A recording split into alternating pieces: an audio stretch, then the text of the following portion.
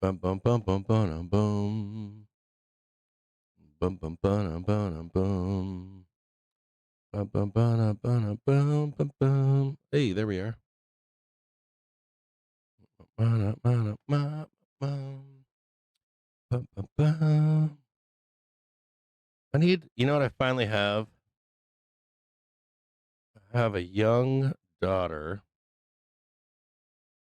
who's really good at playing a musical instrument. I think we might have her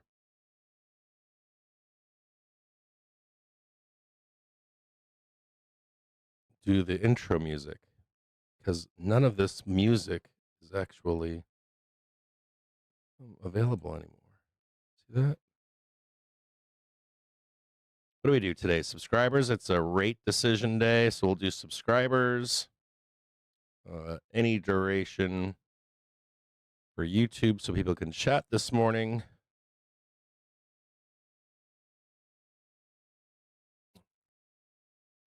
Whoa, whoa, whoa. What's going on out there?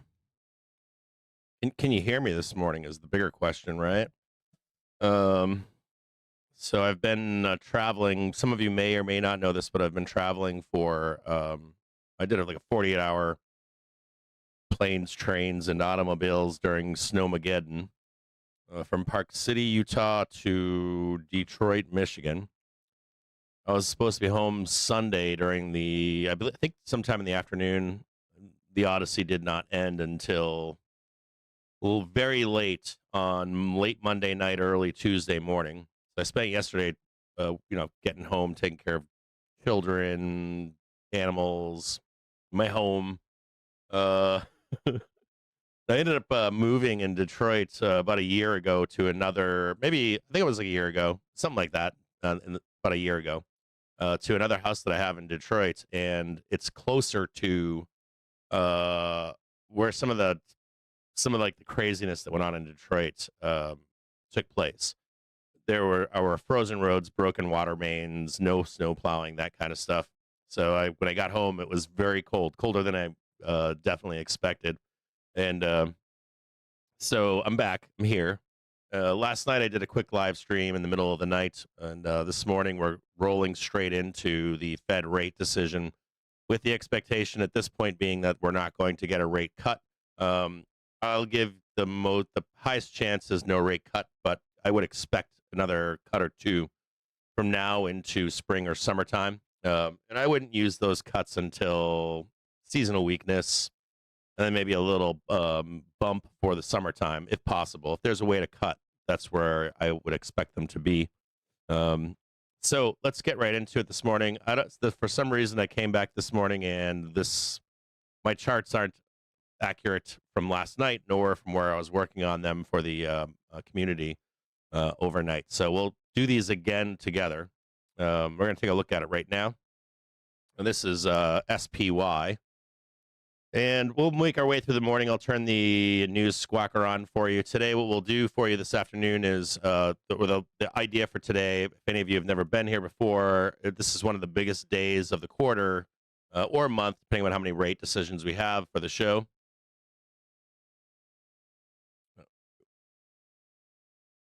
We tend to have a lot of fun with days like today.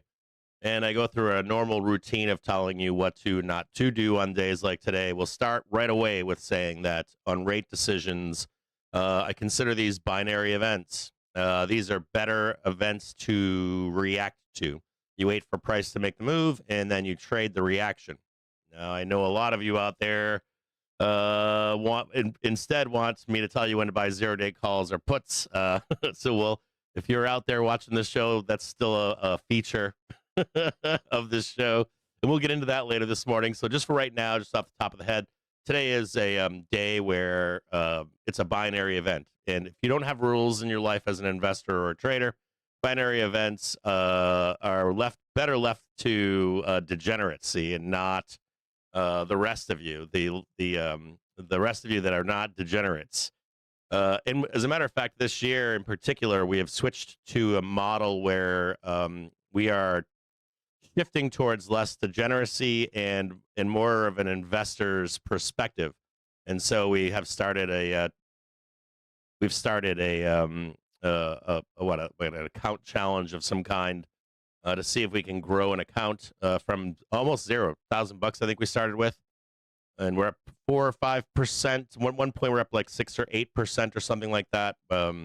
So we'll chat about that this morning as well.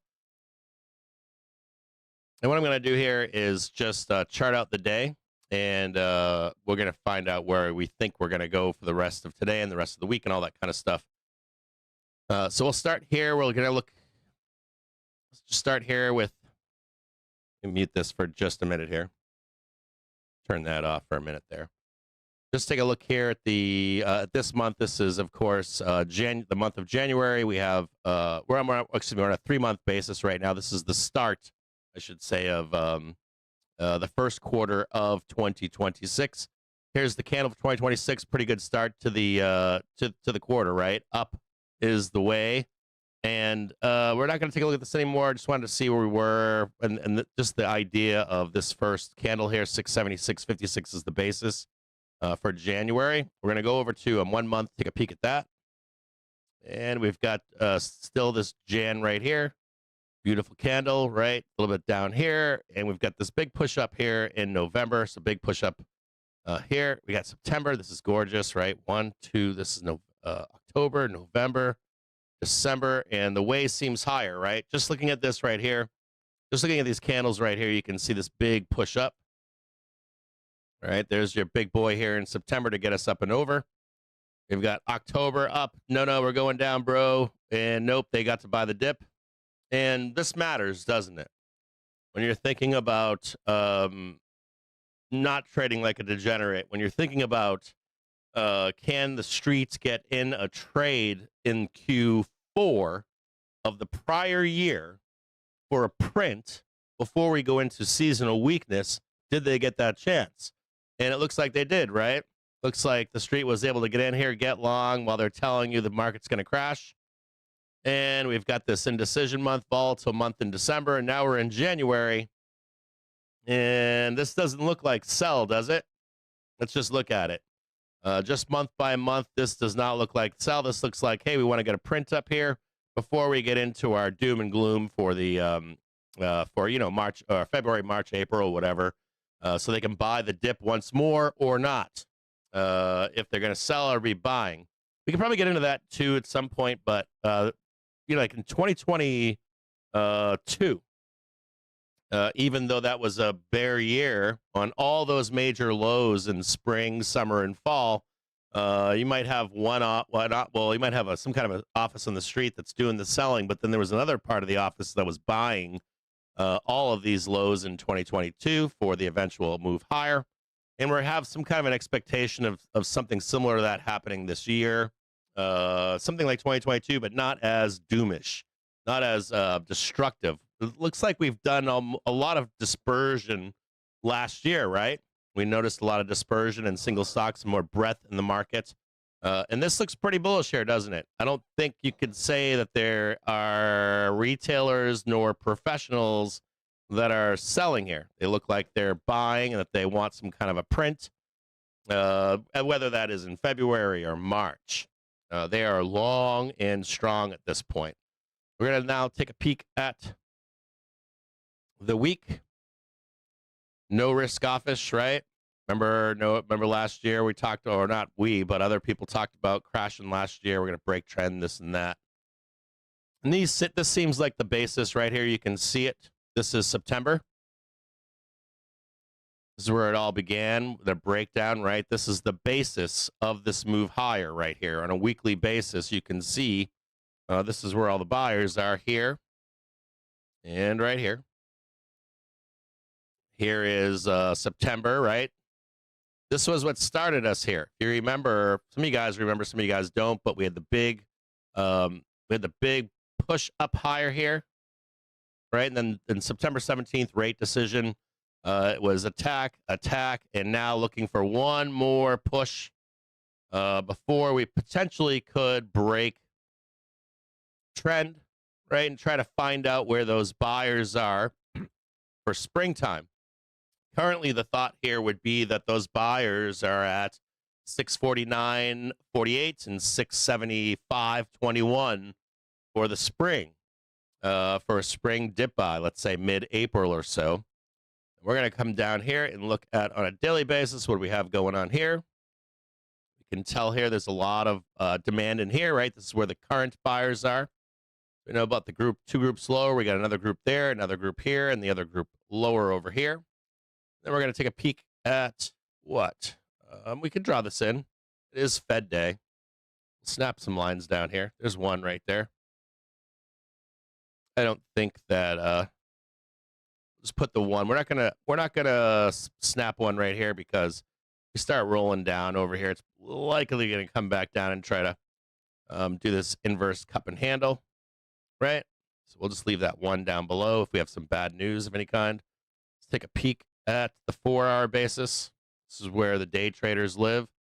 And they're just right in here. Excuse me. We'll do this. Actually, we'll do this one right here. We'll move this daily down. So close to that daily. Get rid of that one. Put this one right here. Make that a 4. This one a 4 right here.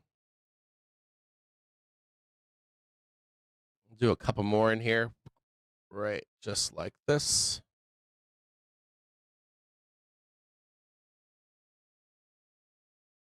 Get a nice 4-hour right here. That's a good one to be watching right here. 696.71.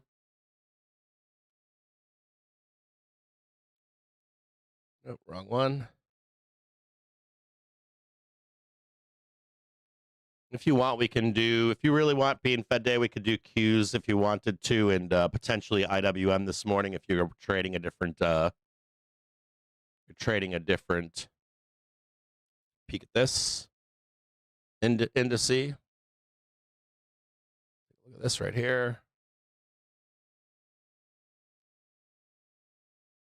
You got a little bit of sell pressure in here. There's the start of it. This is where the bears are. You already see them teeing off. They're like, it's sell, baby. We're too high right now. We'll leave this one right here. Make this green. You know, I will say something for binary events. If we're trading up into a binary event or down into a buy, so we're talking about binary events this morning. If you have no rules in your life, I said to you earlier, it's better to trade the reaction on binary events. I got some more rules on binary events. The one would be if you trade up or down into one, normally the opposite side of the trade, if it's that violent, looks pretty good to me. You know what I mean? If we're like blooding down into some big event like PCE, let's say, and we get a PCE, or we get an NFP event, I'd try to get long into that PCE or an FP, whatever it may be. This might be the same example here, being a binary event. Put one. I don't think this 1 hour matters so much, maybe. I think that 4 hour matters more. This 1 hour is more for if we lose this. I would expect like your big buyers are right here. If we were to trade all the way down here and unlock this, we could talk about heading lower before going higher in here. That's about right there. I'm not going to post anything other than this right here. And this white line indicates opening a door lower. If you ever see me draw a white line anywhere, it's to open doors lower or higher. See a white line up here, and we go up here and hit that, then you would expect on that back test that we go higher. If we swoop down here, you would expect that we're going to roll down. Doesn't mean it happens, but it means to be aware of it, to not buy the dip or sell the rip. And not only that, if we were to come back up here, make this new high back here, that door can be canceled, so we can get long again, right? Start partying to the upside. But for right now, we'll leave this open just to see if we can get this big swoop to the downside. One quick second here, boys and girls.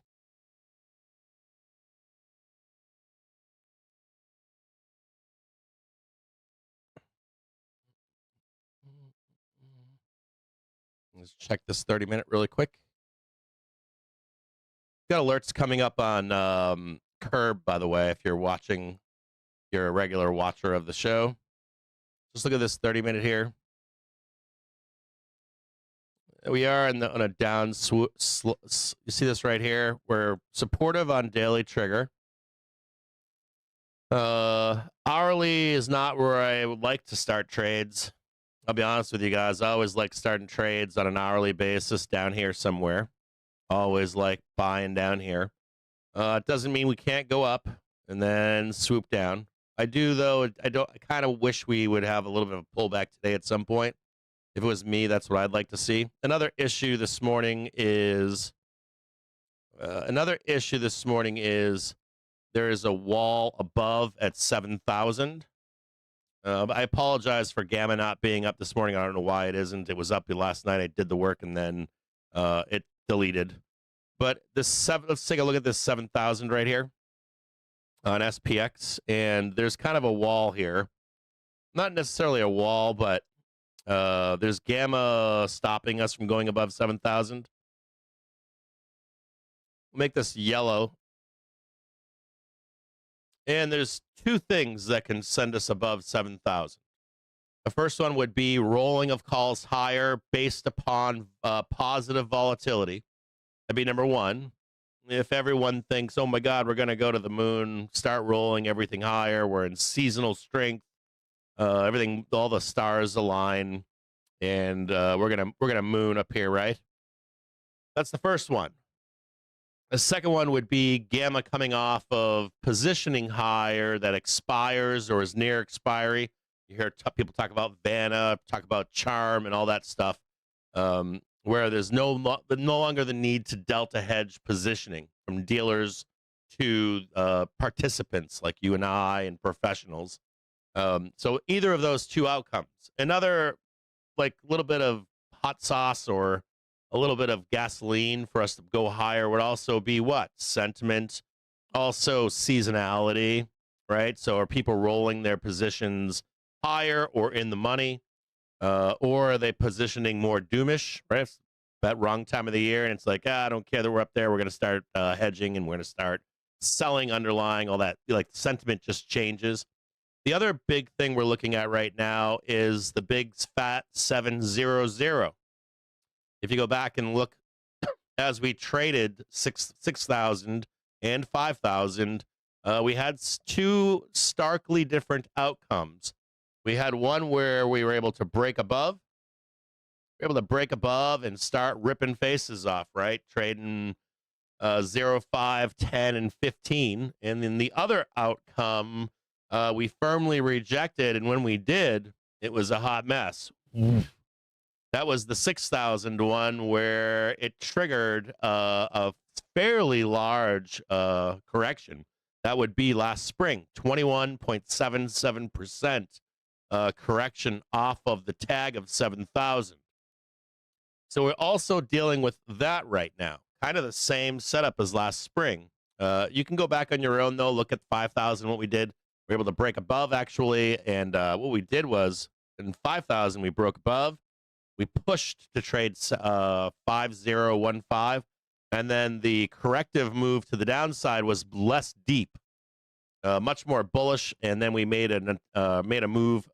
This was, I believe, in 2024. I could be wrong, or in 2021. So, anyways, we'll take a look at these at some point today. I did go over these last night in the stream, in the overnight, and two of those separate outcomes that we have on record in the last large 000 that we've encountered in recent history. So let's go back above to the trigger screen. We're going to take a quick look at this 30-minute basis here. And if I had to guess, let's put a couple more things in here. Go back over here for a minute. We're going to go with, here's 10 a.m. These are when flows come into the market at 10 a.m. and 12 for the New York cash market, 10 a.m. and 12 p.m.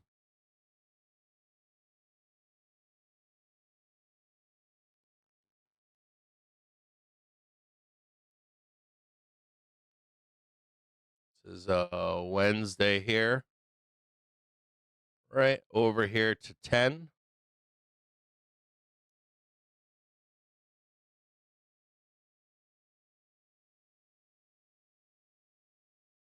I'm going to go up here.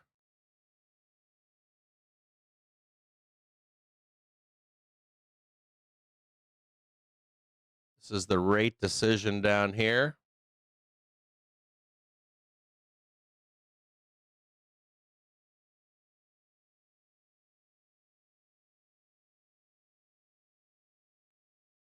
Let's go. This looks kind of like this one white right here. This is, we're going to look for, we're in a 30-minute basis right now. Go back to a 30. We're going to write, this is a 230. Call this 6 right here, or just go all the way down there.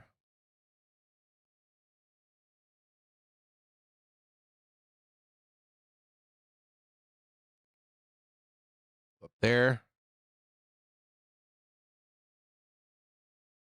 Just one right about there. And we're going to look for, where's 700?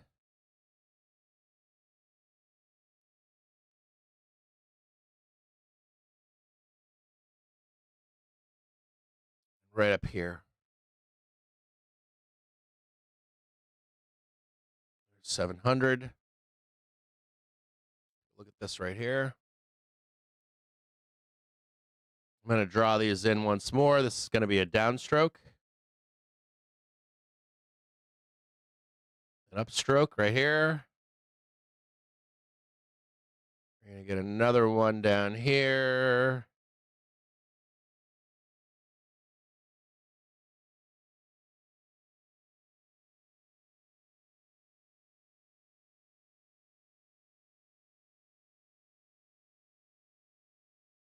Dotted.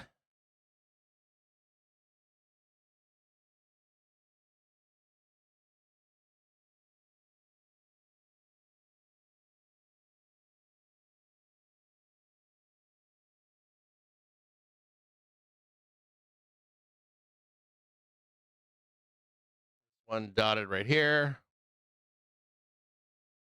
And then that one up, right? Set up here.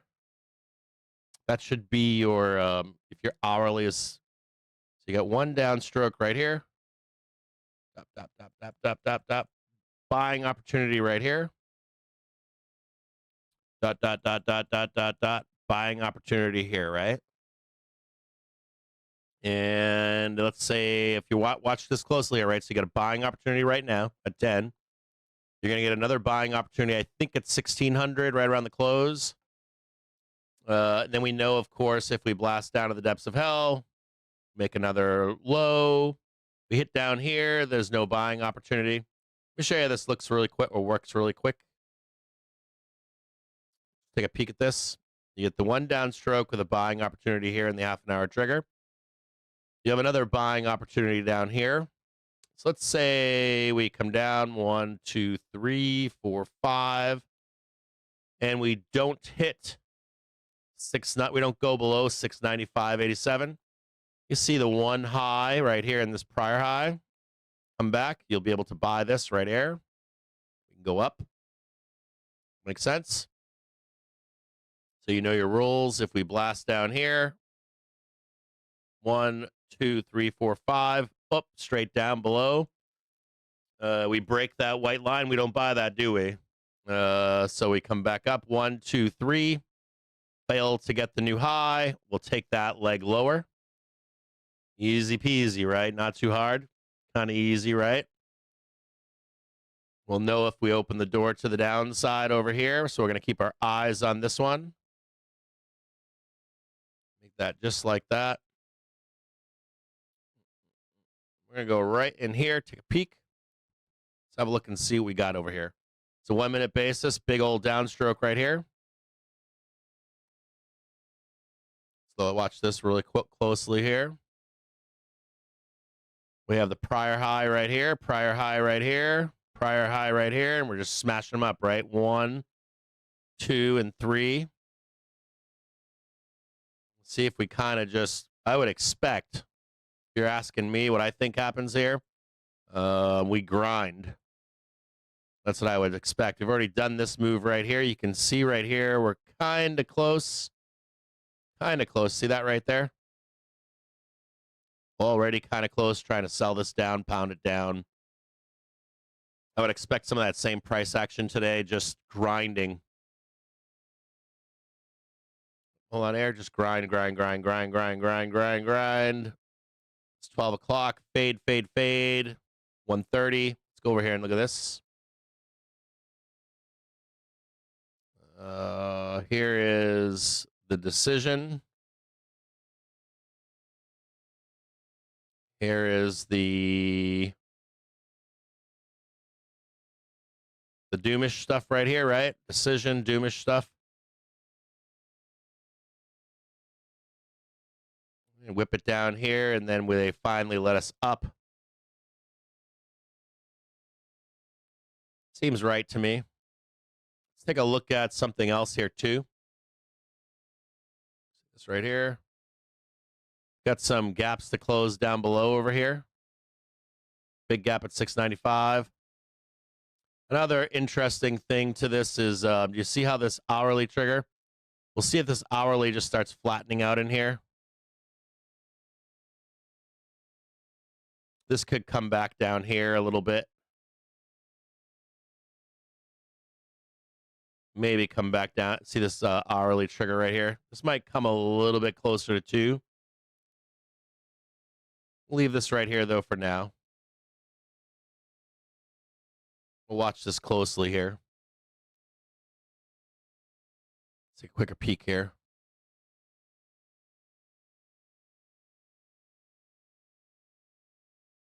Yeah, I just see grinding. Move this a little bit lower in here. A little bit lower down there to the half-an-hour trigger. Yeah, I don't see anything else. I don't see anything else right now. The only thing that's concerning to me that I can see right here is I don't know if it's a concern, but the hourly trigger is just racing higher right now. There's potential for a larger move down here, maybe. This is kind of saying no down here. Only if that happens right there, but I would like to see us just flatten a little bit, just slow that hourly trigger down. That's what I would like to see happen. We'll see. We'll watch it closely.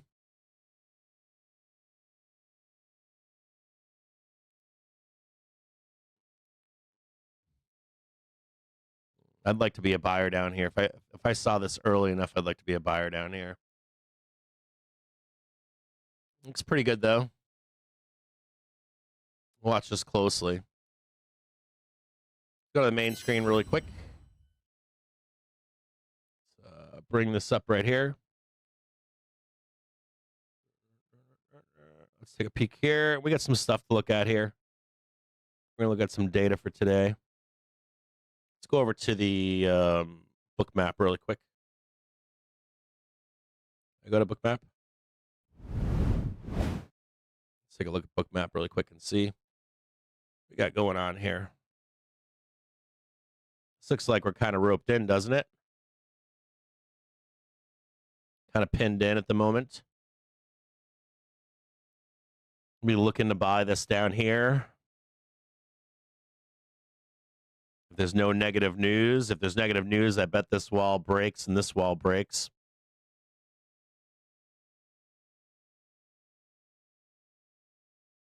On futures, this is 705 and this is 7,000. So not much to tell here so far. We're going to leave this just like this for now.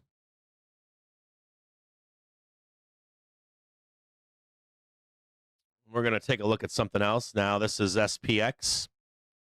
Here's your 7,000. We're going to look at Gamma for today. We have a full Gamma suite on our website and as well in our Discord with Gamma alerts. But I do use for the show some charts from Gamma Labs. We'll probably take a quick peek at Gamma Labs this morning and see where they are. 6945 is the Gamma flip this morning, 6950. And this is real support right here. Maybe this will give us some more information. So here is the gamma flip. 6950. You could theoretically say 6945 is the gamma flip. It's the technical gamma flip, but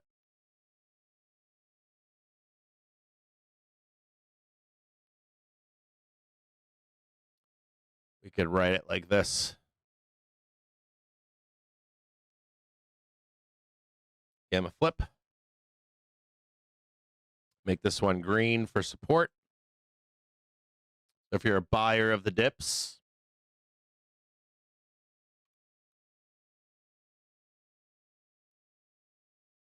if you're a buyer of dips, you're waiting down below, somewhere down here for a price to come back to you to buy.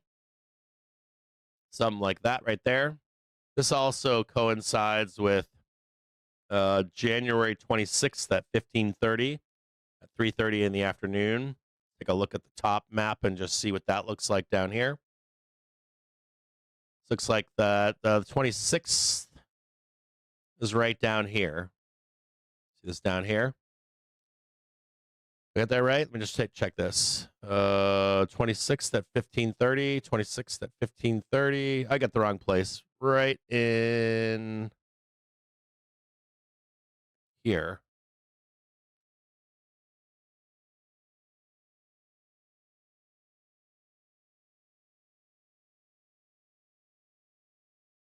Take a peek at this a little bit closer.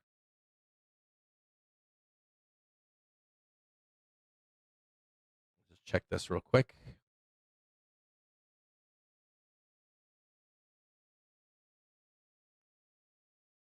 Right here.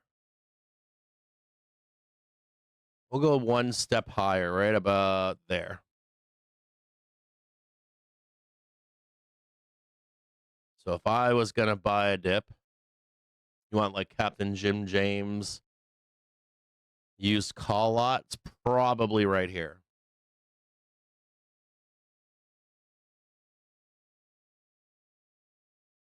That's right about where we are right here. You see it? Just a little bit lower. Somewhere in here. Wherever that may be.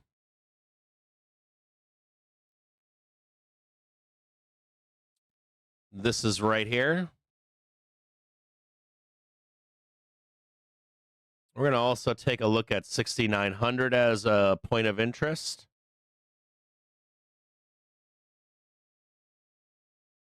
Way down here. The next dip, I guess this is, maybe this is more CJJ style down here.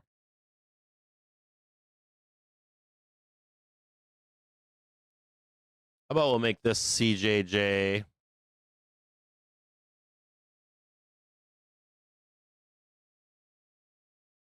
Used call lot. This is where the pain is down here. There's a little bit of a gap left behind over here. We can get somewhere down in here. That would be where the pain is, where I would be trying to load the fucking boat. We do have two more, like we've bottom of market at 6,850 and 6,800.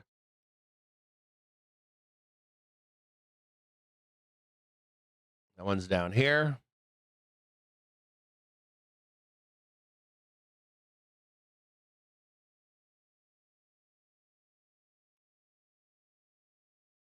And 6,800. This is bottom of the option market down here.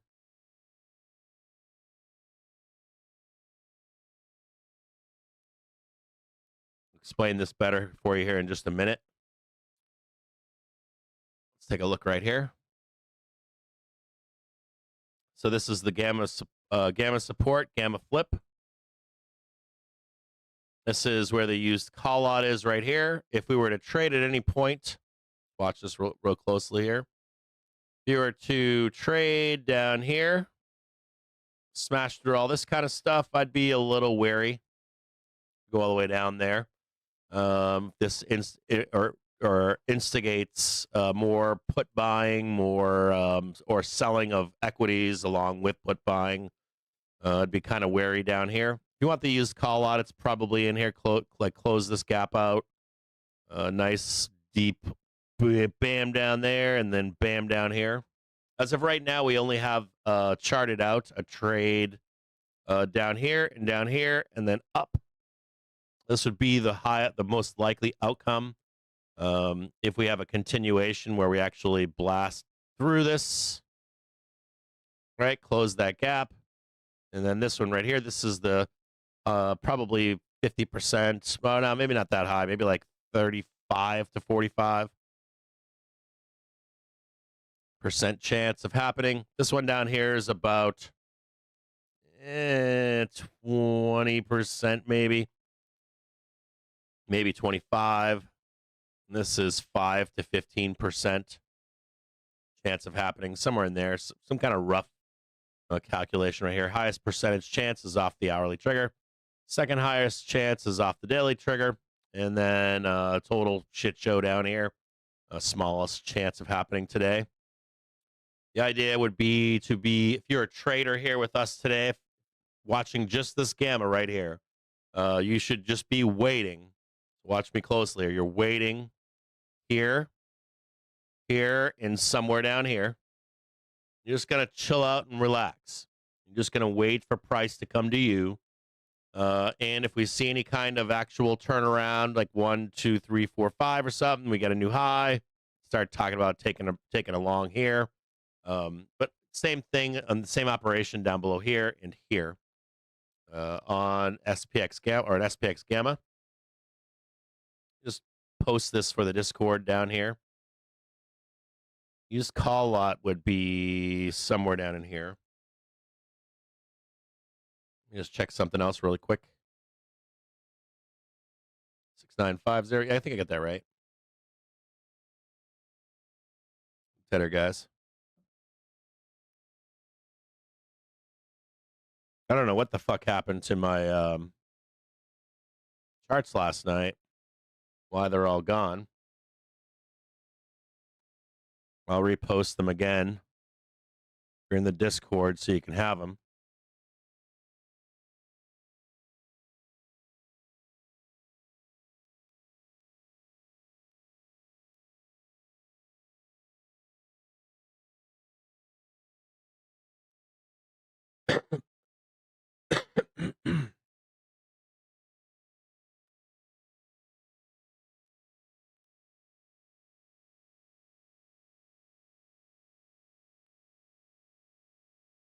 There we go, right there.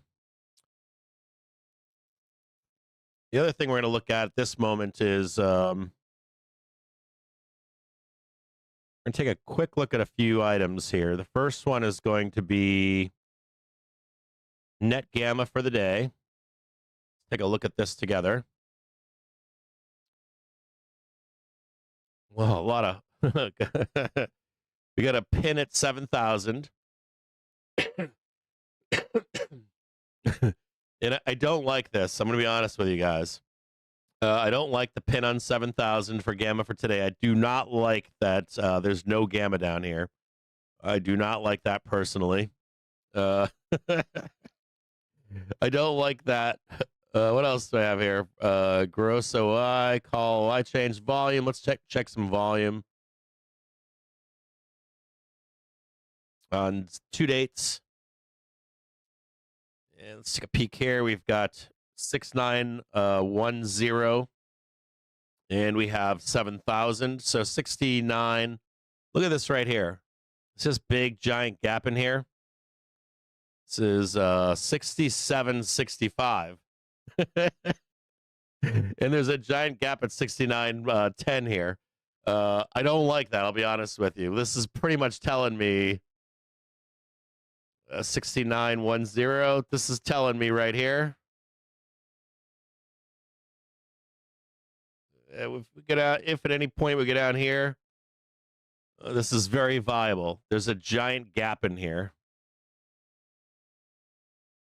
Yeah. That's supposed to be an A, an N, and a T. Giant gap. Right here. So I said my used call lot was down here. Ready? It's actually down here. We start partying down here. We close this gap right here.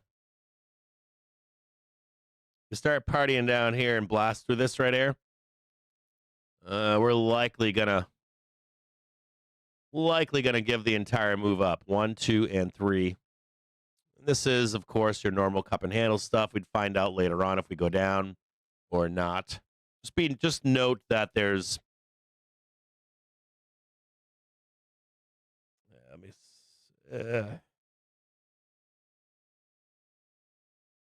Give me a gamma gap.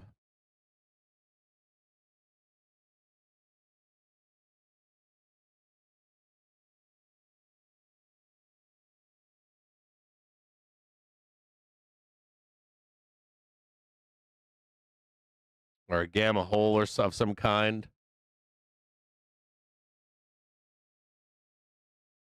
From like here to here. That's juicy, by the way.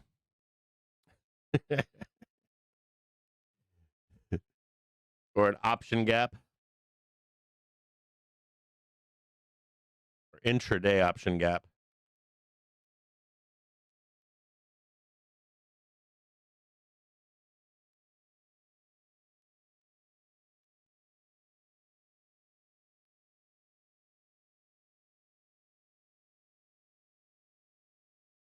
This looks like a fucking bear raid setup, doesn't it?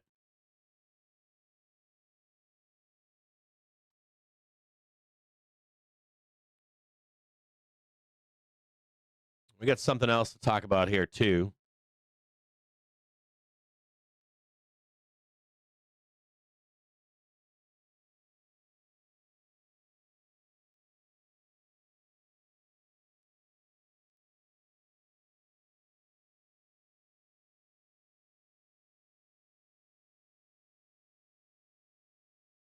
Make that lower for a minute.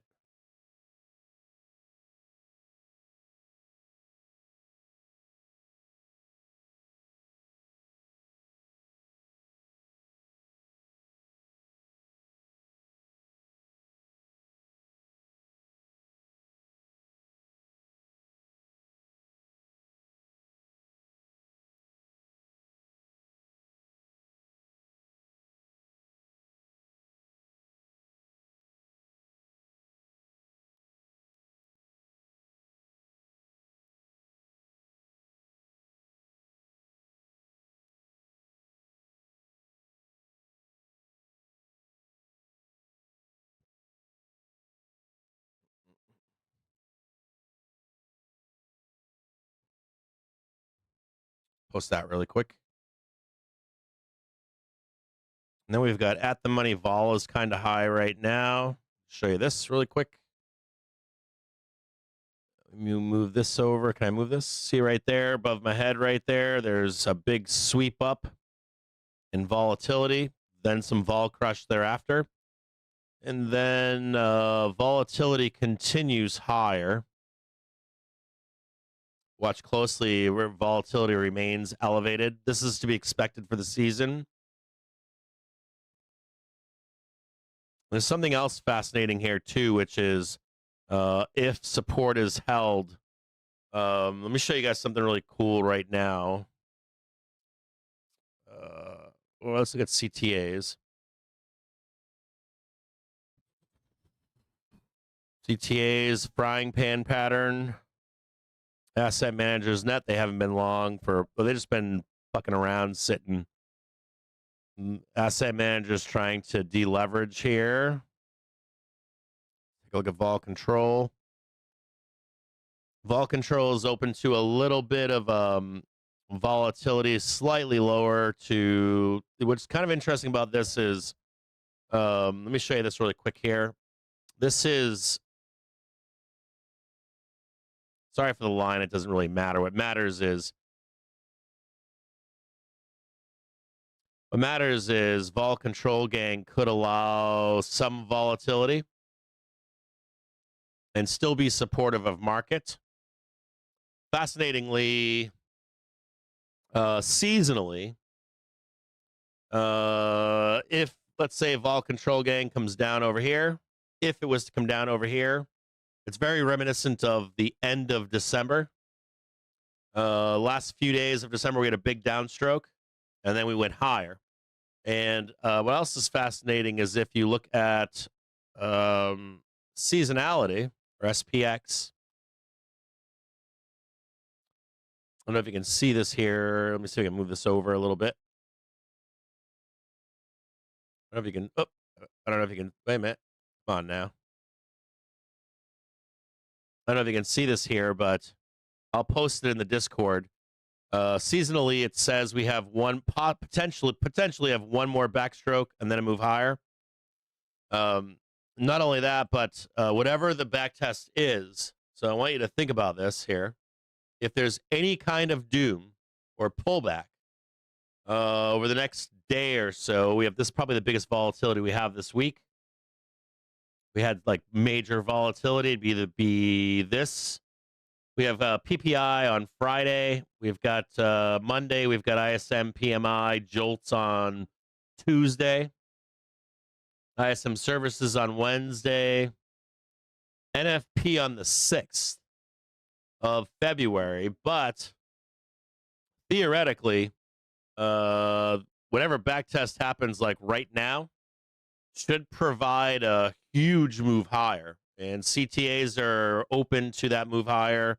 Vol control gangs open to that move higher.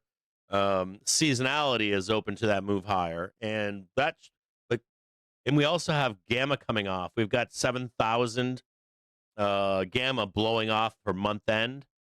So whatever the low is that you experience right now should get bought unless something unknown happens.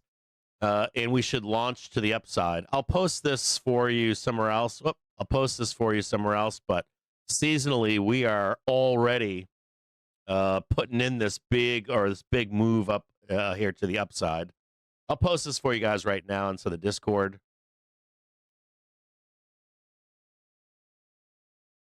Give me a second here. I'll make it sexy too. You want a big, sexy, wide angle. Now, the one thing I have to say about seasonality is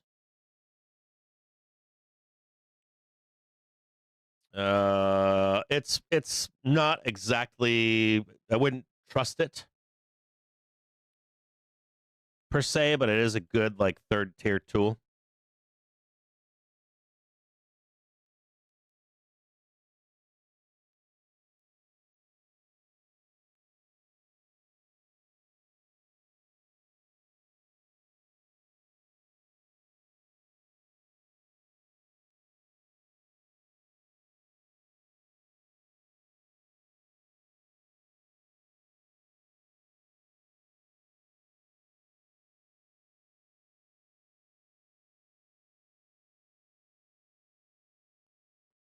I mean, just look at that.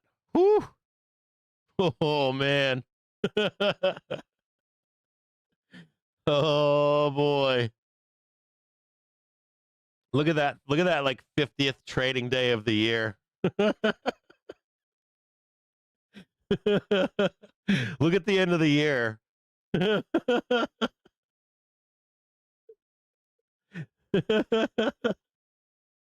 It's showing the giant move higher into the end of the year. If you have a chance, look at that on a widescreen at home. If you're at home right now, take a peek at that. My God. My God, look at that. I think that like that 52nd day is going to be deeper. I think it's going to look here. Let me post something else. What I think it's going to look like. No, I'll post it later. We're going to release the year expectation. Slightly different than this outcome. A little bit more down, and then the big up moves there, but it's not as impressive as what this one is showing. Hang tighter, guys. Let me go back to so you've got your gamma. If you want to snap a picture of this, you can. If you're looking for dips to buy, you know if you have your rules, you know exactly how to treat this stuff here. You know about buying dips on half-hour trigger, hourly trigger, that kind of stuff. You guys know exactly what to look for basic Elliott wave shit. even though Elliott wave is unreliable. Leave that down there. Back to the main screen here. Let's go take a peek here. Just grinding away right now, not doing too much. Just grinding. That's a 1 minute chart. We don't need this anymore. Get rid of that one right there. There's a 1 hour right there. Ooh, nice little low down here. This is where we think buyers are down below right here.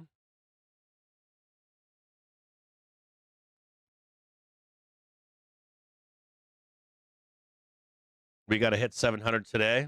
I've got till mid-February to hit 715. I'm making money right now. I got a 400% fucking call spread on from some major lows.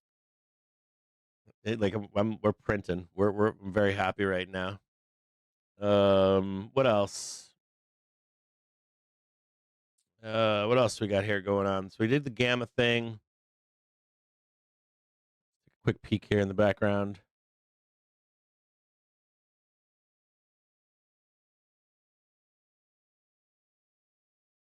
Yeah, we haven't been waiting a while for 700.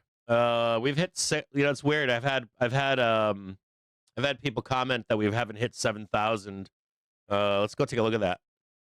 I've heard this commentary now for a couple months. The snark from it. As far as I'm concerned, we hit it in October. Close enough. We hit it beautifully here. And we've hit it a few more times, basically, right? Here, here, and here. If you hear commentary like, been waiting to hit 700, well, first of all, you get the discrepancy between SPX, ES, and SPY. But as far as I'm concerned, we've hit it. This is, we hit this thing back in October. We've hit it again. We tried it again. There. You're not going to ever go above 7,000 and just start racing higher. You don't go up above 0, zeros and just start going vertical.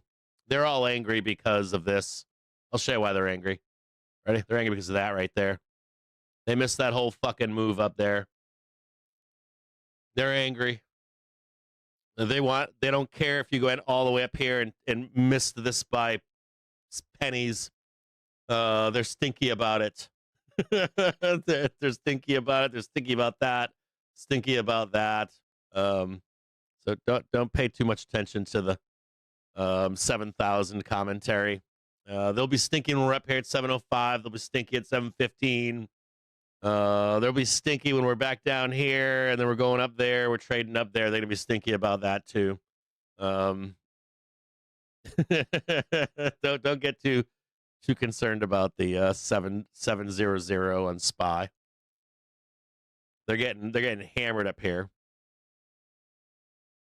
Put that back. This one up here. It's saltiness. It's totally saltiness. What else we got going on here? It's pretty bad, right? It's pretty bad, right, Fast Eddie? No, we got to talk about that because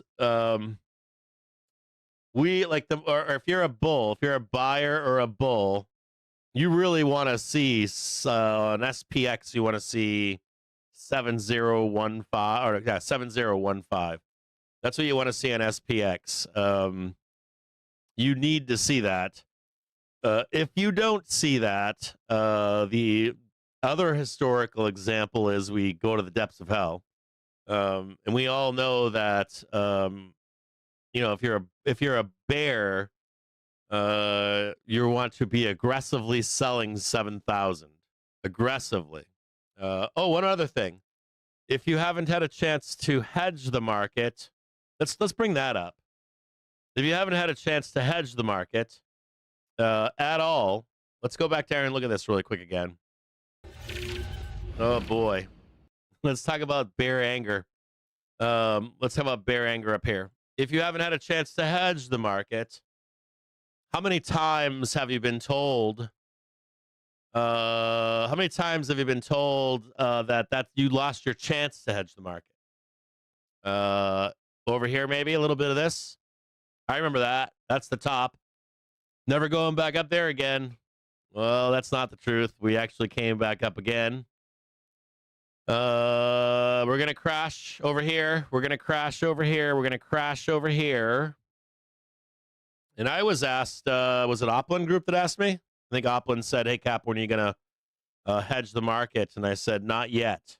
And that's when we were over here. Remember? I remember.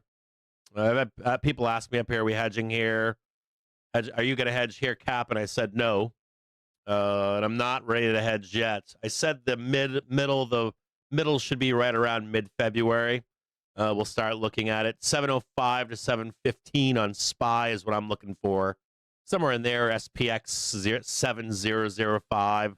Between there and 7015 on SPX is where I'm looking to hedge. But I want you to know, if you're someone that's like, "Oh my God, I missed the hedge," there's another opportunity right here. So if you don't want to be a part of the market any longer, here's your, I don't know, fourth or fifth opportunity to hedge the markets. You have it right now. We're on a day where we could get some bigger moves in the market. So if you want to hedge the market, now is your second big or third big chance. We'll call it third big chance. You get one chance here. Oh, we'll call it what? Maybe fourth big chance. Here's one. We'll just count this as two. And here's your number three. So if you're like, "Hey Cap, I'm not hedged. Hey Cap, I got really scared down here for the big one, right? The big seasonal low." You have another opportunity right now. So we're up here again. Think about that too. If you're one of those people, and I think it's okay to be that. I don't think it's a bad thing to be one of those people to be like, what hindsighters are like. I hedged here, Cap. I closed perfectly, bro. I knew we were going up. But if you're not that person, if you're the actual hedger and not the bear, and that's the kind of thing where you put time on it and you're holding it for a larger move down, right? We know what move they're looking for. What this is implying, something over 6 or 7%, maybe 10 or 13 or 15%, like that. If you're that guy, you're not actually a bear lying to people. If you're the hedging guy, you have another opportunity right now. You got a big reversal candle too. Look at that. Look at that big red bar right there. It's gorgeous. Gorgeous setup. So if you are go back to the main screen. If you are a hedger and maybe you were on your social media on Twitter and you're like, "I never hedged." Here's your next opportunity to hedge right where we are right now. Please do. Please take part in hedging. Or you can stick with me and you can hedge with me when I'm ready to. It's either or. Opland Group, trust me. He's a good guy. There's a bunch of guys in there. They're like, "Hey, Cap, are you hedged yet?" And I'm like, "Nope." You actually see me hedge here. Let me show you guys something. Give me one quick second here. Where's the Robinhood account? Where the fuck is the Robinhood account? Can we show that? Let me show where the Robinhood account is in here.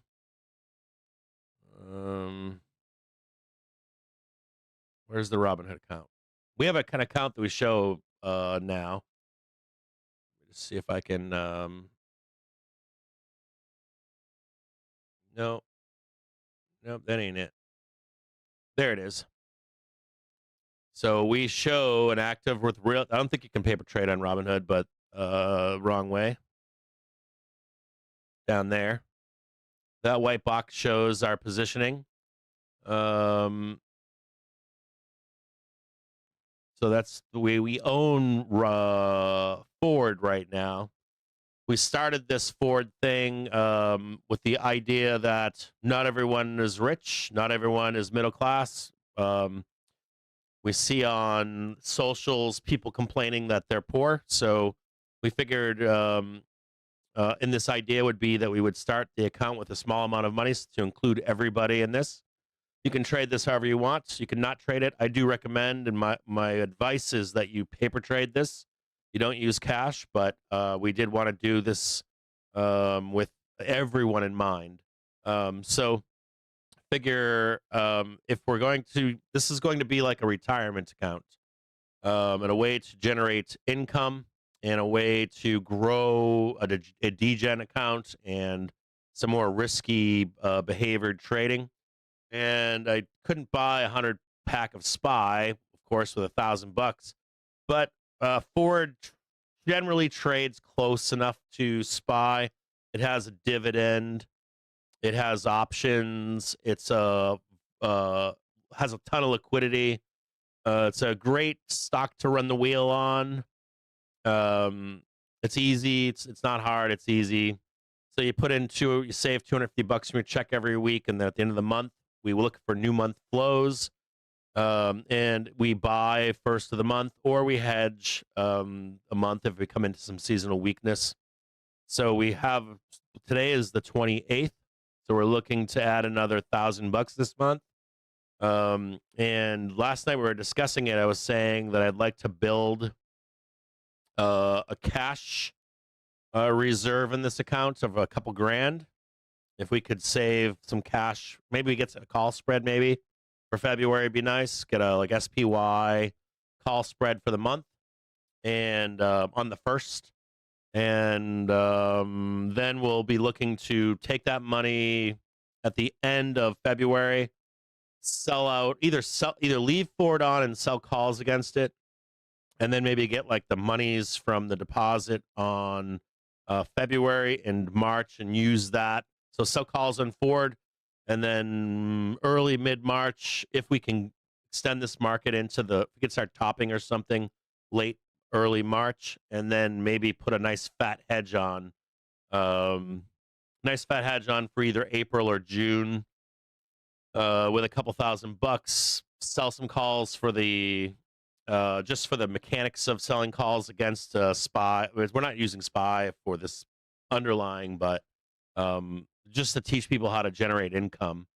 So we'll sell some calls against Ford. We'll leave that on. We'll get some puts, and then we'll take all that cash that we have left over, hopefully, if we're correct, and we'll be ready to buy a dip in mid-April and early June. We'll run that shit up for this summer trade, this late spring bump, and then the summer trade into the summer doldrums. And hopefully we can hedge the market again and then get a nice October low of some kind and run this shit up into the end of the year. And then when we come into the springtime, if we can get an extension into the Q1 of 27, maybe we can start selling the market with a juicy fat account. And the intent here is to hopefully make enough money for the next bull run, and be able to buy some generational bottoms. And maybe when I retire, I'm assuming that this account here, wherever it's over there, I'm assuming that account, if you follow, I'm going to talk to you. This is one of the biggest days of the quarter for us. I want you to know something. This account challenge here, the intent of this is to give a retirement. And it's still a small account. So if you want to watch this account with me for the next 10 years, and you're like, hey, Jim James, I don't have, you want to paper trade it or something for the next 10 years with me or something, if you're looking for a way to have very low risk, to create something for yourself, you want to hang out with me and retire in 10 years, you more than likely will be able to. I'll be very hard pressed with this account in particular that I put too much risk on it. It's going to be used for our community. I promised our community this, and we're going to do it. and hopefully you can follow along with me, and you can never say, Cap, you never did this for us. So I'm hoping that whenever we're done, whatever this thing is that we're doing here, that we can all walk away and say, we did this. We did this one fucking thing to change your lives. And I'm sure there'll be somebody out there that'll say, Cap, I didn't follow along. Can we do it? Start over again. So if you have the chance to follow along with this, even if you don't partake with real money, and I don't think you should, I think that this is a way for you to, at least at the very minimum, that you can paper trade this and follow along long enough that you can start this on your own. You can start this whenever you want with real money. So this would be a good, and if we blow it up too, it's a good example. So just paper trade it if you want. I think it's a good way to maybe see how you perform with your own trading with real money, and then see what that looks like against this turtle account. I think this turtle account will end up winning, to be honest with you. It's kind of funny, right? Just give it a few years blow by, and you go, holy fuck, that account is huge.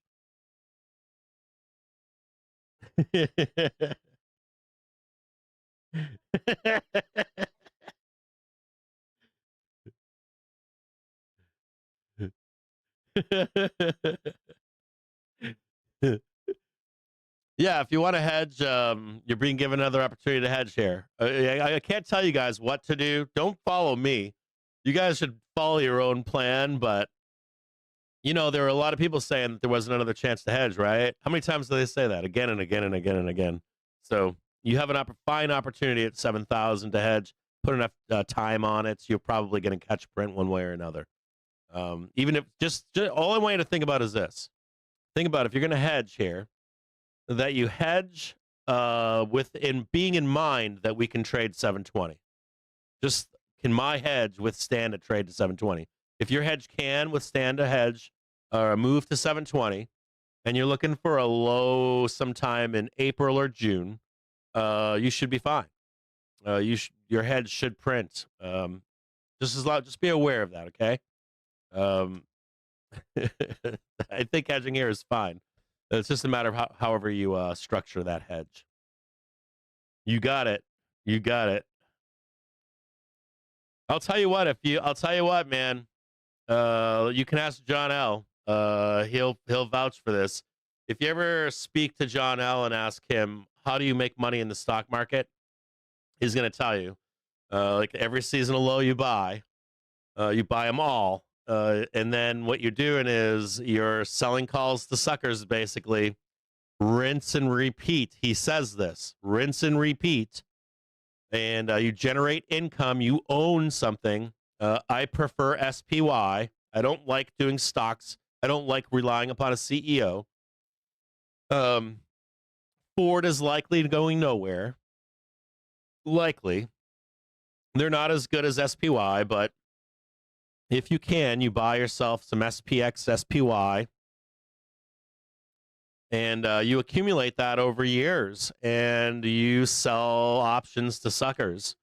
And it might not be glamorous. It might not be the most glamorous life, but I'll tell you what. You compound all those dividends, those cost bases, the sold options, and it makes a difference. It really does. And not only that, at some point, you're going to be able to fund your misadventures. You get to then go trade your favorite meme. You might be on one meme today. Look at me closely here.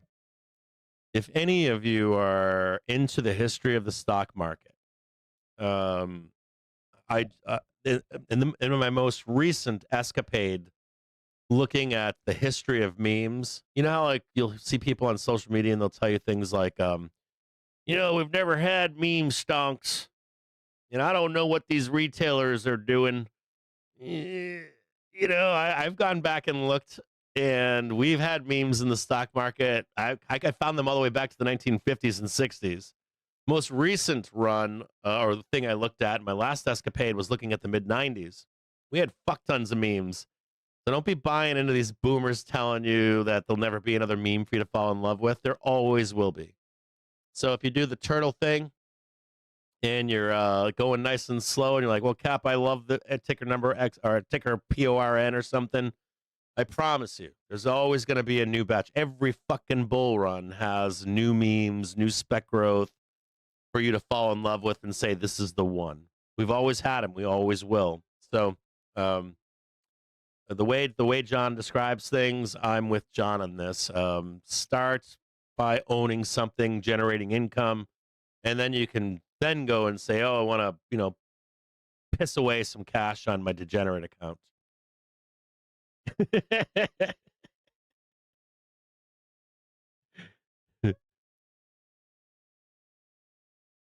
You've got it right here. You got it right down there. I haven't done nothing to it. I haven't done a fucking thing to it. I bought 100 shares of Ford. I had some extra cash in there or something. I ran some 0-day puts on it or something, but I haven't done nothing. If I do anything, you'll find out. If I do anything, if I like add some money, I'll post it in the Discord. Maybe I could possibly do something on the website or something. But there's been no change. If there is any change, I will post it in the Discord. Hey, I've done this. I've added some money. I've sold calls. I haven't done a fucking thing. I didn't even want to buy. The day that I bought those Ford shares, I did it literally blind. I was just like, here, it's first of the month. I'm gonna load it up inside Ford. I just did it blind. I just was systematic about it. So if there's anything that I do, I'll let you know. Any kind of change at all, you'll know. And it'll always be up over here. However it works itself out. I just want to make sure that we're crystal like clear in this. So there's no like funny business or questionability or question about what's going on with it.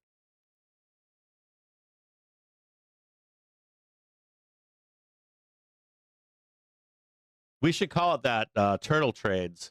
I like that idea. We'll call it turtle trades. Well, I like the idea. We'll call it turtle trade. I like it. You with the what somebody commented last week, they said, I can't believe Jim James doesn't they were like, he's so calm. Because I think a lot of people get panicky, and I'm not panicky at all. Like just nice and easy.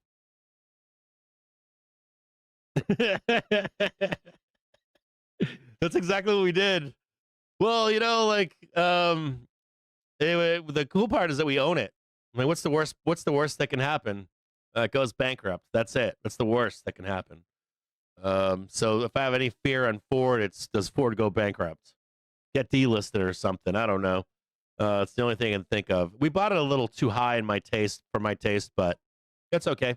We got to think about our cost basis too. We sell calls, make some money, makes our cost basis even lower. So, yeah, the Turtle Club. What's going on, Pando? Thanks for joining the Discord, brother. Thanks for joining us here. What's going on, my man? Or woman, or they or them, whatever you are. This is this green bar right here. Just pay attention to this one right here. This is that low. I think this is that low. I might have got it wrong. Hold on here, guys. Did I get this wrong? SPX is not showing that place yet. Hold on here. Let me just check this really quick. I fucked this up. Hold on here. I fucked up. Go back over here for a minute. It's this low right here. This is uh-oh. I think it's this low right here, isn't it? 26, 10 o'clock. It's a little bit lower. You see that right there with me? So that's the 6 p.m. low. I think I made a mistake here. 26th at 6 p.m. Get that wrong or right? Yeah, 4 p.m., excuse me, on the 26th. 4 p.m. Oh, ruh-roh. No, that looks right.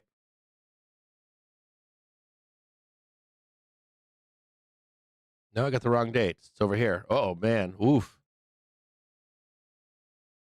It's actually lower. That's way wrong. It's down here. Look at me being all sloppy on this. Just check this really quick. Somewhere down here. Down here, look. How sloppy I am. Such a sloppy man. It's actually down here.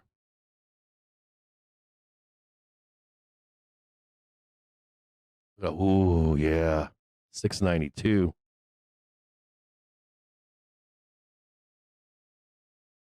Look at that right there. It's actually lower. It's right here. This is 1500. That's 1600. It's somewhere in here. Look at this really quick.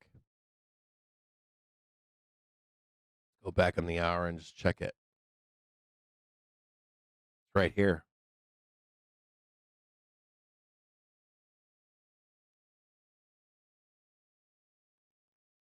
So I said, oh, yeah, it's down here. I said it was right here, but it's not. It's down here. This would be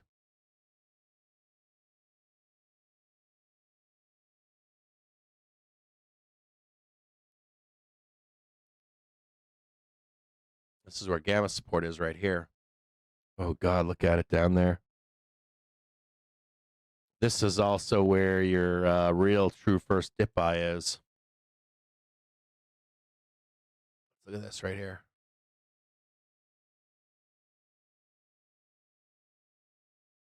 Do it like this. BTD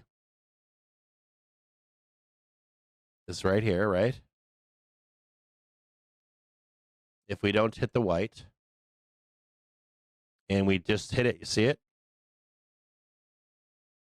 So that door is open now to down below. Do you see that? Look close with me. You see that tag right there?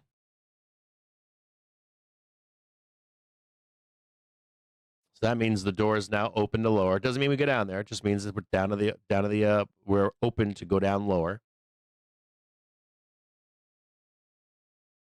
This is our first buy the dip right here, only if we don't hit the white line. So we're going to lower that now down here. And where's CJJ's call wall? Or not call wall, but the used call lot. Down here and look, it's down here. This is the full swing down right here. Just take a look at these right here. This is right here. Let me just go back to the trigger screen. That is right here.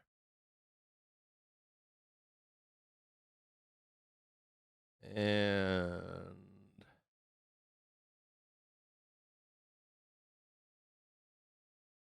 bring this over here. This one right here.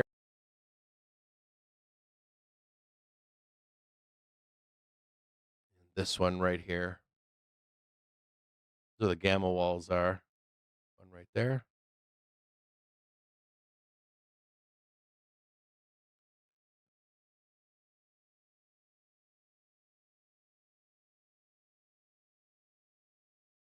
One right there.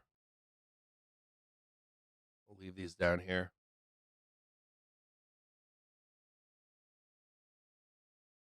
I think I got these right. Looking sloppy right now, aren't I?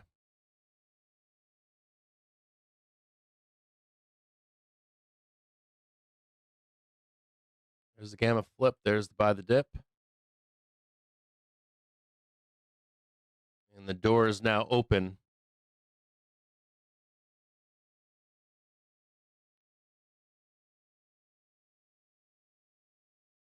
Two, three, four. Already dragging ass down here. That's pretty gnarly right there. You see that?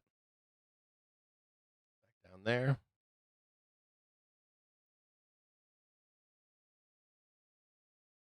Bring this back over here.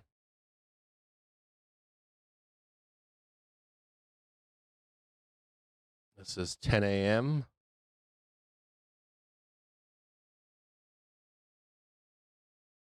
One, two, and three.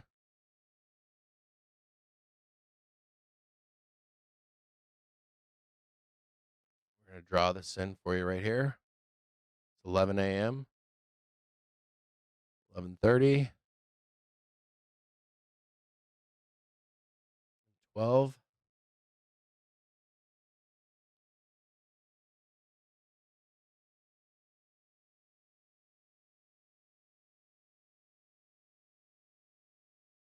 Hang tight here, guys.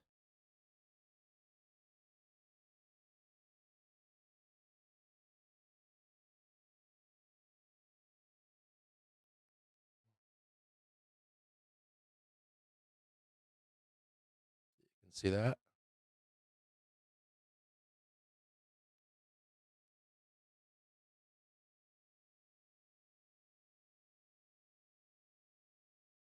This one right here.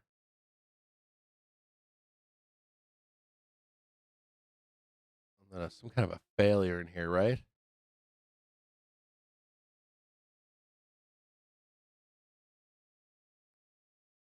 Oh yeah, bring it down.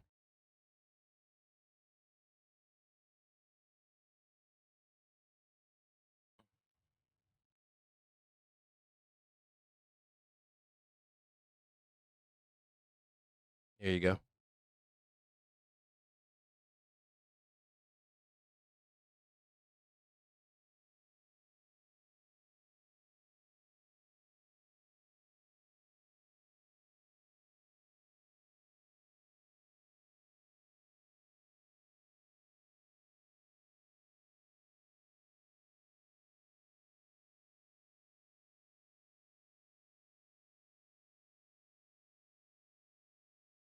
Hang tight, guys.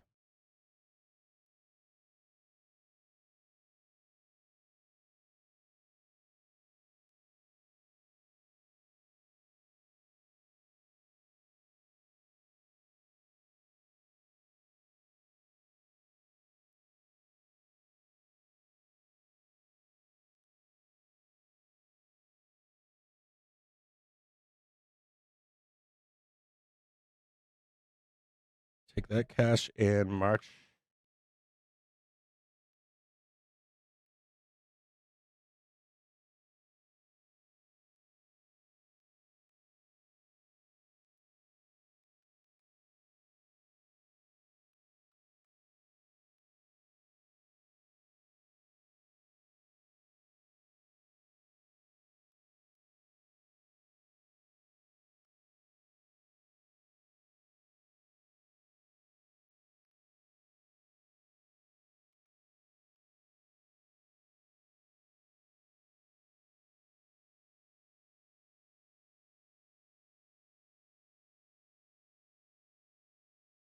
Let me just rewrite this a little bit here.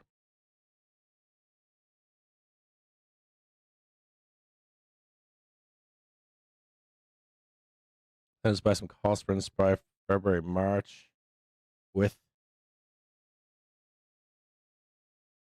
Feb upload.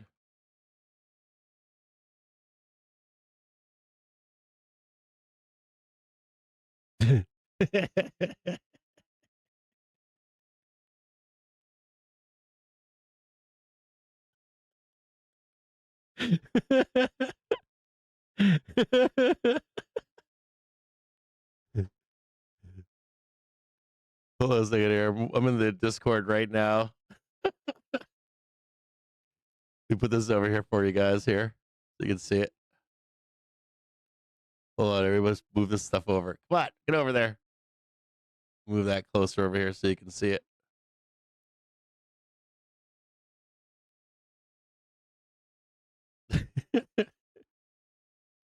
Hold on a second here. Buy the dip down there. Put the 4 and the 4 right here.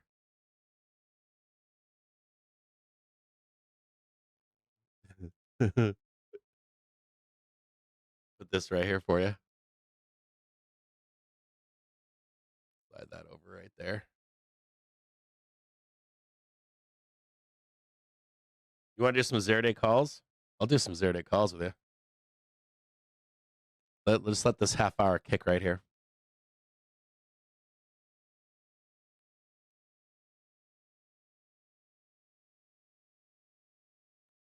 Oh, hold on.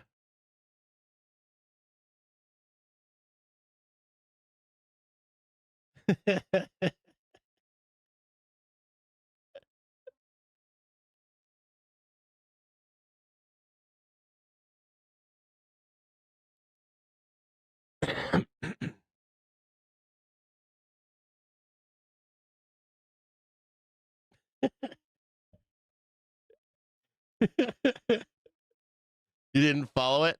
You guys want to do some 0-day calls?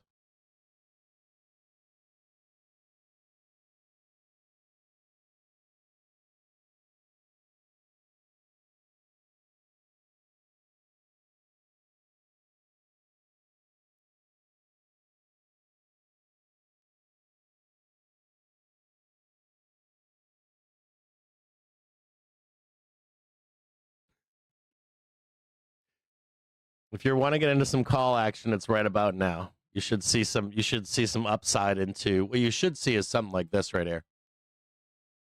So here's 12 p.m. You should see some kind of like an uptick up here. And then right around 12, they're going to try to slam you down with some more doom bullshit or whatever over here. And then we'll drag ass over here into 2 p.m. Which you guys want to talk about what to expect today? They're going to hedge you out again at 12. They're going to try to sell you down at 12 p.m. We're going to get pinned in. The volatility is going to blow off the market. Then they're going to send us down for the interview. We'll catch a nice low. It'll be a dead day, and then they'll unwind everything, reprice the entire markets, and we'll start moving higher after today. The only problem is that options are probably expensive today. Watch just closely right here. Probably go higher now. And they're going to try to hammer you again at 12. They're going to try to hammer you at 10 and 12, just so you can see it over here.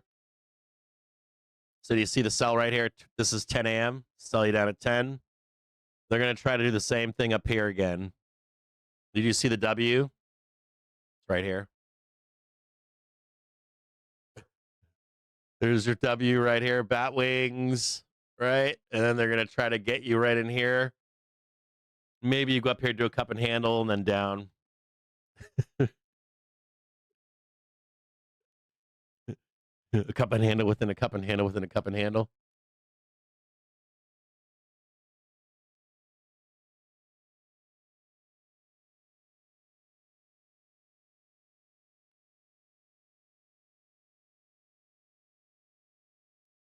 They could probably get some 0-day calls. A little bit. Trade a 10-second chart or something.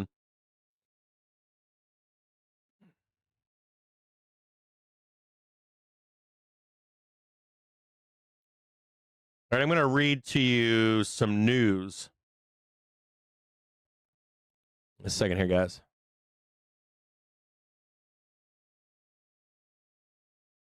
We need to go deep. Well, I think we need to go deeper too. I don't know that we can. The only time, if you wanted to know when I think we can go deeper, it's probably during the presser. If we can catch a low, I'm hoping we can catch low in the presser. That would be the hope. I'm hoping. I mean, I'll be honest with you guys. What I think happens. You guys want to know what I think happens? Like, you want to deep down what I think? I would hope that today is a non moonshot that holds, and no real deep low. If I had to guess, we could probably get like a vol crush day and an option crush day. If I was a dealer, I'd be like, yeah, it doesn't have to go down. We make the move after today, so you're more or less looking for how low we can get. And if there's a window for how low can we get, it's probably, if there was a chance to get any deeper, it's probably going to be during the presser. If I had to guess where I want to buy that dip, I showed it to you earlier. It's right here. It's not right there. It's not where CJJ is. This is my greed speaking down here, by the way. I am a greedy fuck. I'll take any kind of fucking doom. Doomier the better. Let's get out here and look at this really quick. Let's just make sure we're clear on this. I don't want anybody come back and saying Cap said this and Cap said that. So let's look at this on a 1 hour basis here. my greed wants to buy down here. That's just my greed. Do I think we're going down there? Probably not. We're probably at best case scenario. It's like down here, maybe. That would be nice. Like if I could get down here, I'd be a happy guy. We can get down there, and any kind of like volatility. If homeboy can say anything, like if he can get us down here, I'd be fucking stoked. Even down here, just like that. Anything down in this zone right here, if we can get anything like that, I'd be stoked. This is my greed speaking down here. I'm greedy, but if we can't get down there, I'll take whatever I can get. So just be aware that whatever I can get, I'll take. I do love a dip. I'm not gonna lie to you. I do love like any kind of dip that I can get. So just watch that closely right there.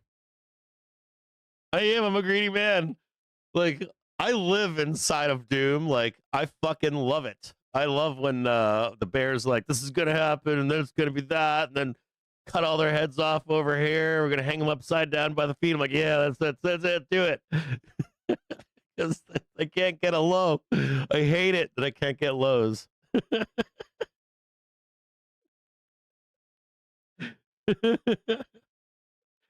Yeah, I'm totally greedy. I hate being left behind when I'm greedy too, because I'm like, oh fuck, didn't get the low that I wanted.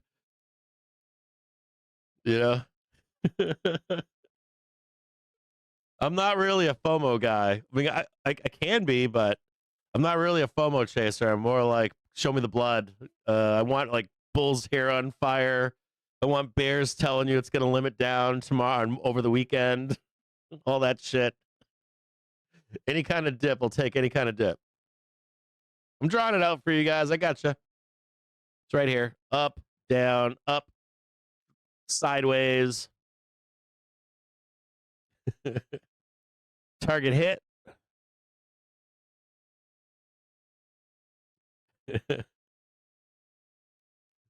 Hopefully we fail this one right here. It'd be nice to just drag our asses across concrete for this morning. Okay, let's go over some news. We got some stuff to talk about here. We got some stuff to talk about this morning. So we've got the rate decision today. Let's let me go through some of the news. Let's get everybody up to speed here. Let me just reset this for Wednesday. There we go. We have the Fed interest rate decision at 2 p.m. We will have live video, or I will have the news squawker on in real time for you if there's any kind of negativity. We are expecting a zero cut today. We'll talk more about that later. If you are, your highest percentage chance is zero cut. Your next highest percentage chance is a 25 basis point cut. I don't see any kind of language coming in today, like we're not open any more cuts. We're at the bottom of a major inflation cycle. There's only a small window for more cuts. I do think that you should expect this year at least 2 more cuts for a total of 50 basis points is what I would expect. Maybe a little bit more to bring us in line, but somewhere in there. I don't think they use them today.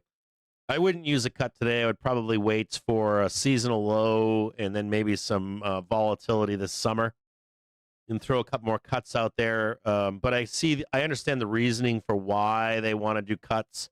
There's only a small window where they can continue to cut. So I can understand the need or want to juice the market a little bit. There will come a time when we can no longer cut, where inflation should rip faces off. Coming into the end of this year, next year, you should see hiking at some point, and inflation rage. So, in terms of expectations for today, I expect the highest percentage chance is 0 cuts, but I don't think you're going to get like the pause language. That's going to be that doomish. I wouldn't expect it. I think it's just wait and see, and then we'll cut when we need to if there's doom and gloom. To appease the market. And that is more in line with what Moran says. where he wants to shift to using cuts on the short end to placate or satiate doom behavior in the market and try to detach from the long end of the rates. This should help the bond market too if we don't get a cut today. Bond market will be excited about that. What else do we have? We've got on Thursday, we've got claims in the morning at 8:30. On Friday, PPI really does matter. Producer price index, that's Friday at 8:30. That's a big number. We want to be watching that closely. Monday, ISM manufacturing PMI is the next big news that we have. So think about it from this perspective. You've got a volatility inflection point on Friday at 8:30 in the morning, and then on Monday at 10 a.m. Not at 8:30, but at 10 a.m. On Tuesday of next week, we get jolts. That's typically a bear raid kind of a thing. And then on Wednesday, we get ISM services PMI. Thursday, nothing going on. And then we get the big boy NFP. NFP on the 6th on Friday. I'm going to give you an expectation today in this show as to where I think we're going, but I'm going to tell you right now. I'm going to tell you right now that with this next batch of 7,000 Cs coming off the market, dealers no longer have to hedge that wall above at 7,000. We could see some Vanna and Charm action to the upside. And if you have those new flows on the first of the month, they're going to be looking for a print right into an NFP, non-farm payroll. I'm going to say it to you right now, okay? Listen to me closely. Listen closely. Whatever today's dip is, right? There's a fair chance that you're going to be looking at the market at 7005 around Feb 6th, maybe sooner from that date. So just be aware, we're at trading right now 695. 705 on Feb 6 doesn't seem too irrational. So there is a trade here to lift yourself up. You're looking for like a call spread or something. Trade up into the first Friday of February. That might show itself today. So just be aware of that. Any kind of low if you're looking for a long into February. Feb 6th, first target per date. Next target date should be like the 13th or something. Then we should see some volatility into Vixpiration and OPEX for Feb. What else do we have coming up for news? I'm assuming retail sales, another bear holiday, Feb 10 will sell down into that. More job owning from Besant this morning. U.S. retail flows continue to climb. Retailers are inside. I'll post this in the Discord. You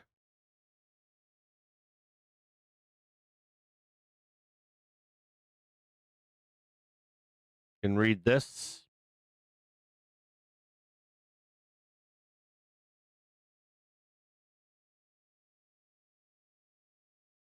It's a long one. We already know this, though.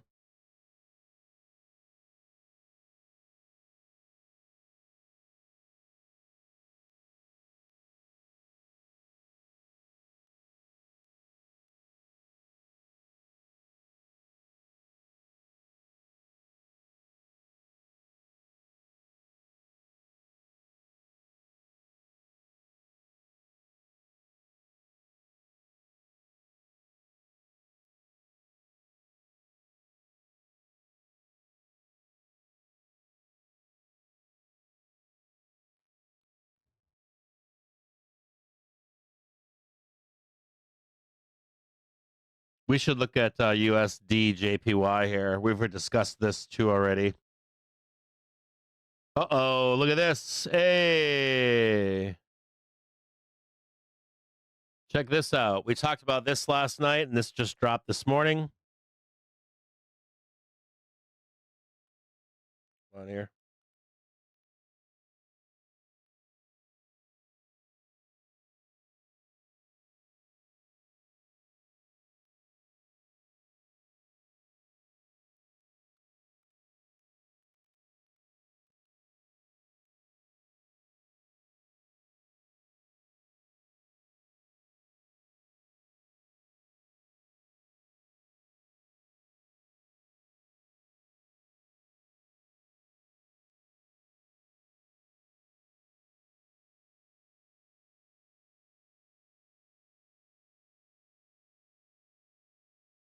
Well, I'm not going to post this. They're talking about spot up, vol up. I'm not going to post it, though. I think it's kind of hilarious. We were just talking about this. The spot up, vol up trade is showing itself.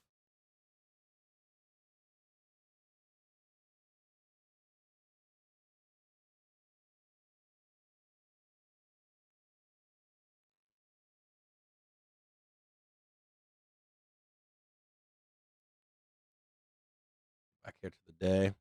Ford getting sold today. My Ford isn't looking good today. Down $11 today in Ford. It's sad. Breaking my heart. What else do we have here? I'm just trying to find some news here. If there's anything we were missing.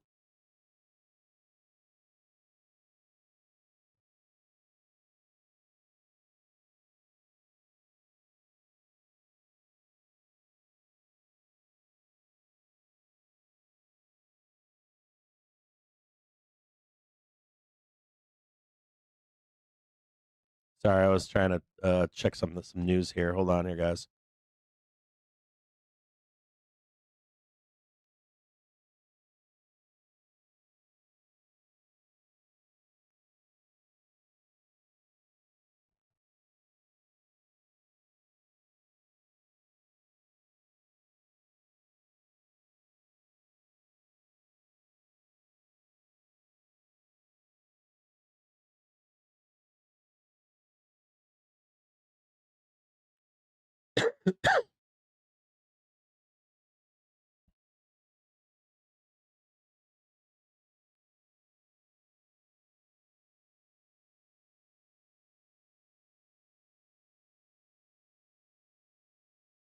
When did this come out?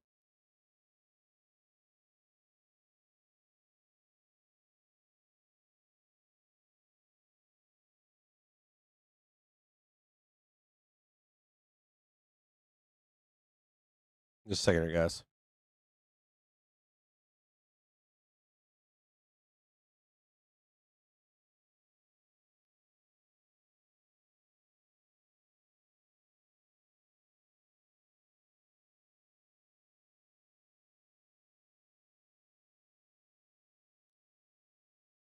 No, I don't need that. I've already talked about the USD JPY. But before anyone else was talking about it, me and Binky were already all over it.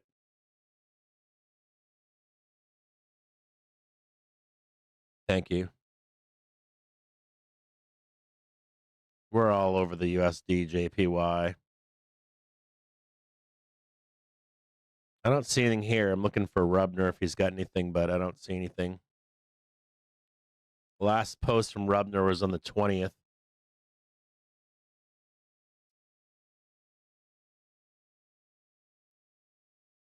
Retail already a force in early Q1 buyers of the weakness.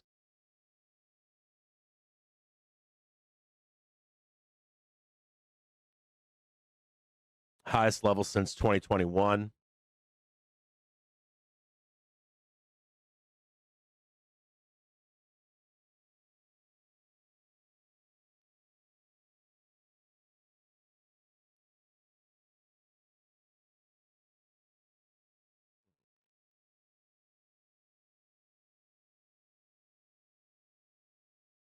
We already know that.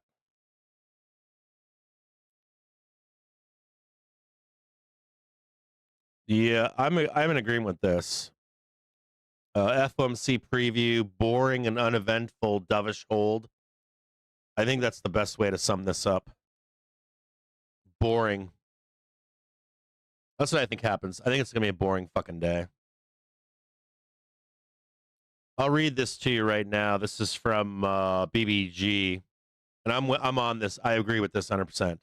Federal Reserve will leave the policy rate unchanged at 3.50, 3.75 on Wednesday.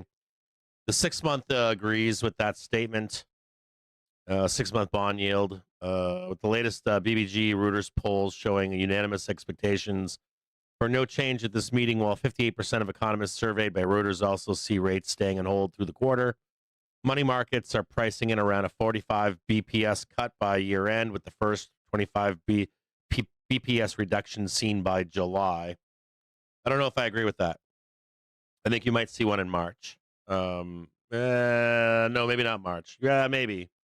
You might be right. I think that they might be right. No reduction in March. It wouldn't warrant one until maybe later, April, May, June. They're saying first one is in July. That might be a little bit too bearish. With inflation sticky but not accelerating, the labor market cooling without collapsing, and the fiscal stimulus set to support growth in early 2026.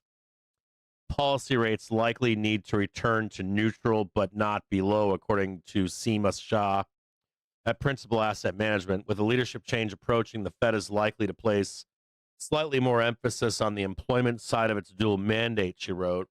And that speaks more to let it run hot. That's what that means. Let's get a little. It's party time. Let's make people feel like they're richer even though they're not. Leave that right there.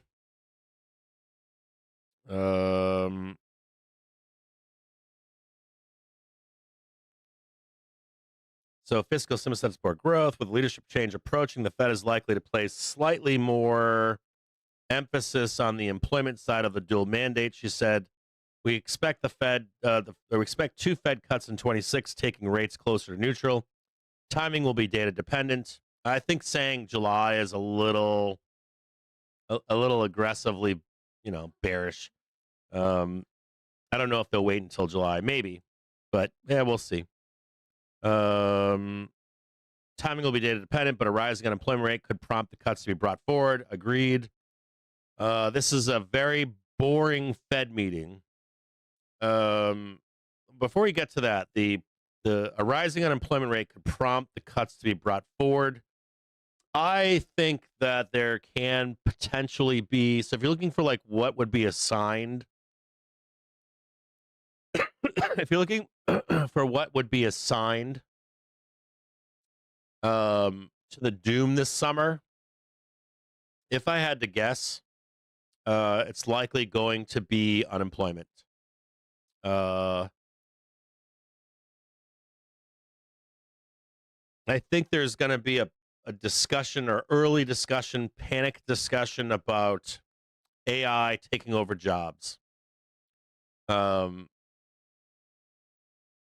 you're going to get the excitement of Gen AI, and then you're going to get the real panic, the existential crisis panic. And I think that's top of the market there, right when that starts.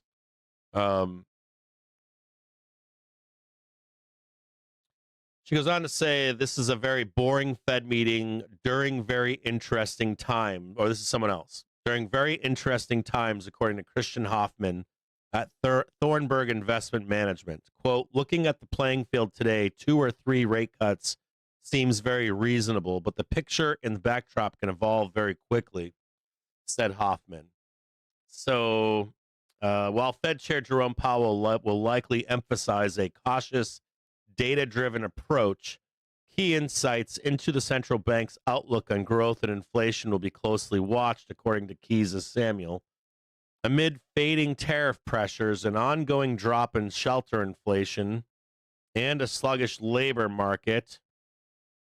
It's sluggish because no one's moving. It's not because people are being laid off. That's a misnomer.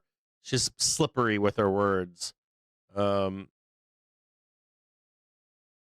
Sluggishness. Let me see this here. We anticipate the Federal Reserve will resume its easing cycle in 26, most likely by implementing 1 or 2 basis point interest rate cuts. Yeah, I'm with this. You might be taking away sluggish, though, as like the unemployment or the employment market is bad. It's not. We convolute or we spin, not me, but a lot of, to sell newspapers, people try to confluate a labor market where people are not leaving their jobs with a labor market that is in decline. It really is not. Labor market is good right now. It's healthy. It's very good. Wages are good right now too. So Goldman Sachs said that the meeting is likely to be uneventful. I will give you guys, hold on a second here.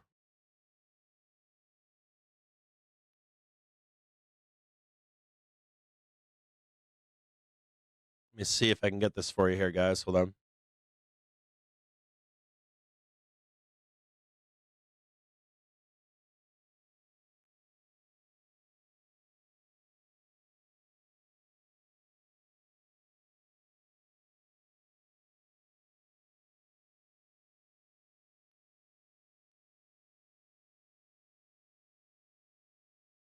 Just a quick second here, guys.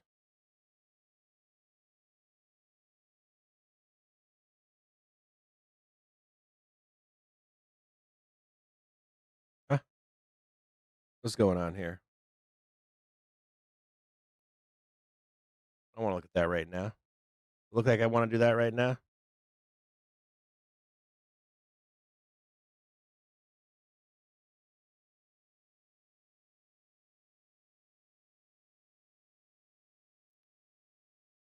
Hold on here. Today's date.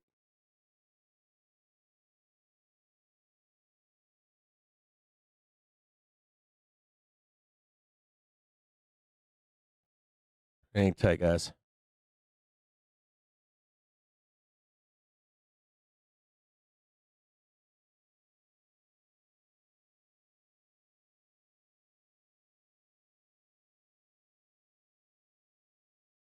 I don't see this here.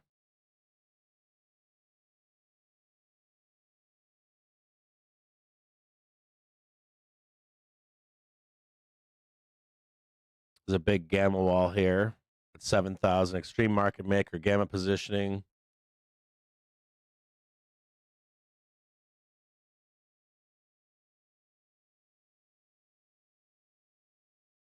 Am I in the wrong day, maybe?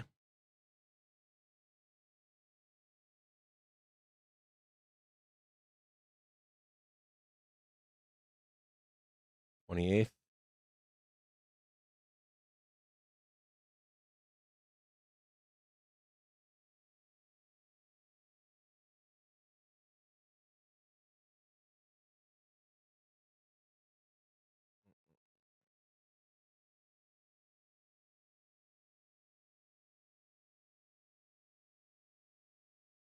I'm trying to get something for you guys here. Hold on.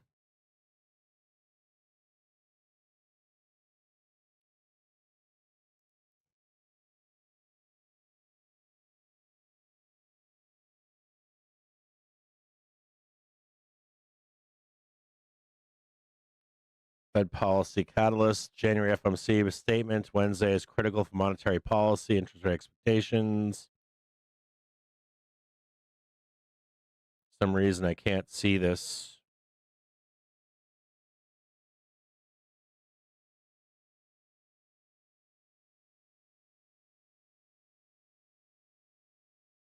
There we go. Here we go. Hold on. I got it.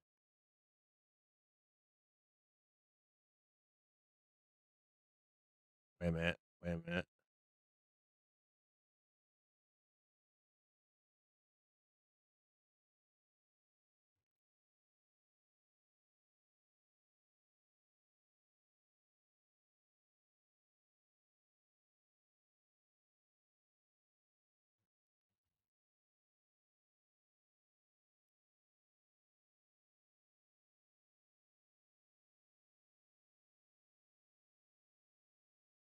I'll post this for you in the Discord right now.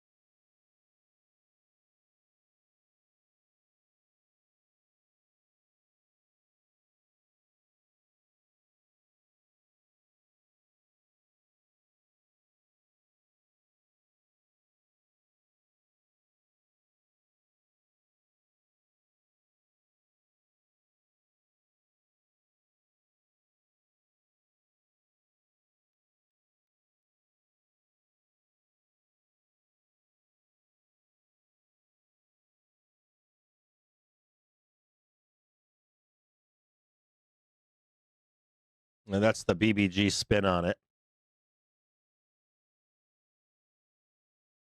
Goldman Sachs said the meeting is likely to be uneventful, with no change to Fed funds rate, only minor statement tweaks, and a few clues on the future policy path. The bank expects Chair Powell to stress that the FOMC has already delivered 3 cuts to help stabilize the labor market and is well positioned to assess the impact. As in recent meetings, guidance is likely to matter more than the decision itself, particularly around how long policymakers intend to remain patient before easing eventually comes into view, according to News Squawk. I agree with that statement. There's no need to be easing here today, not at an all-time high. A little bit of bleeding going on here. 5-minute trigger is crossing the hourly trigger or a half-hour trigger at the moment. More blood here.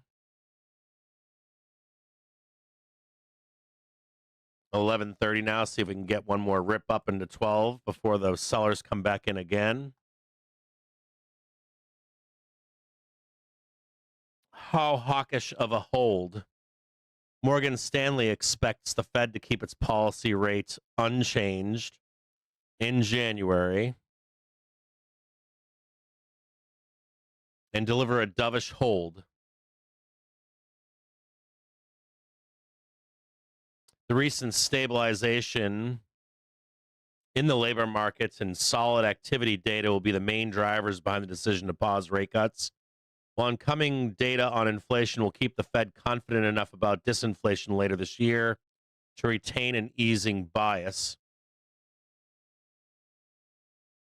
Powell's comments during the press conference will indicate that greater consensus has emerged within the committee regarding the outlook for the economy in 2026 and is likely to be favorable. That said, divisions about the appropriate policy path remain, with some seeing policy as already at neutral and others seeing room for further rate reductions should inflation move back toward the 2% target.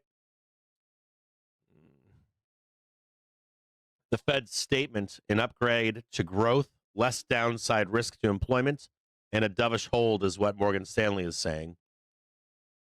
It's looking for changes in several places in the January FOMC statement. In describing current economic conditions, the committee will upgrade its assessment of growth and economic activity from moderate to solid. An argument can be made for using strong or over solid given momentum in consumer spending, but some of the real GDP statistics are being propped up by the volatility in trade and inventory data that may not be reflective of actual momentum. Either way, some upgrade to growth assessment is warranted. Despite the unemployment rate falling in December, look for the statement to still say that the rate has edged up but remains low. I disagree. I think that Jerome is going to discuss the stagnation of the labor market. It's not a bad labor market. It's just that no one's moving.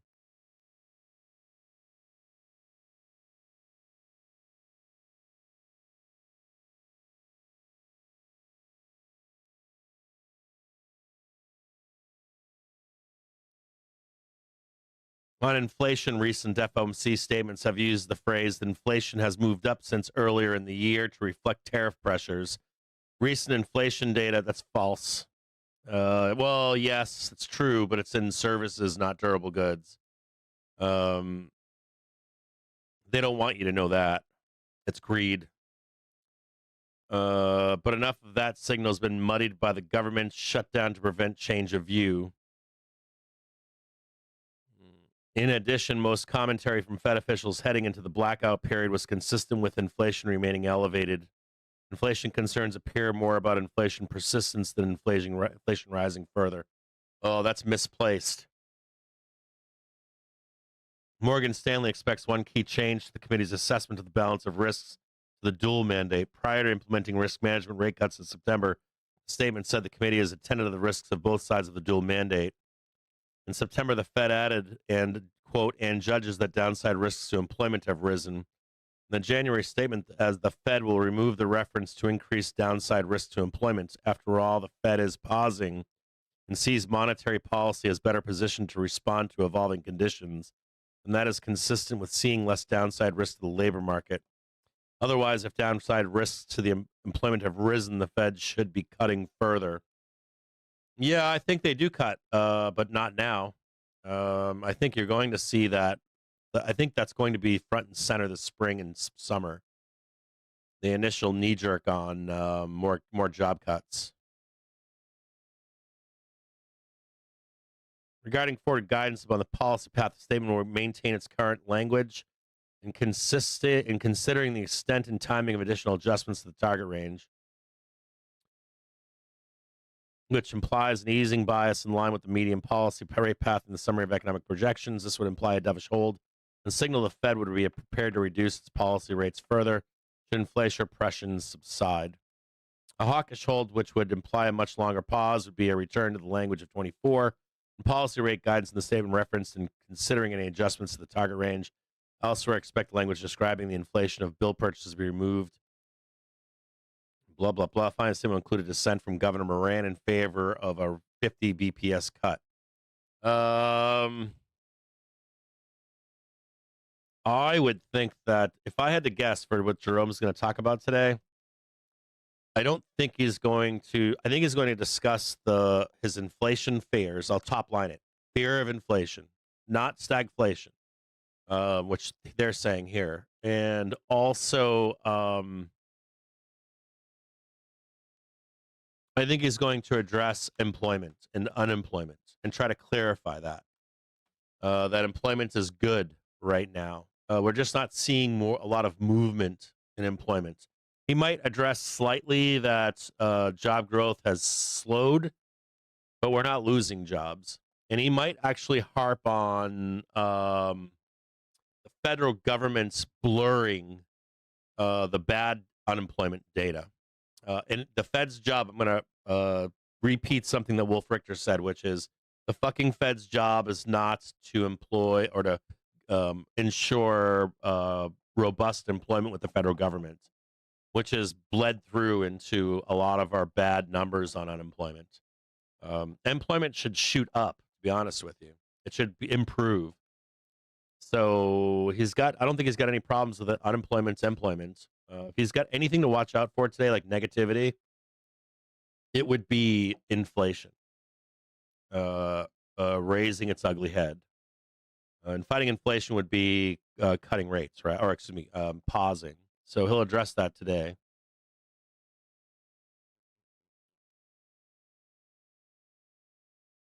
Fed chair. Markets will scrutinize Fed Chair Powell's press conference for signals on the policy path ahead, but there is added focus on uncertainty around his role in the central bank's independence. He's already addressed this publicly, so I don't expect him to say anything. Investors will watch for any tonal shift amid growing political pressure on the central bank from those calling for lower rates. Public criticism from President Trump and ongoing legal scrutiny over the Fed's HQ renovation have raised questions, bullshit, about institutional independence. No, it's just raising that he wants to assert, the president wants to assert power over the Fed's independence. So he needs a talking point to go to court for. Public criticism from Trump, ongoing legal scrutiny. It says about institutional independence, though officials are expected to avoid political comment. I agree with that. He's already done that publicly. On his successor, an announcement is expected at any time. You're getting possibly getting a dissent from Moran today. Maybe Trump comes out and makes the announcement after the close. An announcement is expected at any time with BlackRock CIO Rick Rieder has emerged as the betting market's favorite in recent days, followed by Warsh and Waller. Bloomberg, citing sources, said Wall Street credentials and openness to change at the Fed have boosted Rieder's candidacy. On the 13th of January, Trump said the country has a bad Fed chair. Oh, God, I'm reading the crazy now. Has a bad Fed chair, and that a pick would come in the next few weeks, adding on the 22nd of January that he had finished interviews and had someone in mind. Well, we've already got Moran there, so we might as well bring someone else on board. Who will Trump nominate? Rick Readers, number one. The dots, the December dots, the gambling dots.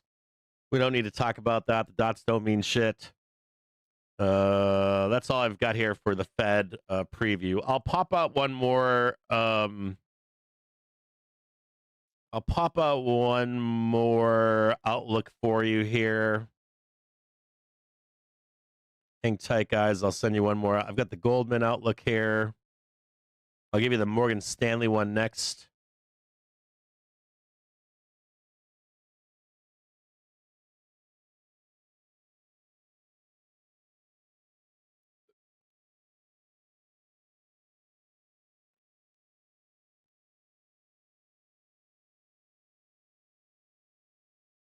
Hang tight here. I'll get you guys the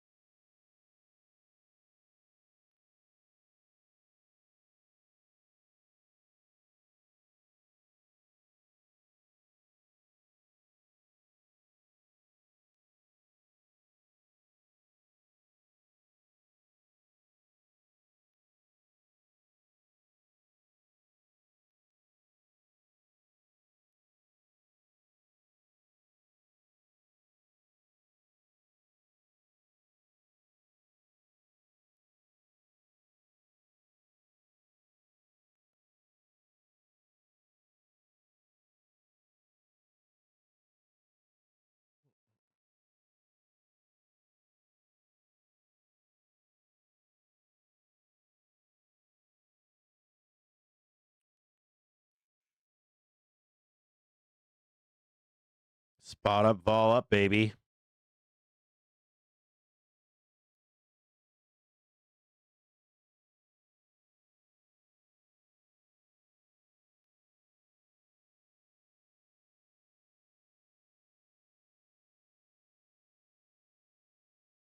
Let me just take a look at USD JPY really quick.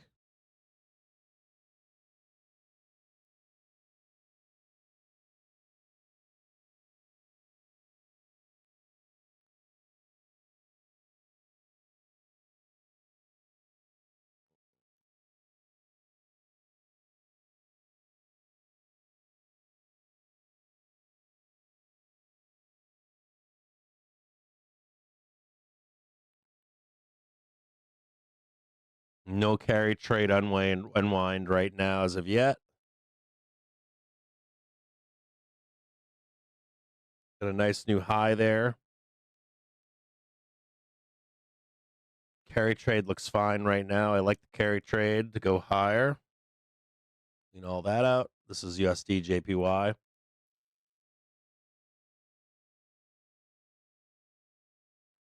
We caught the new high back here to clean up all this mess up here. Just looking for the cup and handle right now. I don't see anything in USD JPY that I'm worried about as of yet. We are bleeding more than I expected here.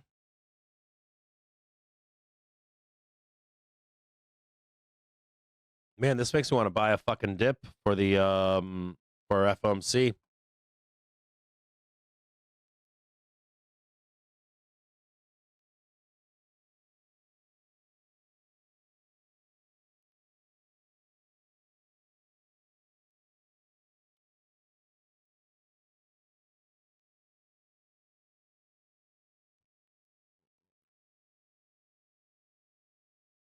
I want to trade this.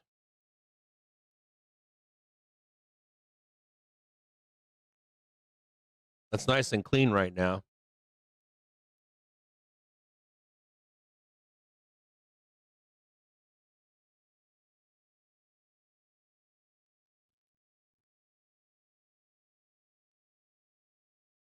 See it down here.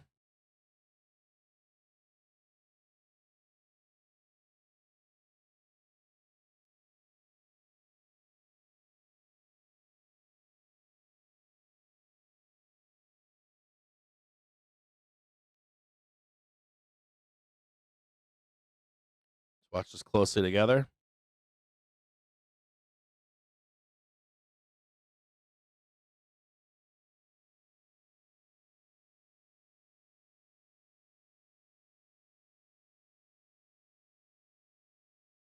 I'm just reading some stuff here in the background on USD JPY.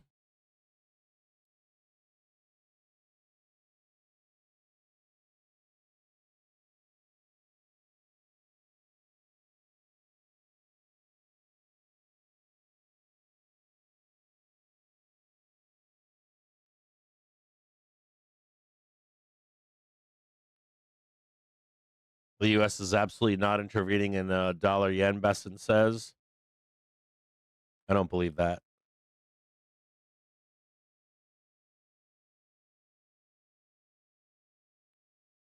Holy shit, I didn't see that until just now.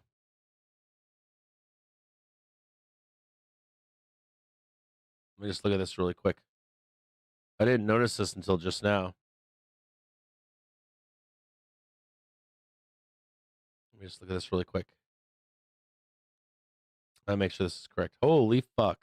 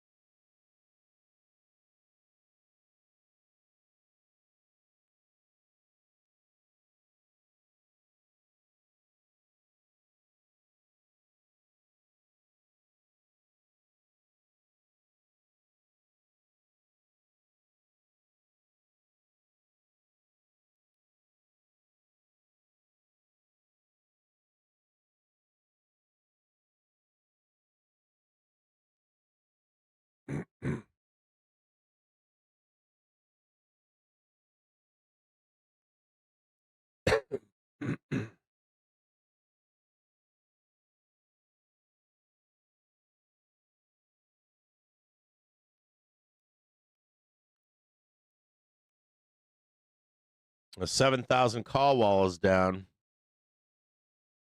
There's no call wall to 7010.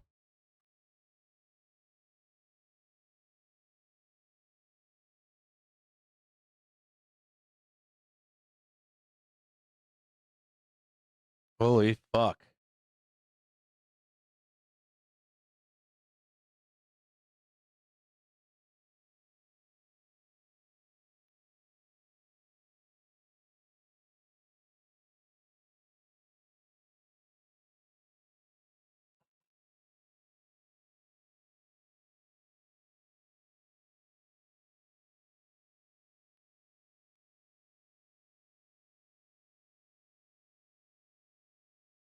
That's crazy.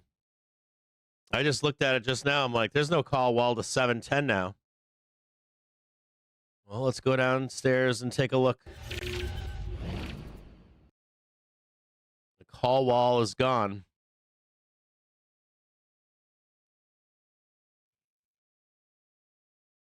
Ready?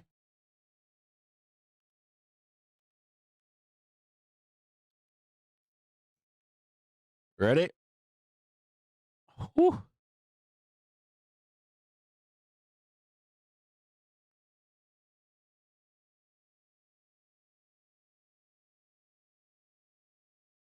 I'm kidding.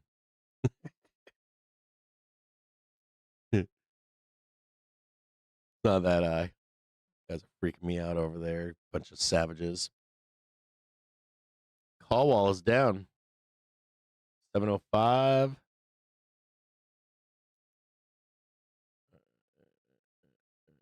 there.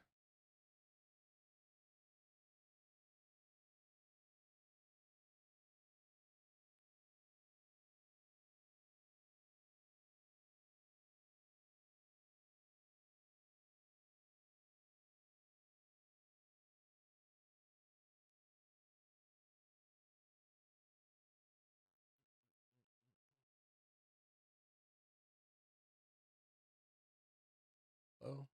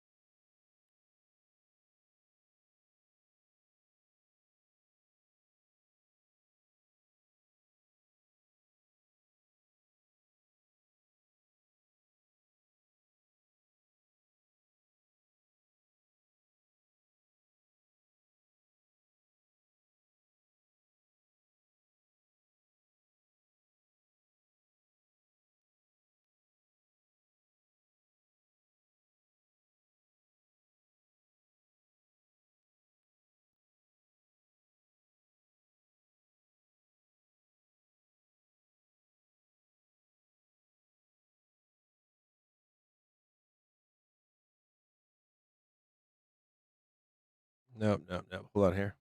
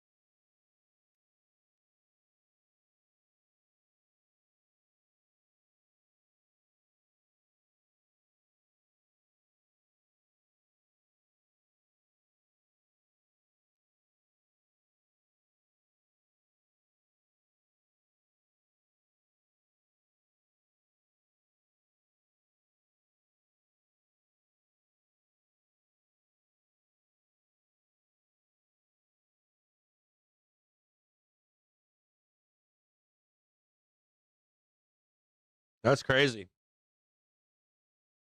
Go back to the main screen here. This is just a matter of buying the dip then.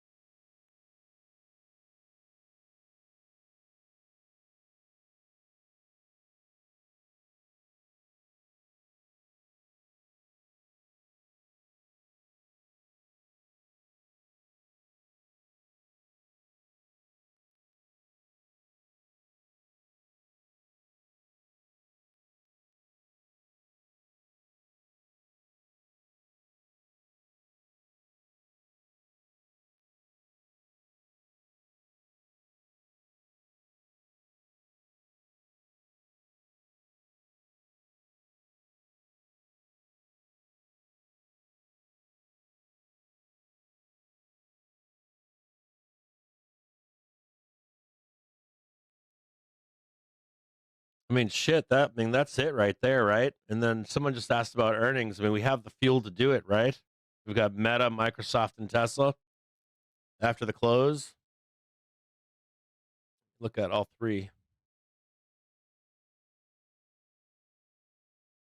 Oh,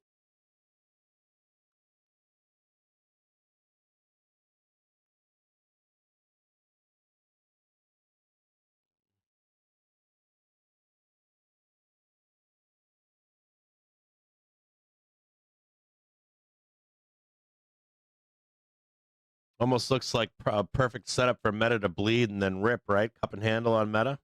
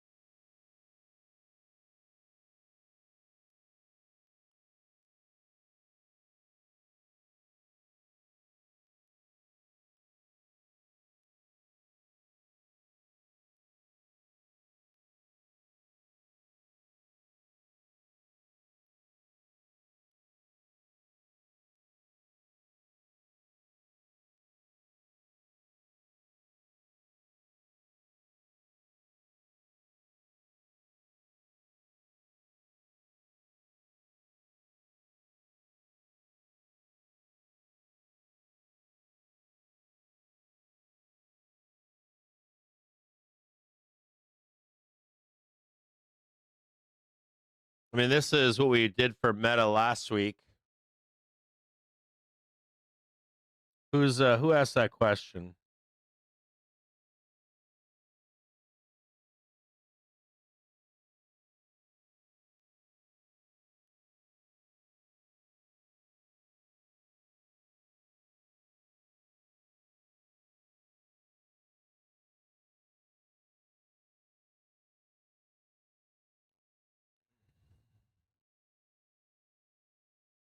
I've got it up right here. So last week we reviewed these. Do you remember? When we were on this low right here. Remember this? You can see it right here. We reviewed them on January 16th.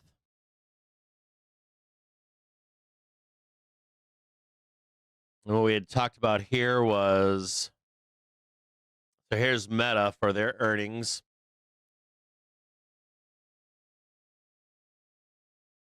We've gone up like we said it would, but you've got like a cup and handle in here. The bigger question is, do we get this move higher into March or not?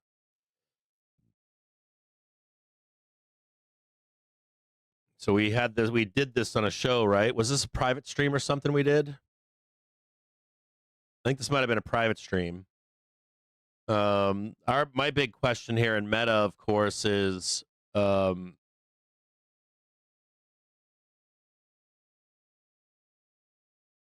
is what I've got here. You want to see it, guys? I think we might have did this in a private stream, didn't we?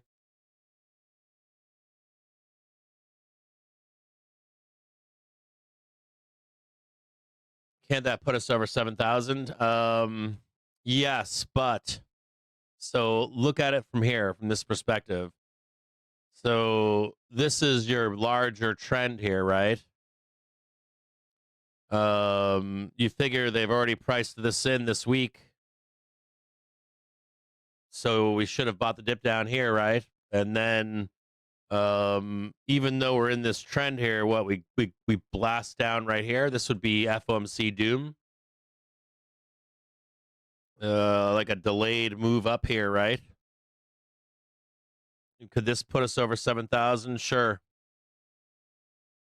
Downstroke on Meta and then an upstroke. And then the continuation into March. Here's March right here. This is March right here. Oh, sorry. So here's March. But like, it doesn't mean you can't, it's not going to be a straight line. Let's look at it right now.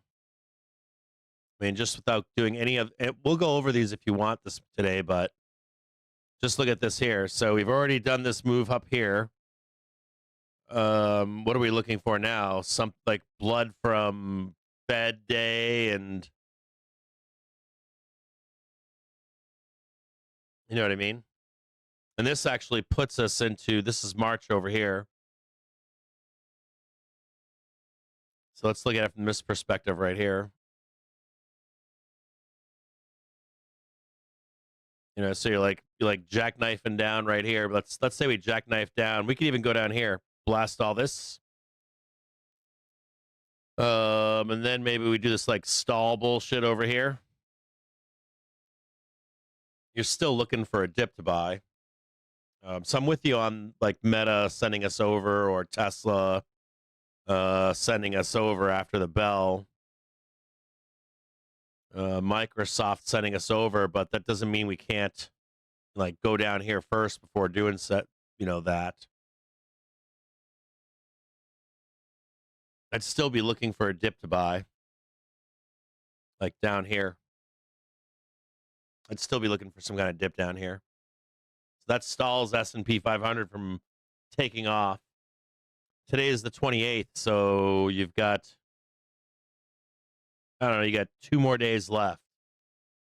So maybe 2 down days into Friday, then you long Meta. If it was me, that's what I'd be looking for.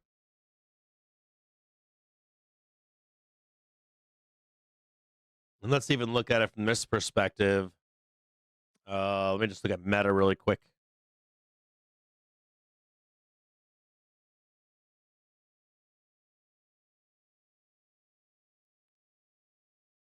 It was private. I can't remember. So here's Meta. Meta has an implied move of 6.3%. So let's look at this. So here's 6.3%.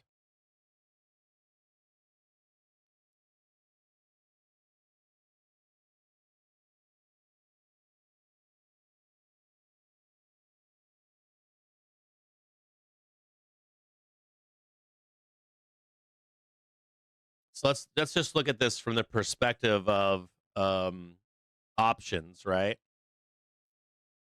We know, or we know. We're thinking the next leg is up here, right? Just look at it like this. So everyone's positioned from down here to up here. If I was a dealer, what would I do? Just tell me what I would do. Like if you get a kick-ass Meta report, you're likely going to sell into it and then go up. So I would expect Meta not to hold even if they rip today after the bell. I would expect them not to hold. So maybe you get this up here. So you're looking down here is where you're really looking. Or you're looking for Fed doom. So, Meta, like maybe you get this Meta trade up on some coolness, but then it sells down because of Fed doom. You're still looking to buy down. Here's my point. The trade was already done here. So if it was me, I'd be down here looking. I can just give it to you right now. Like whatever you're expecting off Meta today, it doesn't really matter. I would actually do it like this. Watch closely here.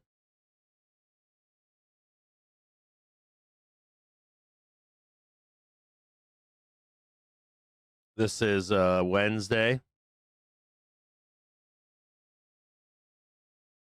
Watch this closely here. This is Meta. I would also expect this move down right here.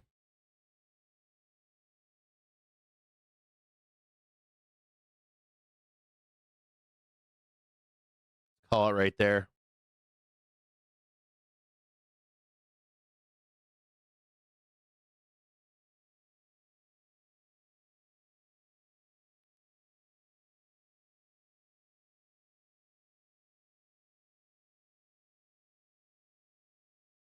So something like this.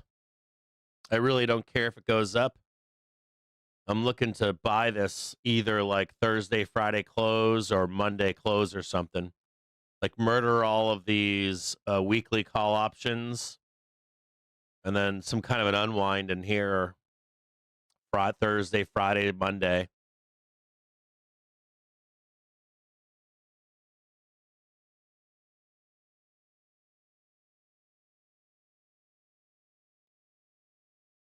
I would even do it like that.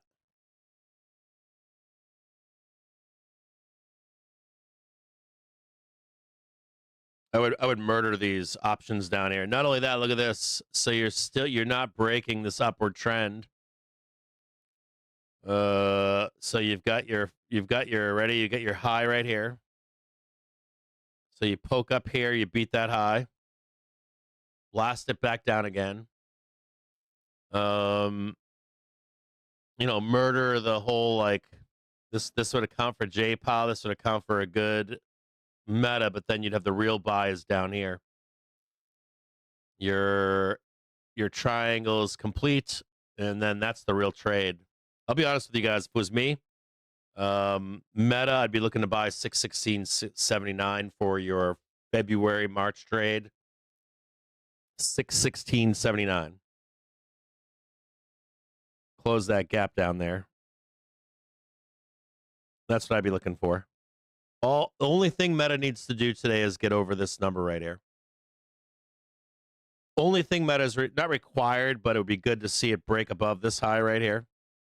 There's your halfback trade. Straight back down again. If I was a deal, I'd unload Meta shares on your ass.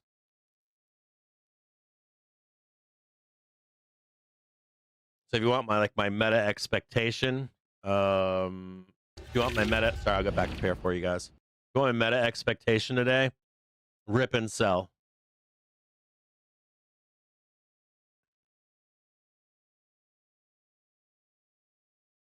Yeah, I think that this is kind of an easier way to look at it right here too. Is let's look at it like this. Maybe this helps. Sometimes the way the chart looks helps. So here's Meta.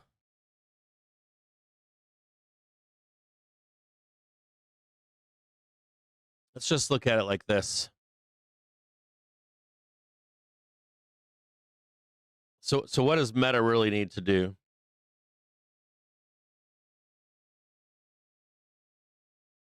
It needs to get higher than this right here.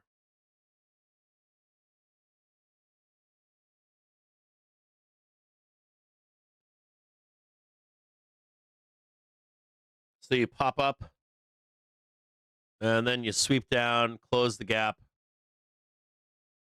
then it's up. And this all kind of looks right, doesn't it?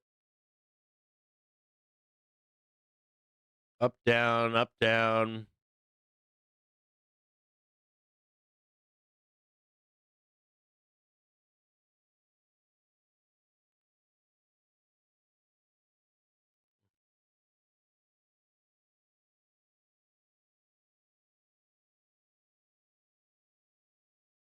Let's see if I can show it to you a different way.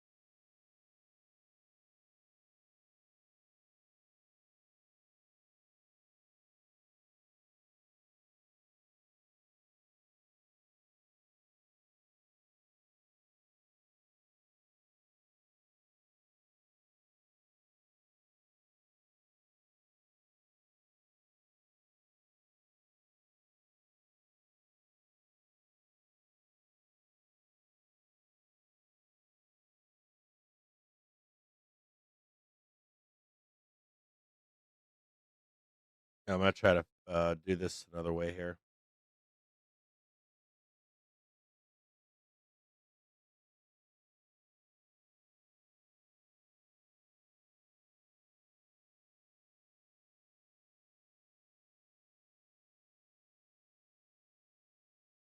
There is another wick above on. Hold up. Sorry about this, guys. Get back to. Sorry about this. Sent it all the way down at 12 p.m.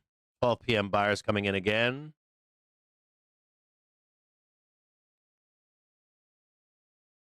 There's a higher wick at 7:10.64 in Meta.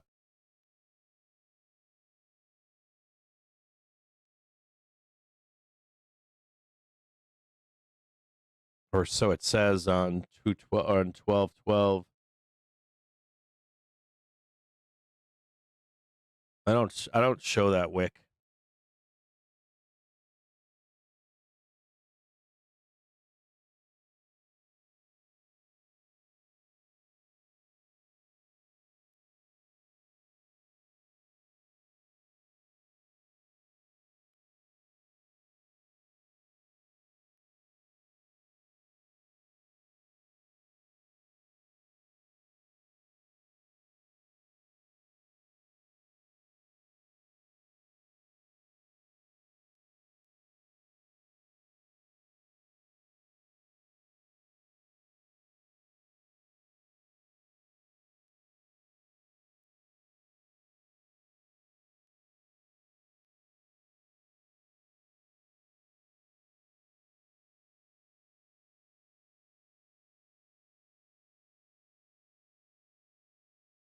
Whereas TradingView doesn't show it.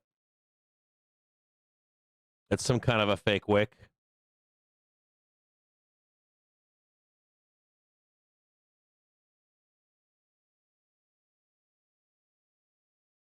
You see it on Thinkorswim too. I don't see it on TradingView.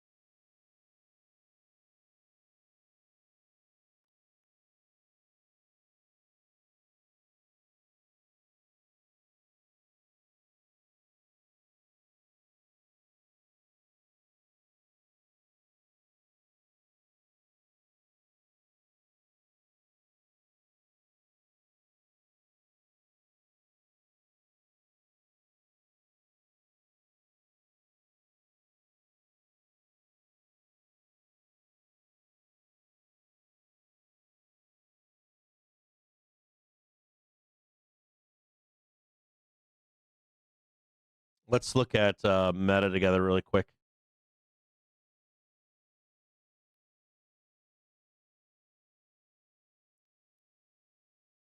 I definitely don't want to do that on that.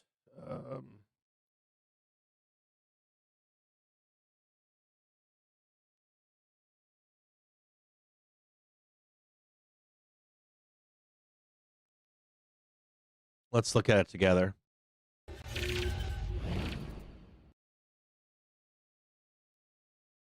This is Meta. I'm not showing the other Meta charts right now. This is just for ER.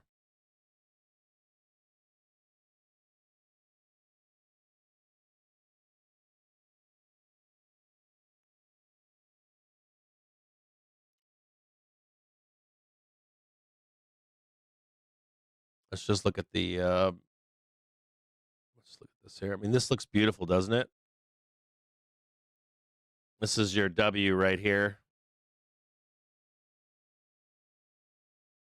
Classic, right? New high, cup and handle, out of here. It's a pretty good setup, isn't it? This just screams. This is screaming up, right?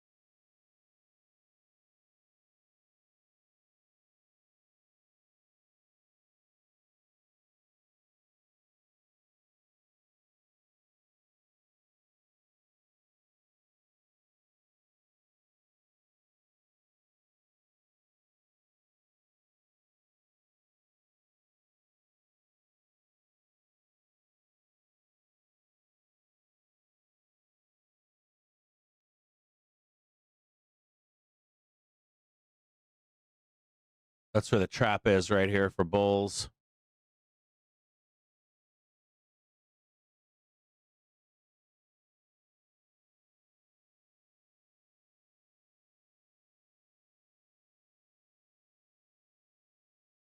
This is where the sneaky is from bulls right here.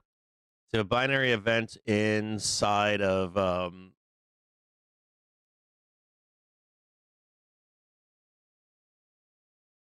like up here, take out that wick. See that right? There's the wick right here. So you take out the wick, and then as we come down here, all of a sudden you're triggering wham, wham, down, then up. So it's actually maybe not that low, but something like this. Take that one out. Take this out. That's oh my God moment.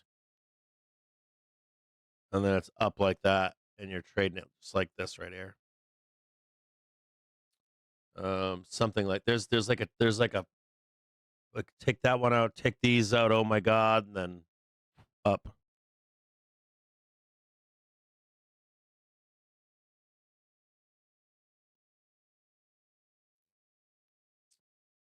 All right, this is gonna piss you guys off.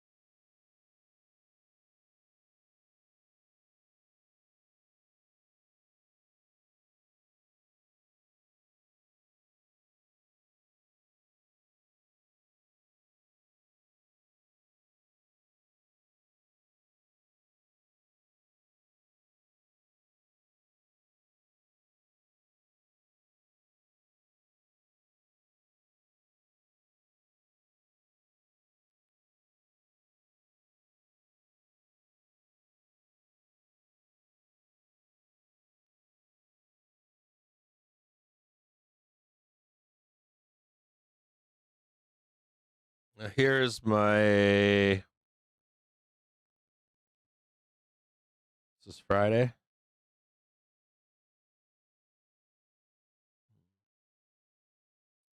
How many percentage? What's the expectation today? 6% down move.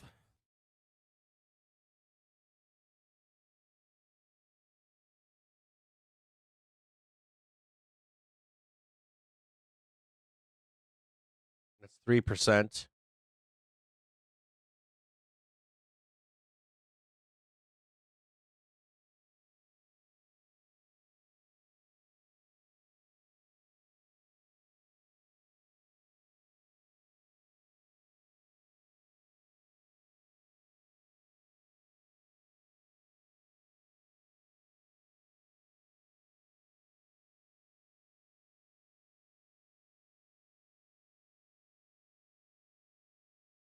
That's roughly it right there.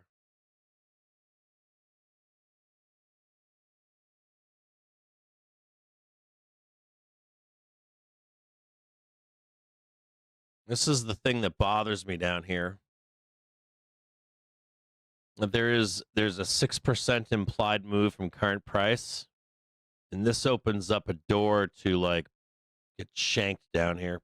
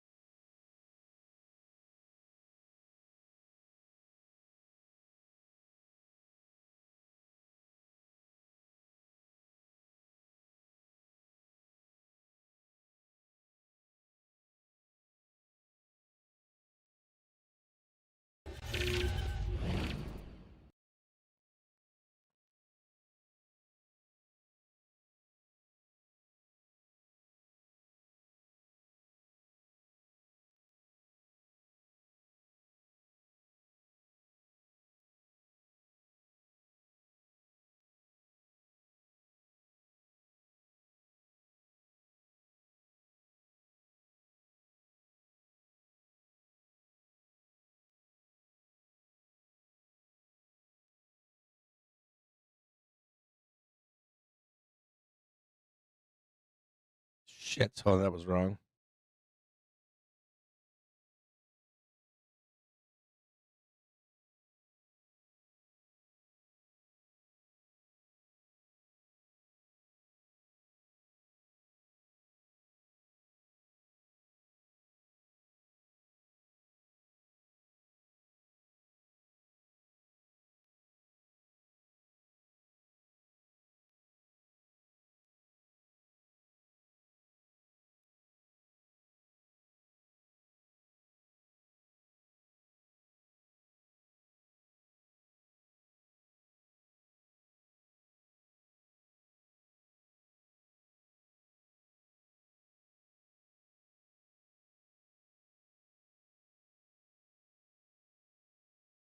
Note on that outlook that I just gave you for the ER today that includes the option markets for Meta. The reason I put that 6% in with the dotted lines was only because of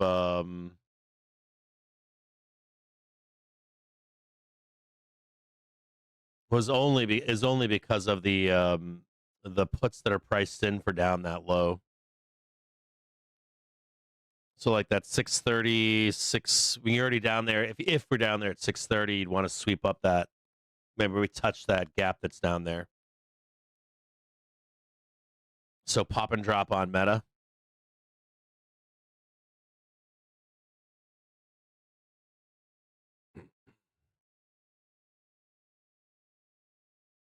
This here, like this SPY weakness right now just looks like an operation to get a dip to buy.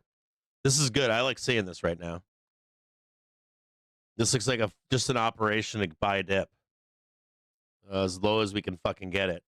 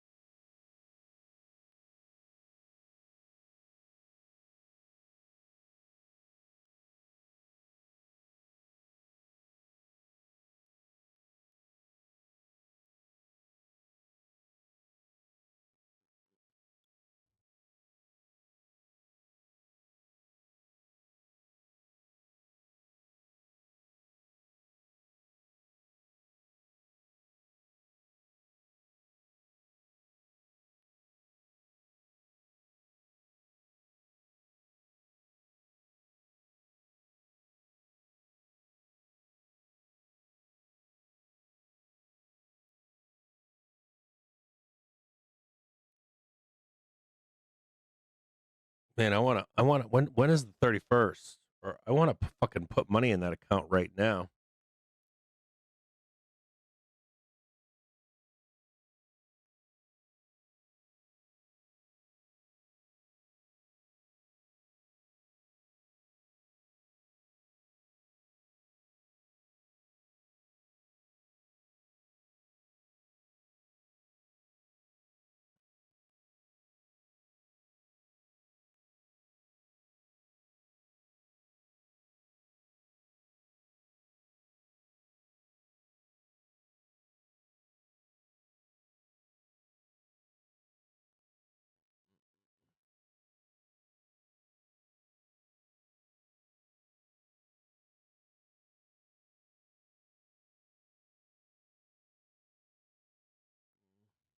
Let me look at Microsoft and Tesla next.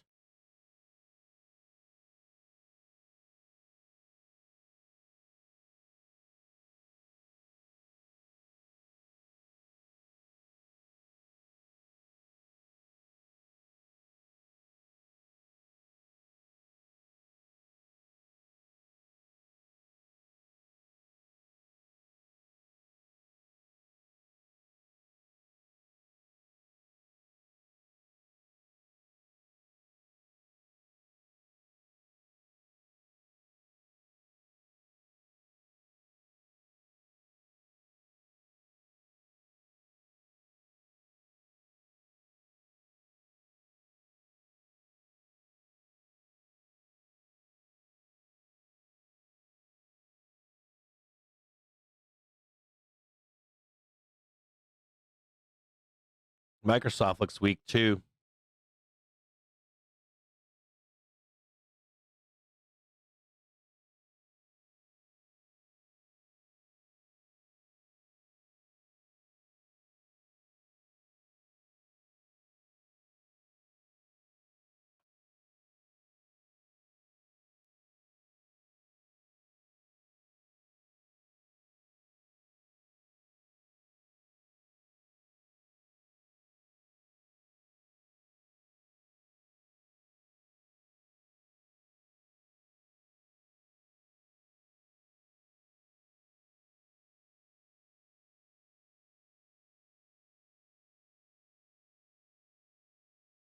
Come on here, guys.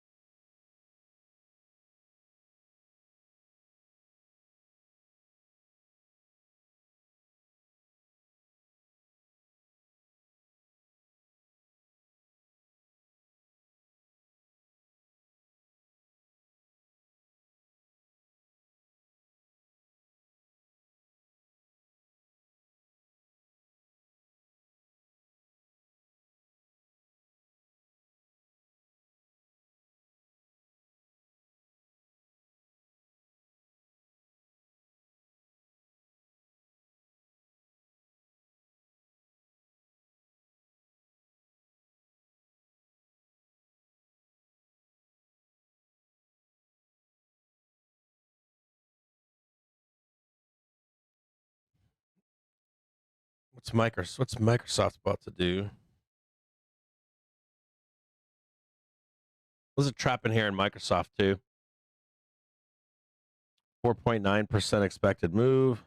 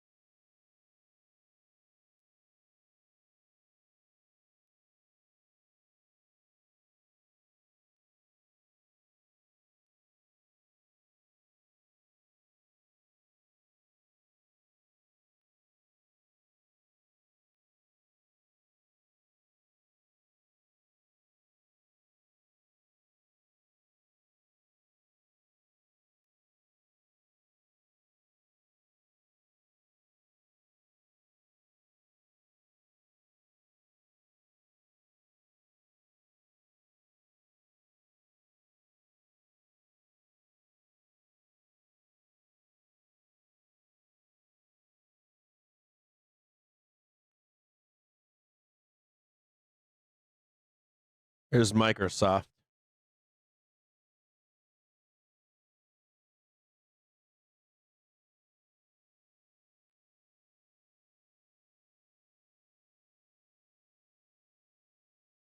It just seems like it's not quite bared up. It's more like the full fell for it again award. Like here's Microsoft's chart. Like, can you go up? Yes. But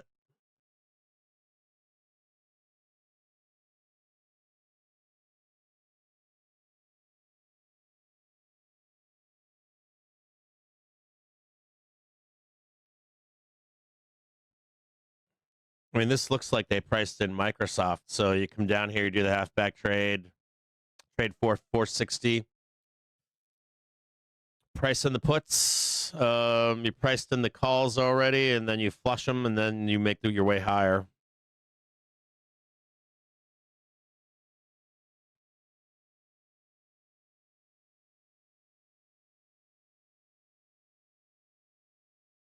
So I like the idea of the knee jerk down on Meta. I like the idea of the knee jerk down on MSFT.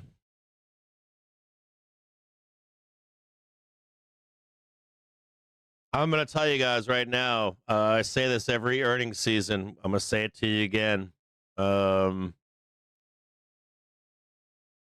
I look. Let's say you're looking at 100 ERs, right?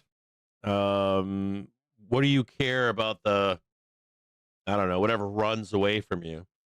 You're looking for the ones that don't run away from you, that go down lower, so that you can enter those instead of the ones that run. Let me give you guys an example of this.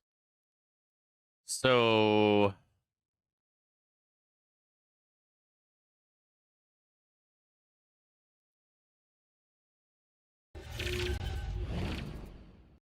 let's say you have ticker X and you have ticker Z for this is for ER season. Like the hindsight stuff is like bugs the fuck out of me. So let's say we're down here, right?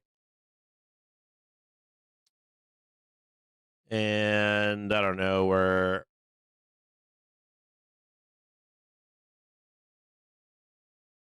let's say we're up there, and we're up there. And you have ER right here.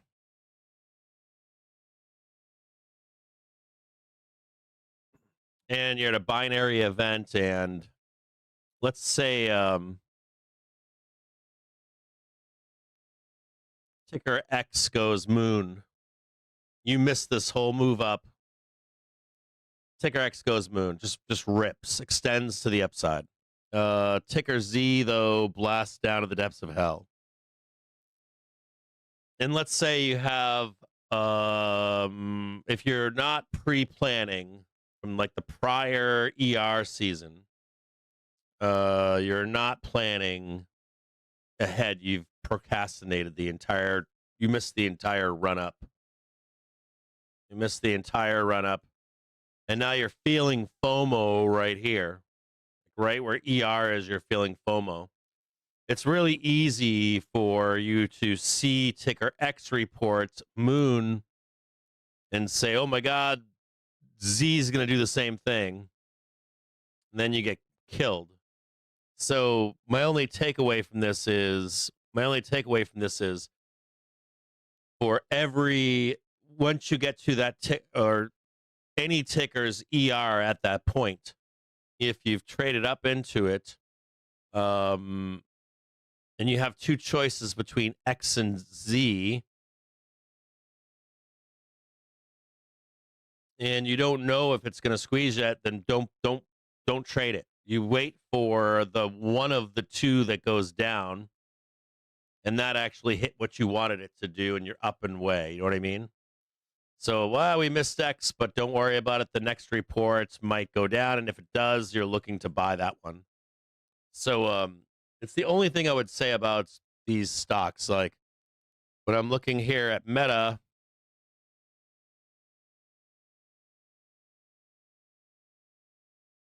here's Meta right here. Do I care if it goes up? Nope. I'm hoping that it blasts down. I'm hoping that on its CR it goes down. If it doesn't, maybe Microsoft does, or maybe Tesla does, and then I can buy that dip down there. I don't like chasing this stuff here. Not on ERs. Let's look at Tesla really quick. This one looks great too. I mean, this looks great, but what do? You come into, before even looking at it, I'm going to tell you, like, you get a good report, and then you get Elon talking, bloodbath. You come back in 2 or 3 sessions, and there's your up move right there. Maybe not there. It's more like 1, 2, 3, 4, and 5. That's pretty much what I've got for Tesla too. I don't even have to do anything here. I'll just fucking draw it. It looks like this. It's likely going to be something like this down here. Could be even down there. There's your first up move right there. We hold this right here. There's 2 and there's 3. Oh, something like that. Mid-March. Now I could be wrong, and Tesla's up here. All of a sudden, it's back testing and it's up and away. But even if it is, you can jump on board the train right here. Rather than just predicting it and saying, "Oh, I'm long, man," and then you get shanked down to the depths of hell. You can still just take this part of the trade right here. I think where it is right now is where the traps are. And like no edge is my point. If there's no edge, you're looking for the low. If there's no fucking edge, you're looking for somewhere down here.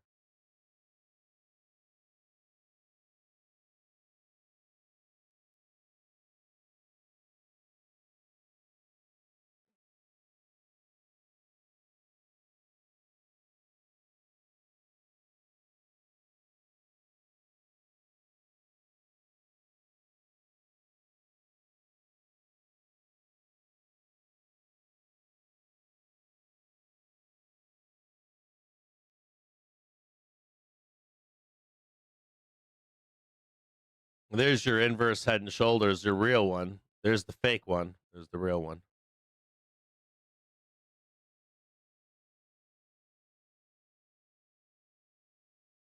Same buyers down here. These buyers were kick-ass.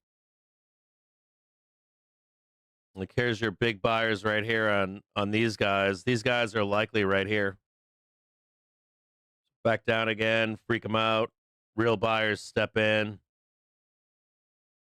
And now you're looking for a nice new high in March.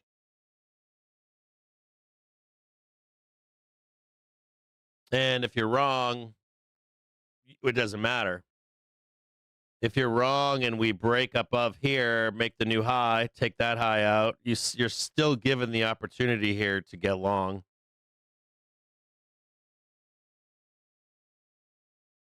On whatever that ER is up here.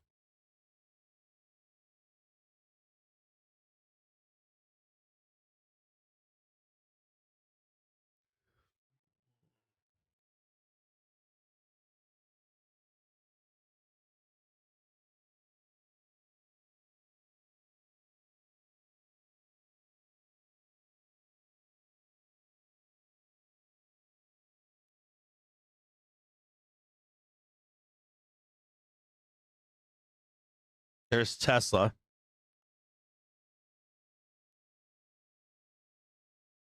Did I give you guys? I gave you guys Microsoft, Tesla, and Meta. I think I've given you all 3 at this point.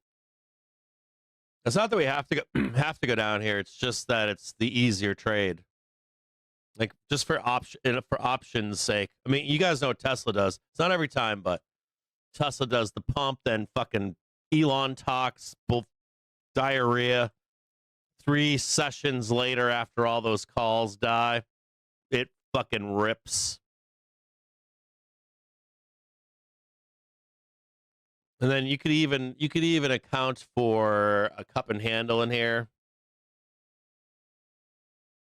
Like there's a little bit of like for middle of March bullshit nonsense. Oh, there's your cup. And this is the bloodbath down. Sorry for that, but and this thing kind of like you remember something else too, which is even though you're doing this right here,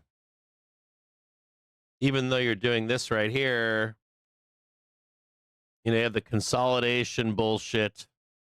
But where does this go? Probably down here.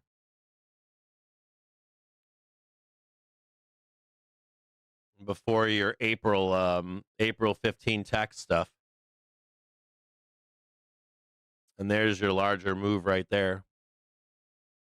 We haven't even put the low in for Tesla yet. It's down here. 300. You guys want me to draw this out for you too? So here's Tesla. This should be some kind of blood shanking down here. You're likely going to get some kind of a rip higher right here.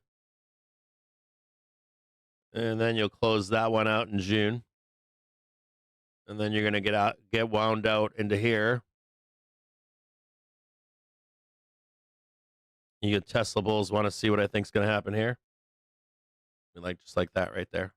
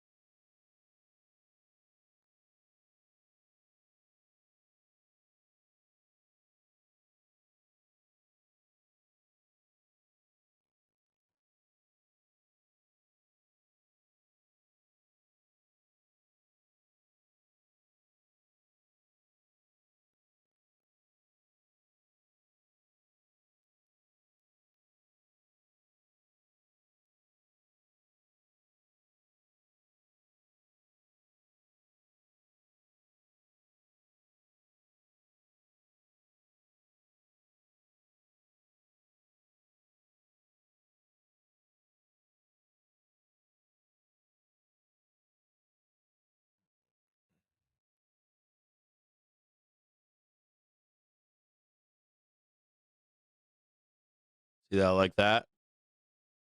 That's where your real big boys come in right there. You see them? So your big boy traders are right here. That's right where they are right there too. So it's actually turning down, to be honest with you. And these guys step back in again. They launch it back up. These guys will then become the buyers over here.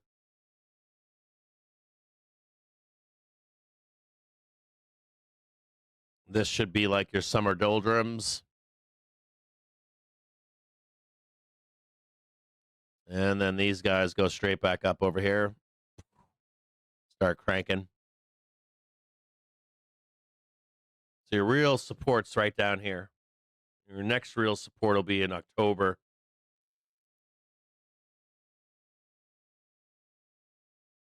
You can already see it. This is the larger end of year. This is December, and that you'd use that for your high up here.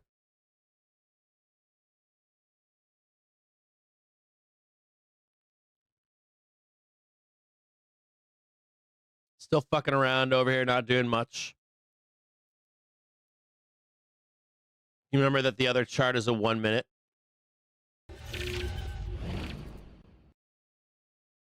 I would say the mantra is get as low as you possibly can. It's like whatever we can get for a fucking low is going to be good. No, because all the walls are open higher. So if you can get any kind of doom on Microsoft, Tesla, on Meta, the key would be if you can see those get shanked, and what you do is you'll hear if this happens like this, what you'll hear is like horse shit from CNBC. They'll say something stupid to you like, "Oh, they missed the cleaning supplies for bathrooms." Some fucking thing that doesn't matter, and they'll assign that to a downward move. But I just want you to go back in and look at their guides, read their fucking guide, and then you'll come back in a day or two or the morning or a week or whatever. I'm assuming it's the next 3 days. So today is the 28th, right? 30th, we got 3 more sessions left, today, tomorrow, and Friday. So if you can catch a low in any of those things, you figure you're going to get new month flows on the 1st. So if there's any way to find a fucking low for those flows, you're going to get a shit ton of people coming in with money on Feb 1. So this looks like an operation to me of operation get it as low as possible for the rip.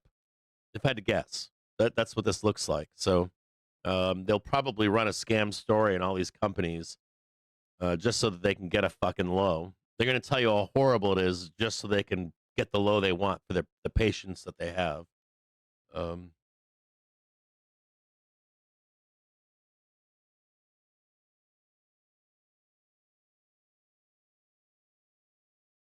Does that seem right on Tesla? It looks right to me on the midterm outlook for Tesla. Looks fine for me. Something like that. Then down, down, pound it down. Pound, pound, pound, pound, pound.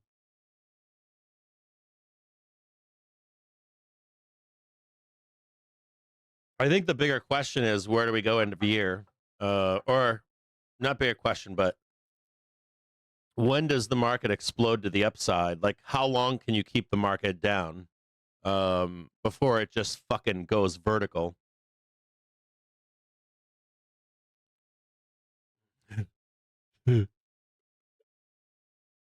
It's gonna go vertical. When the inflation starts ramping, it's gonna be like 2 times magnified. So, um, it's gonna go fucking. It's gonna go just like that, fucking vertical.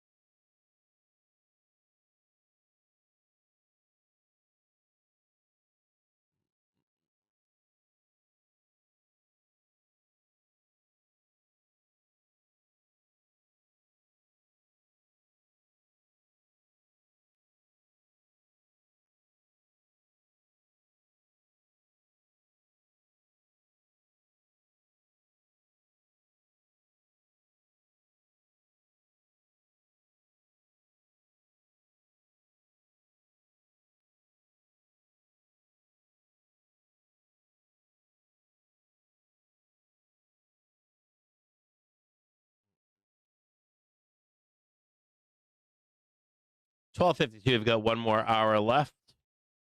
Market is parked right now. We're just set up here for the 2:30 p.m.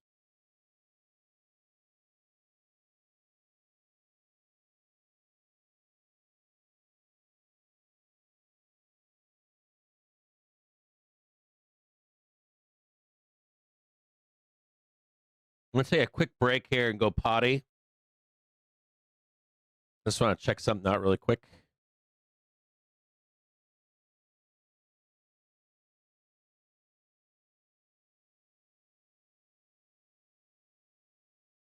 Uh-oh.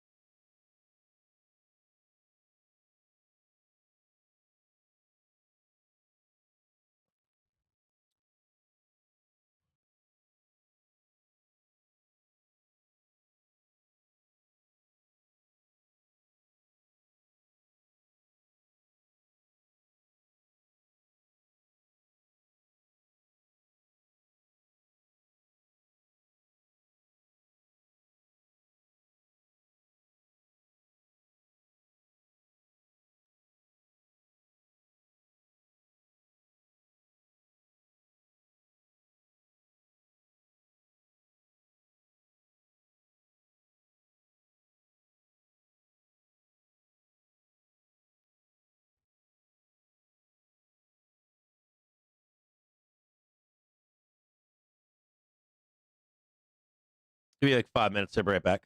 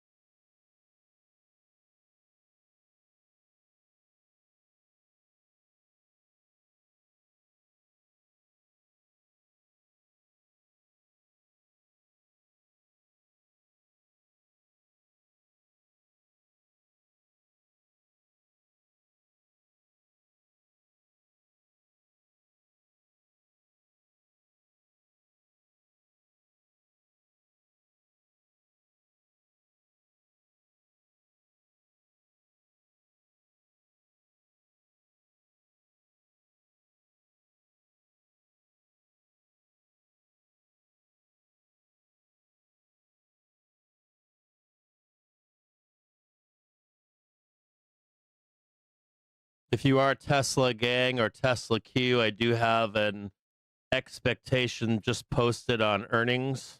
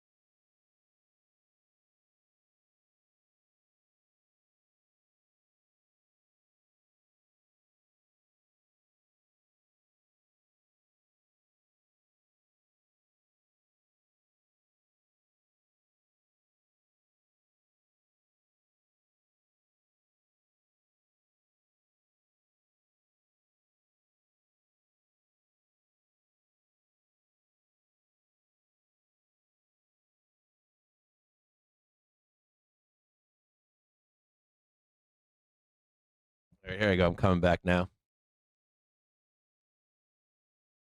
You guys better all be long.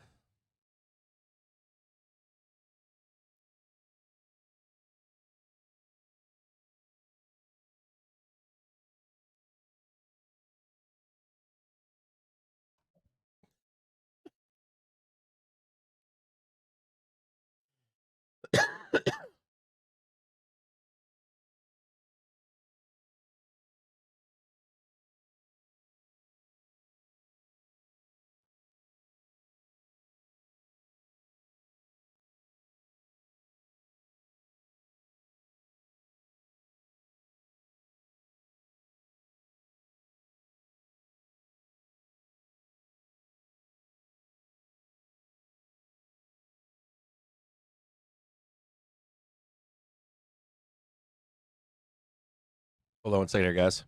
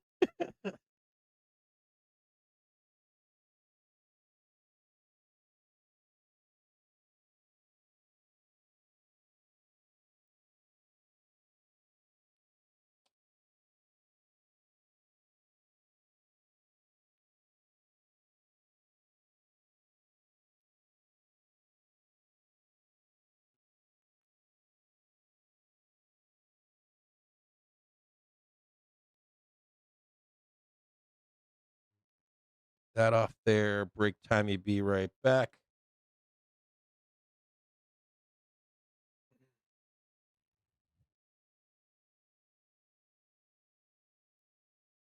Move all this stuff over.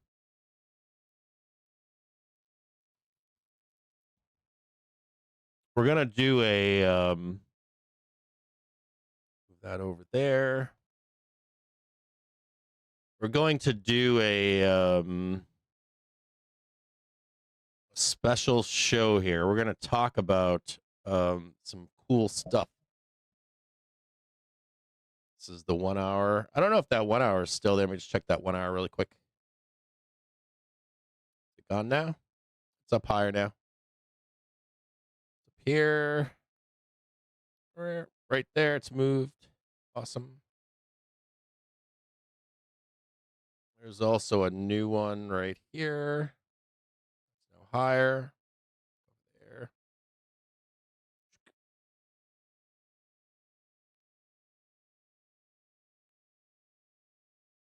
Let me just check that 4 hour really quick. Make sure that one's still there.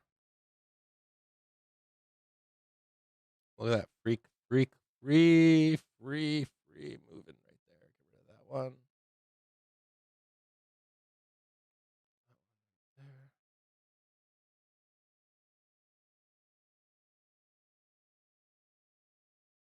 It's now white. Time has passed. As time passes, this stuff all changes. Oh, I don't know where that came from, but this is up there.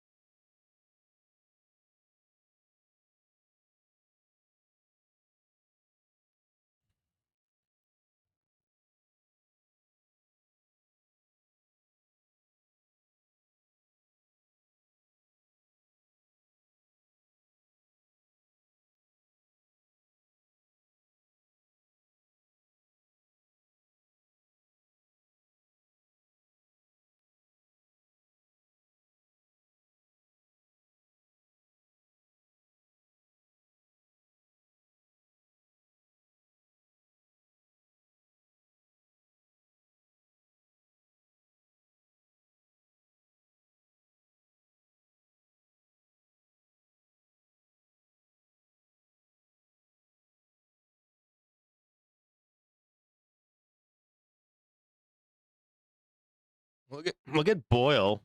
Boyle's looking pretty fucking degenerate right now. I wonder if Boyle can make a new low.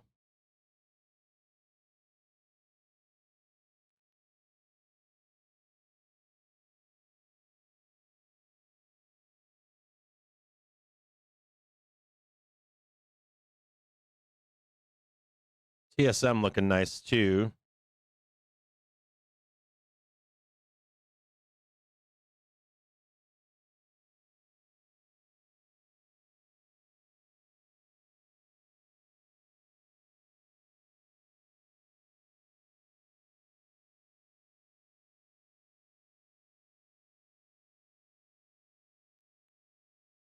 Which one looks ugly? Avgo?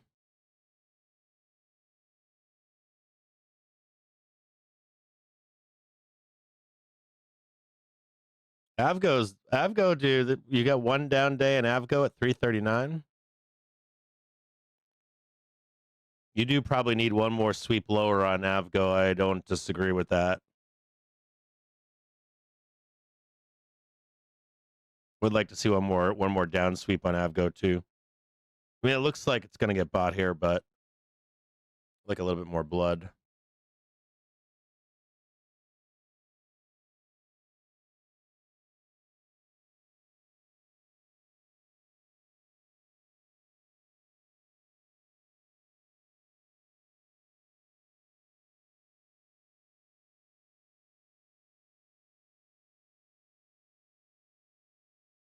Fucking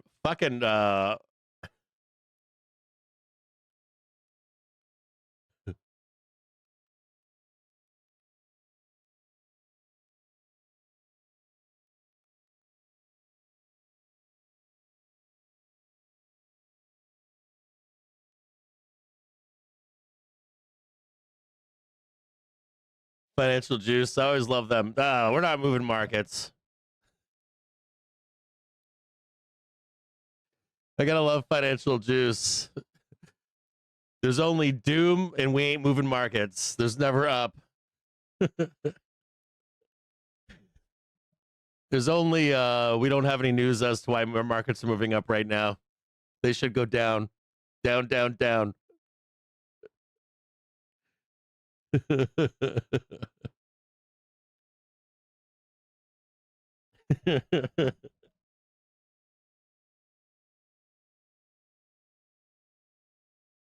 I know I'm trying, Binky.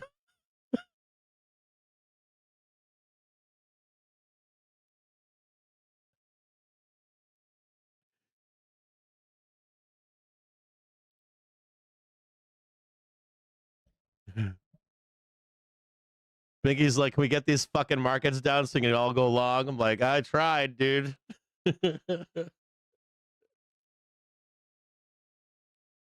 many assholes trying to get long.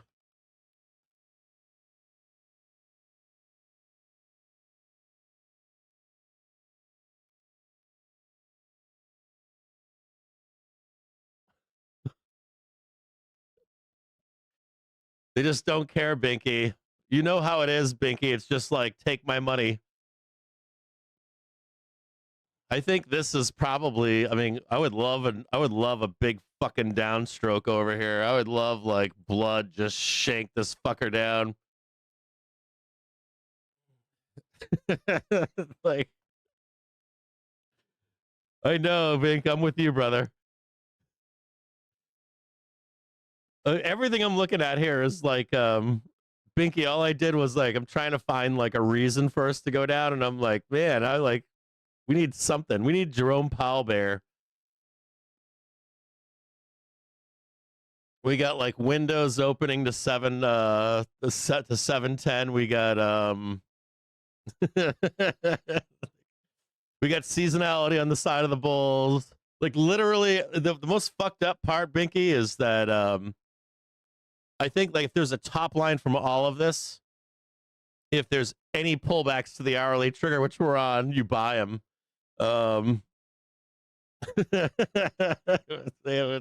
Say, brother.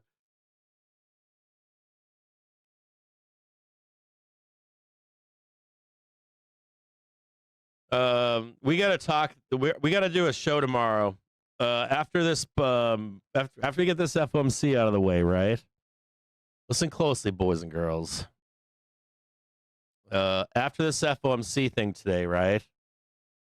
We're gonna be doing a show. We're gonna be doing a show, and we're gonna be talking about the expectations. I'm gonna give you the expectations tomorrow. Just a few notes for you guys out there. You're getting your yearly expectations tomorrow. We're gonna do a private stream on this. We got to talk about something very important, and I think it matches. I think that like everything that's been going on clears up um, a lot of unanswered questions out there. I think you'll see it all come together as one whole, and a lot of the craziness that you're seeing out there in your lives or in the world will make more sense if I explain this to you.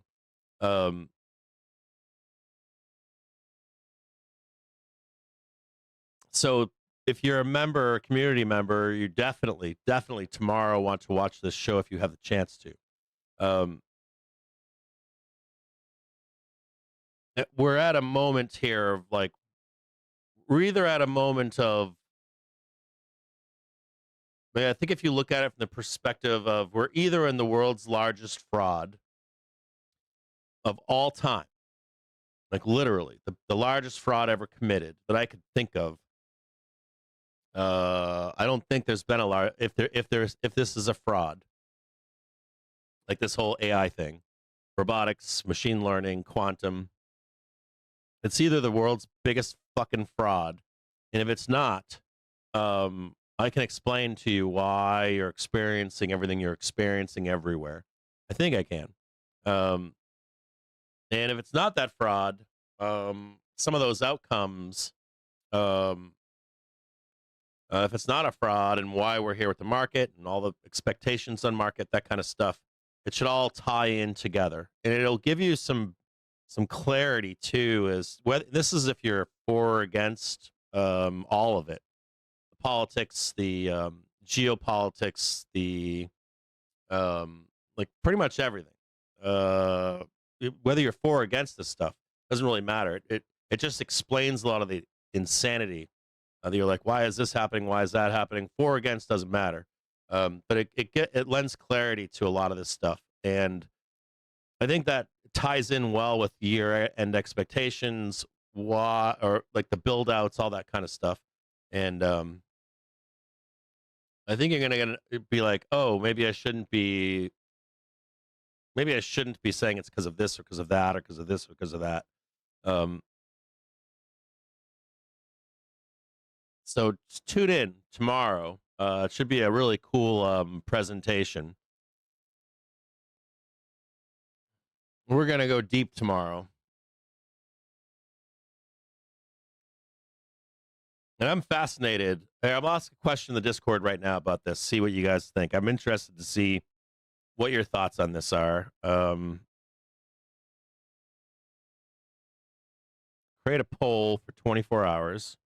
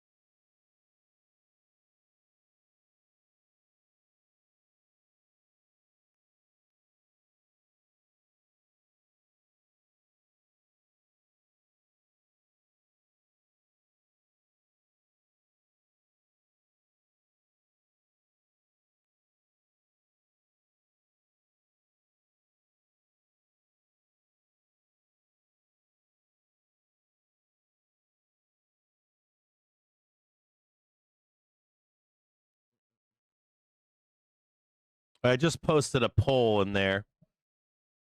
I'm fascinated to see what your answers are. And be honest.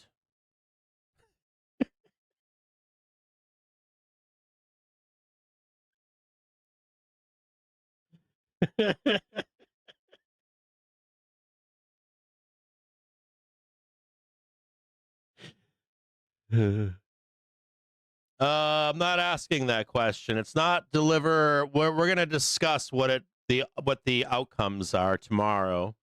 It could deliver Star Trek all the way up to Annihilation. I don't care if it's Annihilation or Star Trek. I don't care if it's in the middle of that or it's any of those.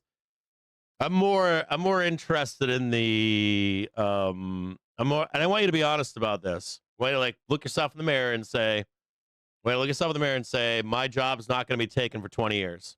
Tell me that.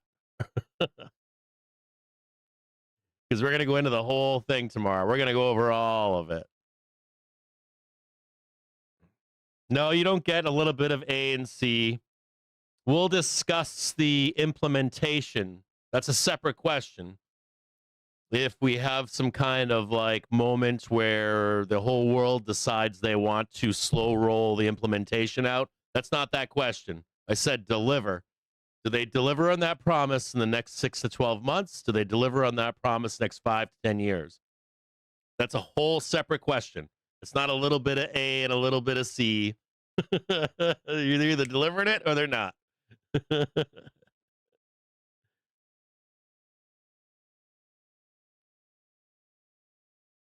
Well, it's not really UBI anymore, is it? It's more like dividends. You guys know the whole dividend argument? I hope you do. It's not UBI anymore. If we go that route, but then that brings in a whole bunch of other questions. You need everybody on board, right? You would need every country on board. I don't know if you can guarantee that, right? We'll talk about more about that tomorrow. Can you guarantee the Jaime Diamond outcome? How would you do that? There's only a few ways. You'd have to have some kind of a world summit, wouldn't you? You'd have to have fealty begged, probably. You probably need one country to force other countries into that. We'll talk more about it tomorrow, but I'm saying to you, it's either going to deliver where we got it and we have to delay it, or we don't got it and it's like, more closer to 5 to 10 years away. I don't think that it is, but you guys answer. I want you to answer your honest opinion. And I'm really looking for your sentiment on this, not could be your sentiment, your thoughts on it, and your research that you've done, that kind of stuff. I'm really fascinated by the existential angst that everyone has. I mean, I'm very interested in that side of this. I see a lot of inaction and blaming of other things that are really, truly more related to this. That's why I'm asking. I don't think it's an easy thing to confront. And historically, no one does confront it. You got to remember that historically, in these moments, people tend to just stand there and watch it come at them, which is probably the only thing you can do anyways. There really isn't anything that we can do about it, regardless of outcome. There's really nothing, like whether it's Star Trek or Annihilation, you're just gonna kind of fucking sit there and deal with it as it comes. So, oh sweet, you've got a manifesto. All right, I will read that. Hold on, I'm gonna just I'm just gonna ping that so I can get to it and read it later. I would love to read your manifesto on this. I'm asking because I have met with the people, like a bunch of the people that are either in and around it or are directly affected. And I met with a bunch of Hollywood people over this past weekend too. But the last thing that I did to get to this point is in Park City, I spent time interviewing people. Spent 2 days doing it, 2 daytimes meeting meeting people from Hollywood and saying, "Hey, what are your thoughts on this? And what are your thoughts on that?" And then I bounced a bunch of stuff off of friends of mine in Park City, and I'm almost done with where I'm at with all of this. What's fascinating too is I read a bunch of books on this. I did a bunch of I've done reading on this stuff, old timey stuff on East India Company, on the two industrial revolutions. I will read about stuff like that. I read about, as a matter of fact, I wrapped up yesterday. I spent yesterday when I was trying to regain or get rid of my crackheadiness. I read a bunch of decade old Reddit stuff on this topic as well, which was kind of fascinating. It was interesting too because people were positing 10 years ago, and other Redditors came back to ask those same people, do you still hold these opinions? So there are people crawling around looking for sentiment shifts over time, and new information over time. Do you still feel like this or not, or whatever? I thought that was kind of cool.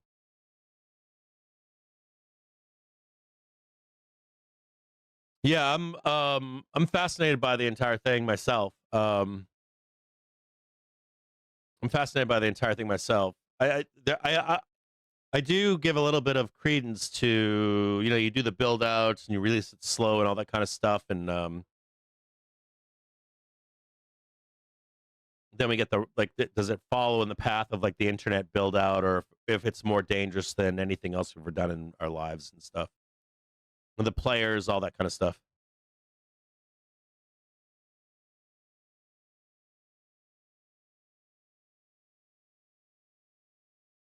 Oh, no shit. That's wild, Winky.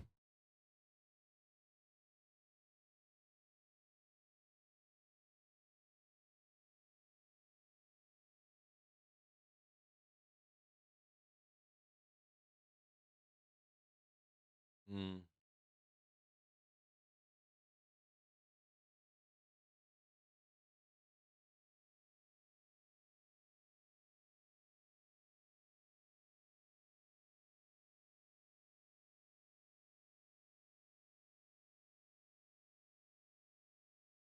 I was talking to some friends in Park City about that, Winky. I have or our family has a longtime family friend, and her and her husband we've known for since we were both in the trenches raising kids, and we got to talking about that same thing right there that you're talking about.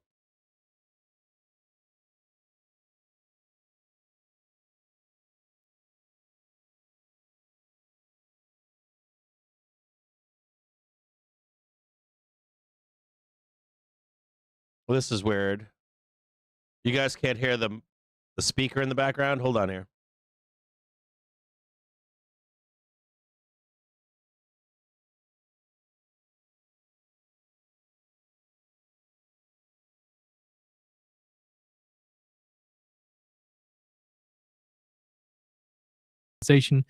Including the unemployment rate ticking lower in December.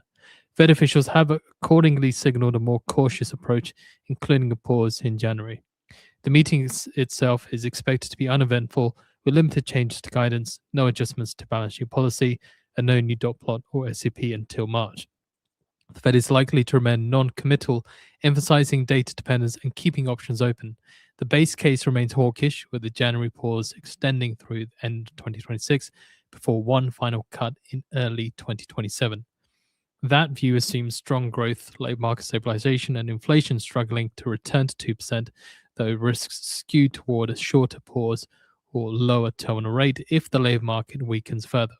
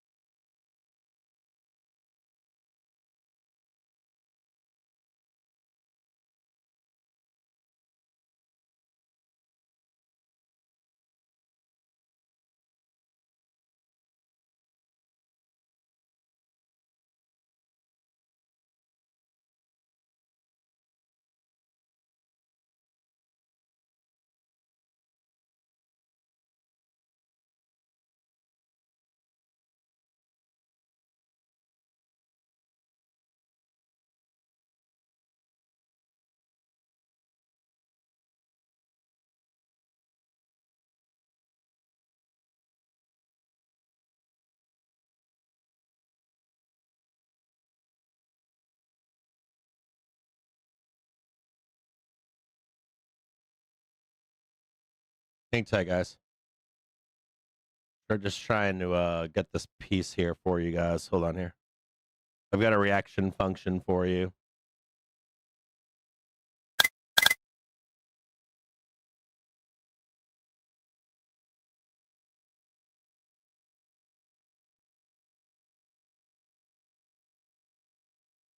Here's a reaction function. FOMC reaction function here and here.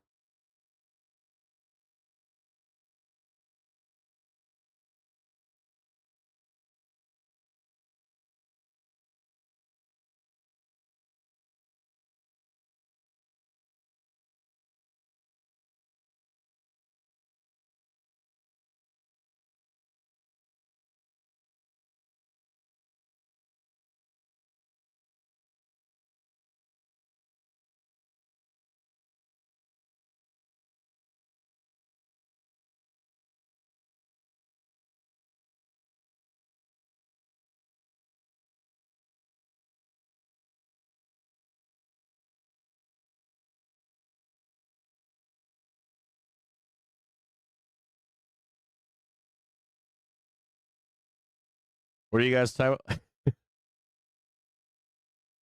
They're going to nuke the Earth or a virus while the instead of X in their topo AI utopia. I find it more fascinating. What I find most fascinating about it all is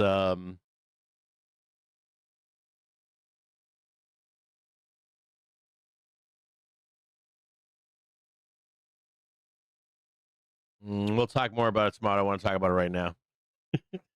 Rather not say anything. It just works. That's tough. That's tough too.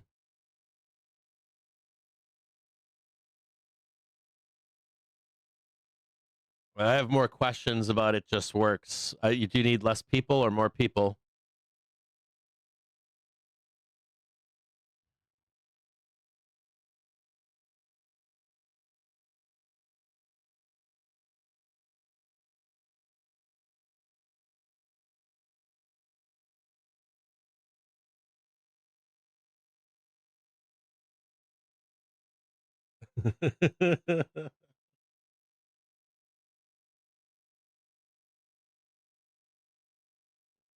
Still have a hedge on here, still pinning. Just a note for you if you're watching the show that we will have the highlights of the press release for Jerome at 2 p.m.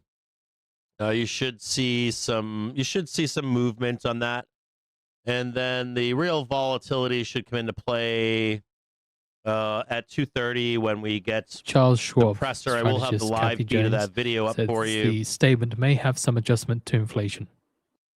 I said that already about a statement about inflation. Of course, there's going to be changes on. I'm going to say it again to you guys. Inflation should be the topic. There should be discussion about that. There should be I'll be honest with you guys. Like I watch this shit closely. Like I read everything with the data. Like your employment is good. He did lie last time about that. Maybe to push a point, but a narrative. But unemployment is good. It really is. It's a little stagnant on the hiring side, but no one's leaving their jobs either. Like the quits are normal, the retirements are normal. We have decent hiring. It's decent. But we don't have like a bunch of job losses either. And then the data from the winter was chock full of federal government layoffs and quits, and we're hiring back the federal government right now. Yeah, all those people that we fired, we're taking them back, I guess, or begging them to come back into the payrolls. So we've got that going on with the employment. Then the inflation, though, that's the real danger, is that he could talk about inflation ripping, not stagflation. Don't be listening to that stagflation crap. You have more risk to inflation than you do FOMC to stagflation right forecasts for no change prior 3 spots and 5%. We also expect the Fed and he rate knows it too. As well. He knows it. Reminder, later on at 2:30 p.m. Eastern Time, we have the FOMC press conference with Powell.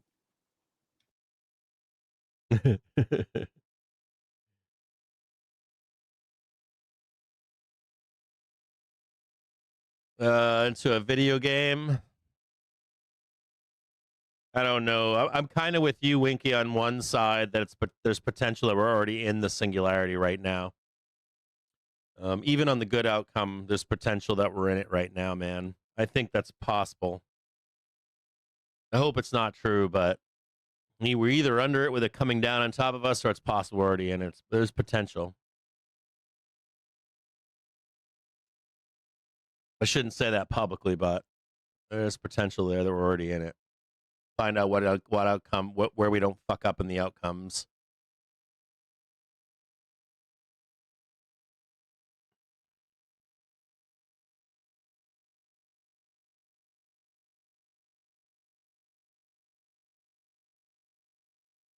I had Wing Commander too, and it did have like 15 floppies. I had Wing Commander, dude.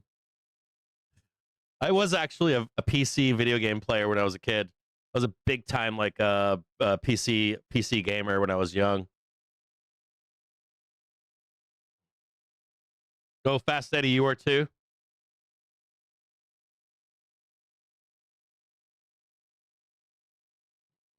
Fuck, I remember I played fucking what was the one Lewis and Clark Trail out west? What was that one called? I played that fucking game too. The one where they went across the west. No, Lewis and Clark. Old school of PC game, like floppy disks and shit. We're talking about Wing Commander right now. Oregon Trail. That's the name of it, Oregon Trail. Did you guys fucking play the Oregon Trail?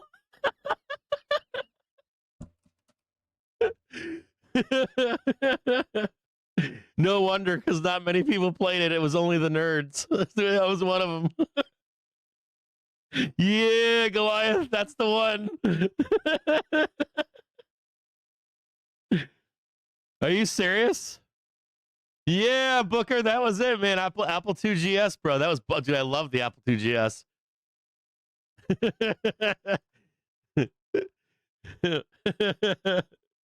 I was like a Commodore 60. Dude, I had a Commodore. I didn't have the one before the Commodore, but I had the C64. I had the 128. Then I went Apple. I did the 2C, 2E, 2GS, and then I think I did a 2 or 386 or something. I'm dating myself now, and I can't remember. Maybe then a 486. I was big into computers when I was young. I played gaming systems into college, but then I stopped. I didn't have any time for it. You had an Atari 400? I didn't. My older cousin had an Atari. I had an Intellivision. My parents were cheap. I wanted the Coleco. My buddy had a Coleco, so I was able to play that with him. I played Coleco, Atari, my older cousin had the one that played Pong, whatever that was.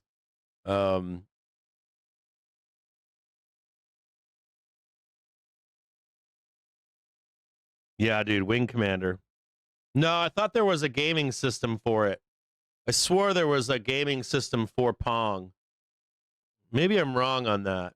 What was the original gaming system for Pong for like home? What was the gaming system before Atari? Or was it Commodore?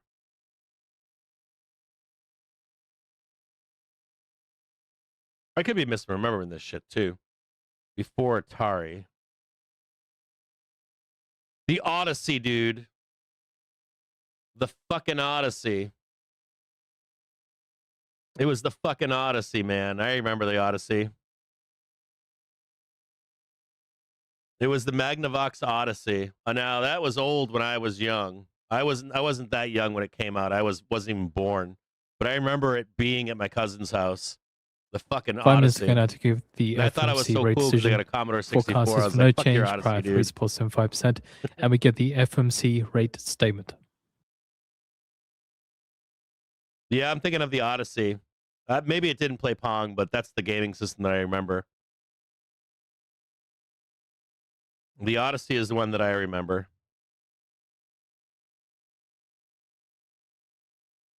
Oh, the Neo Geo. I think we were like in my circles of friends, we were the original. Rajapa says the market seems pushing back on the timing of the next easing. We were, or the Nintendo was the big one, and then some kids went with like PlayStation and Saturn. Like it was like PlayStation, Saturn, and then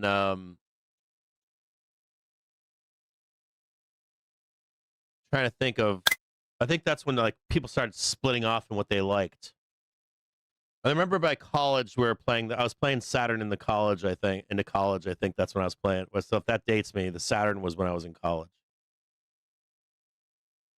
Saga, Sega. Did I say Saga? I said Sega.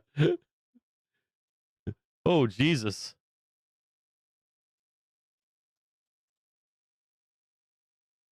Yeah, disc burners.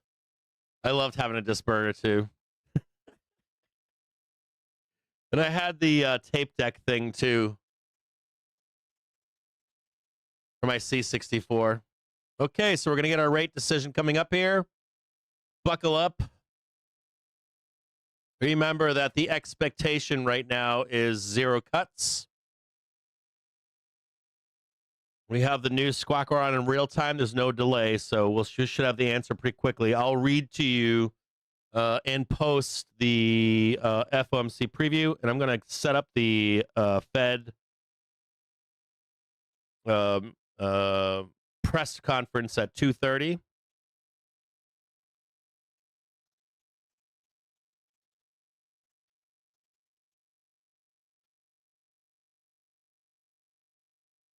Place your bets. If you're in the Discord, you know what my bet is.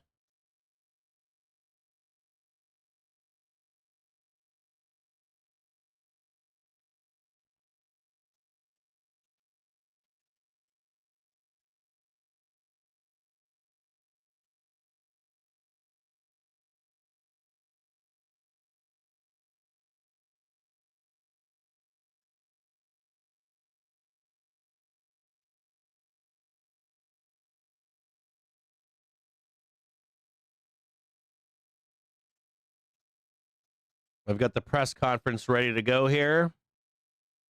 Got a nice little layout for y'all. I fucking loved Metroid growing up. It was one of my favorite games. Like, just Metroid. Metroid was like one of my, after Mario Brothers, Metroid. I had a few others, but Metroid was it for me. I got into Zelda a little bit, but Metroid was like my jam. Oh, you guys are doing the buttons now? Oh, dude, Contra, ABBA. Dude, Contra was ABBA.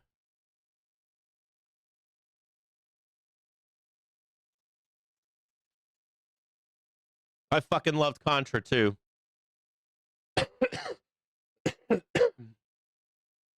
1 minute remaining for the US interest rate decision. Let's blow off some volatility, boys.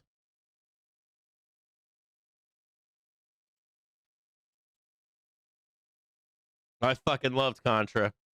I liked Contra if you played it with 4 players at the arcade. Come on, baby. Squeeze their... I'm not going to say it. Squeeze them.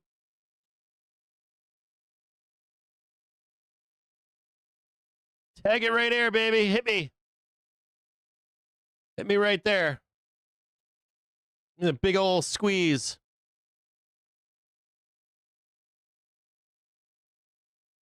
Right there. Hit me right there.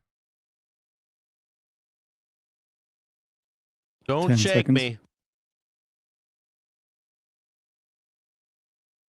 That's all I want right there. Woo! No change, no change. Rate remains unchanged at 3.75% as expected. Look into the statement now. The Fed voting 10-2 to hold the benchmark rate in 3.5 to 3.75% range. Governors Waller and Myron dissent in favor of a 25 basis point cut. The unemployment rate has shown some signs of stabilization. So the unemployment rate has shown some signs of stabilization. Job gains have remained low. Inflation remains somewhat elevated. Unemployment rate has shown some signs of stabilization. Uncertainty about the economic outlook remains elevated. The Fed have upgraded their assessment of economic activity and says it has been expanding at a solid pace, say that they are attentive to risks on both sides of the dual mandate. Oh.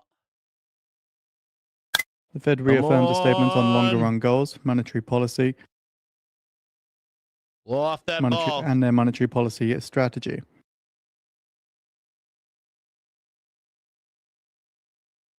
Well, at least they told the truth this time about some unemployment, employment, so and for the markets then, S&P 500 saw a little bit of a move towards the upside here, as again there were two dissenters, Waller and Myron, dissenting in favor of a 25 basis point cut.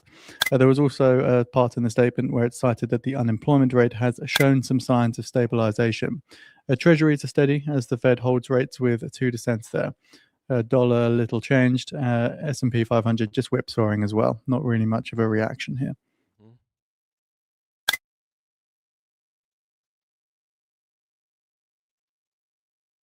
So we have posted the FOMC rate statement as well on the feed for those interested. Wrong way, spoos.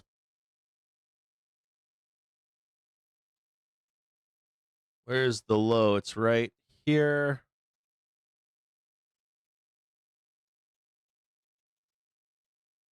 That holds. Dollar index seeing some strength now in the wake of the FOMC decision there. The Dixie up 1% on the session so far. Dollar yen up 1.2. S&P 500 now seeing some weakness come through as well. Slightly delayed reaction across the markets here.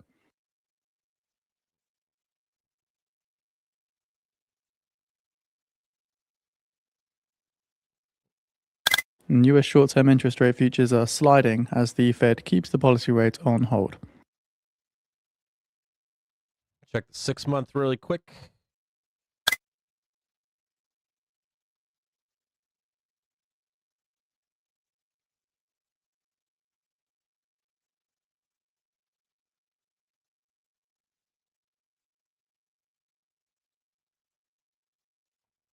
A little upside here, 3.67 on the 6-month yield.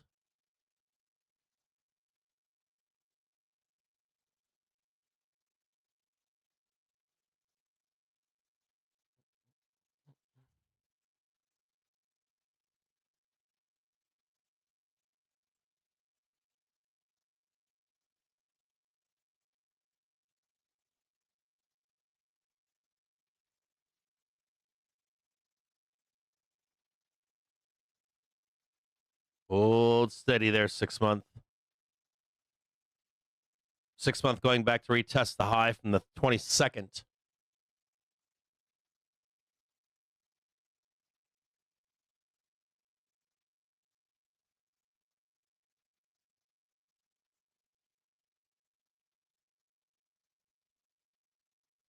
US Treasury 10-year yield rises further as the Fed stands pat, last up 4 basis points around 4.263%.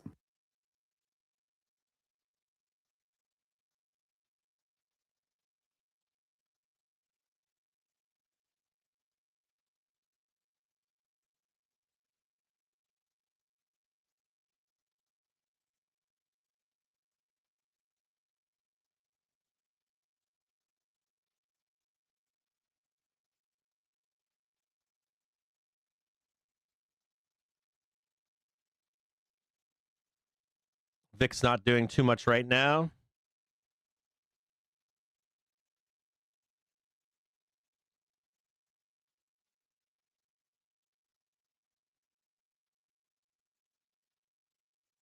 VIX 9-day bleeding, but not by much.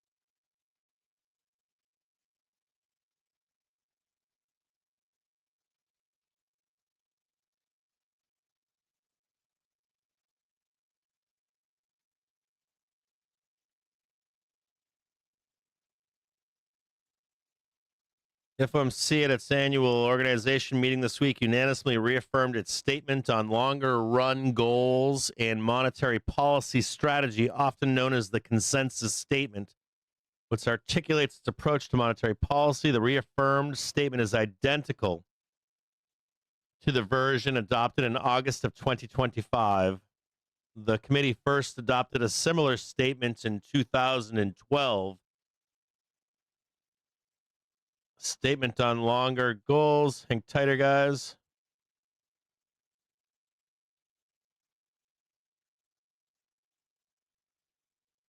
Here is the actual statement.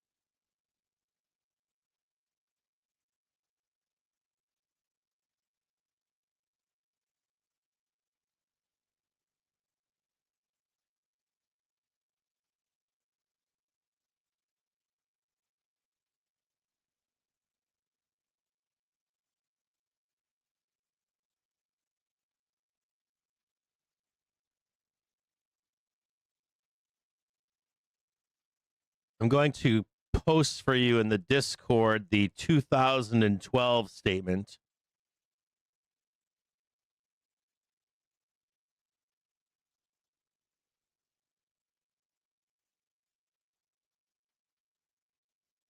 So according to the White House, they're to meet banking and crypto executives on Monday.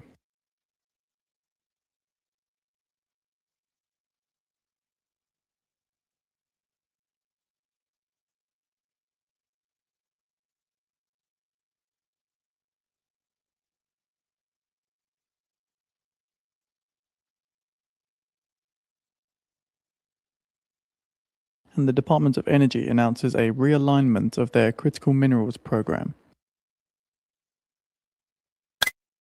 A quick second here. Just going to look at this one thing.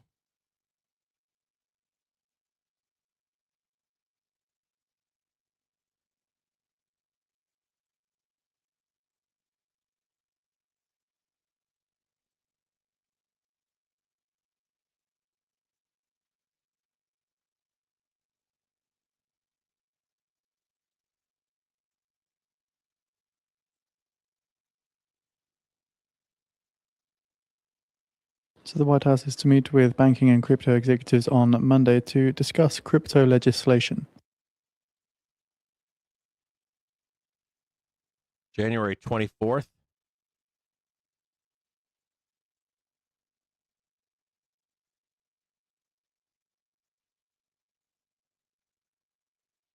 January 24th was an up day. The 25th was an up day, and the 26th was an up day.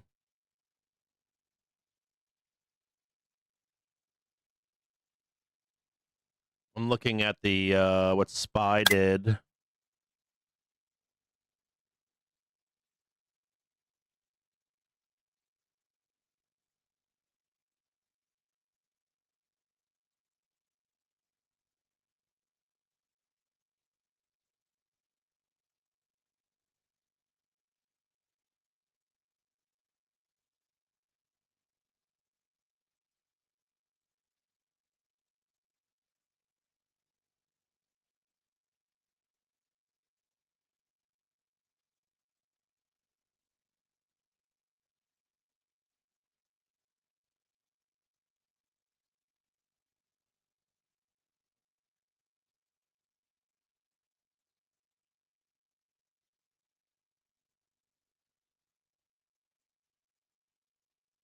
And just look at that price action there. That was we saw a high on April 2nd. Just peep that chart I just posted for you inside the Discord. So the longer run goals last time we posted, or last time we did something like that,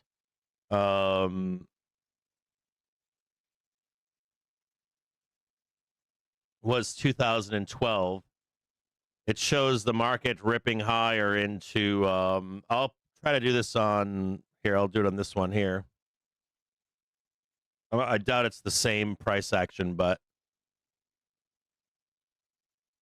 let me see if I can show you here.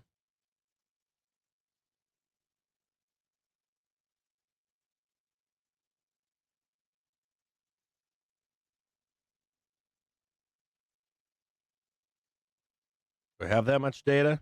Yep, I do.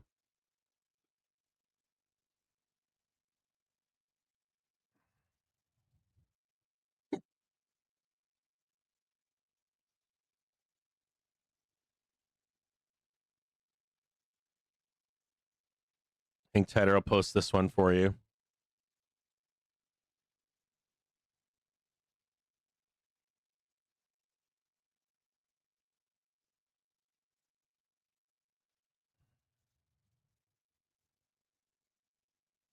January 24th.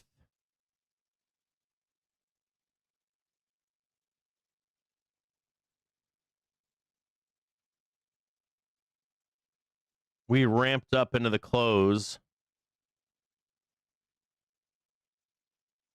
Hang tight here. Let me look at this closely here for a minute.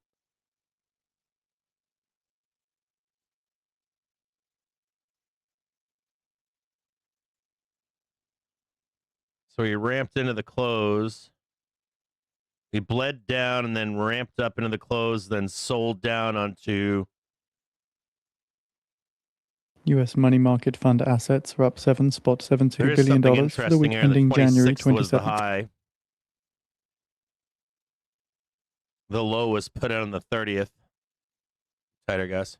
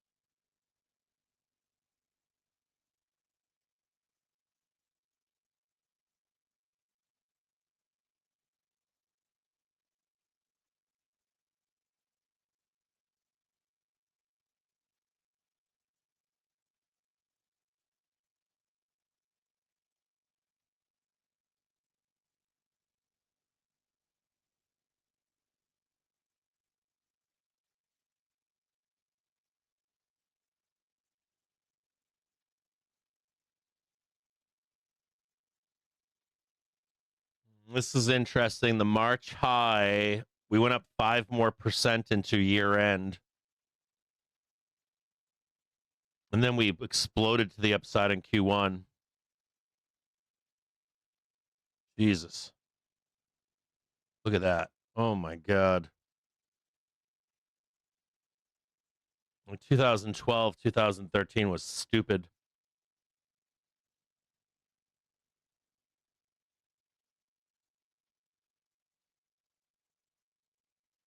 It looks like we closed green on that day, but it was a Tuesday. We ended up selling into the 30th all the way to the depths of hell. All right, I'm going to switch over now to the rate decision here. We've got 12 minutes, just a few more minutes, I'll switch over.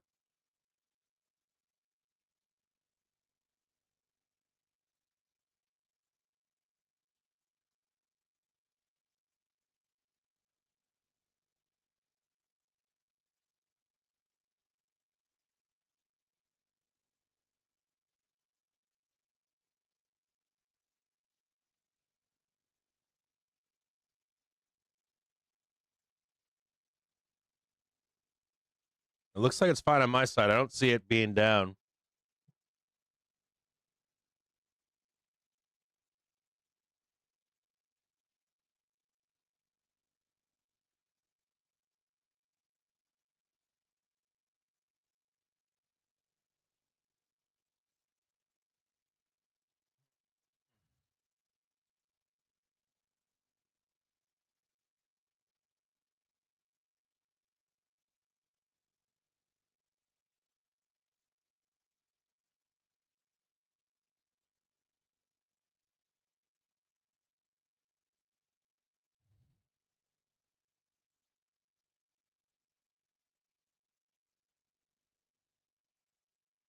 Yeah, it said Twitch, the sound So was in off 10 minutes on time Twitch. now, at the bottom of the hour, we do get the FOMC press conference with Chair Powell. We do have a live video in the calendar. We'll get it out on the feed as well for those interested.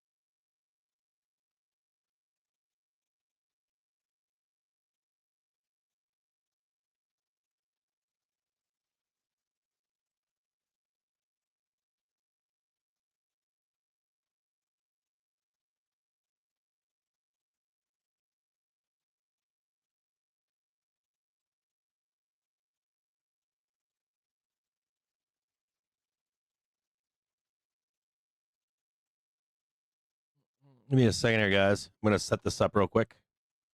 Not quite there. So in 5 minutes time now, at the bottom of the hour, we get the FOMC press conference with Fed's Chair Powell. The live video is on the feed for those interested.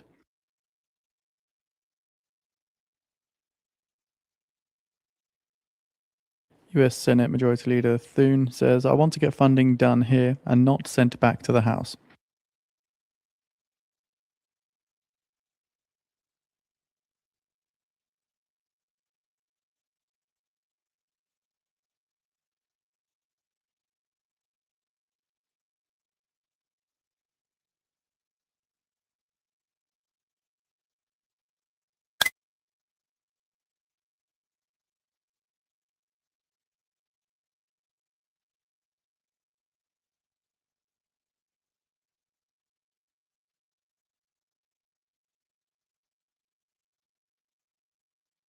CNBC saying the Fed holds key interest rates steady as economic view improves.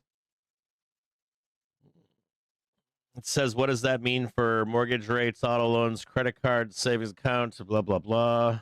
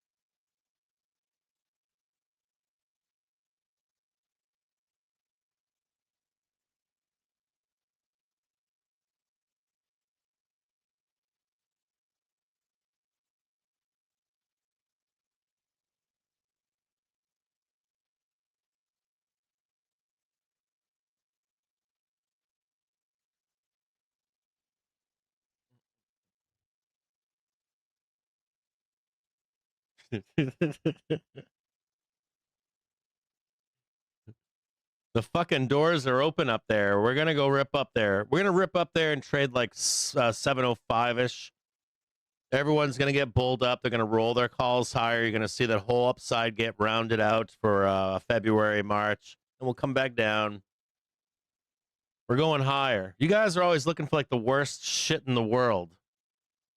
Someone asked me over the weekend, are we going to limit down? I don't know who asked that question, but I'm like, weakness maybe, or go down to 63 maybe, the door lower than 72 maybe. We're not crashing for anybody. We're going up. You only have a few chances to get long here. It's going to rip the faces off. The pullback is, we'll talk about this before the end of the day today. We're going to talk about the FOMC press conference with Chair Powell. Again, the live video is on the feed for those interested. That is. I have a sneaking suspicion that we're not going to see the full drawdown to the daily trigger like 72, 62, or whatever that is. Maybe, but I don't think so. I don't think so. I think what we're going to do is end up chasing. We're going to chase. We're going to chase this all the way up into 715, somewhere in there, whenever we hit that number. All right, here we go. I'm going to turn this on in just a moment here. I'm going to switch over to, give me one quick second. Rate decision, wrong screen. Figures. Give me just one quick second here, guys. I don't know what the fuck is going on. What is this screen? Tap center screen. That's not the center screen. Should be this one right here. There we go. So we're going to play this presser as soon as it comes out. Let's watch this right here.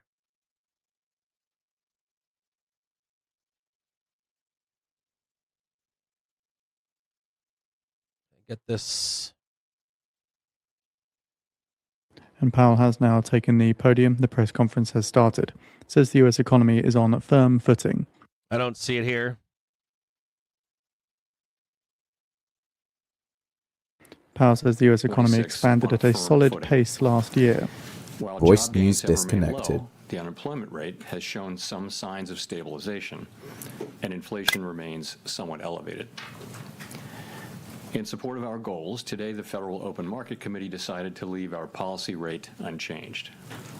Having lowered our policy rate by 75 basis points over the course of our previous 3 meetings, we see the current stance of monetary policy as appropriate to promote progress toward both our maximum employment and 2% inflation goals.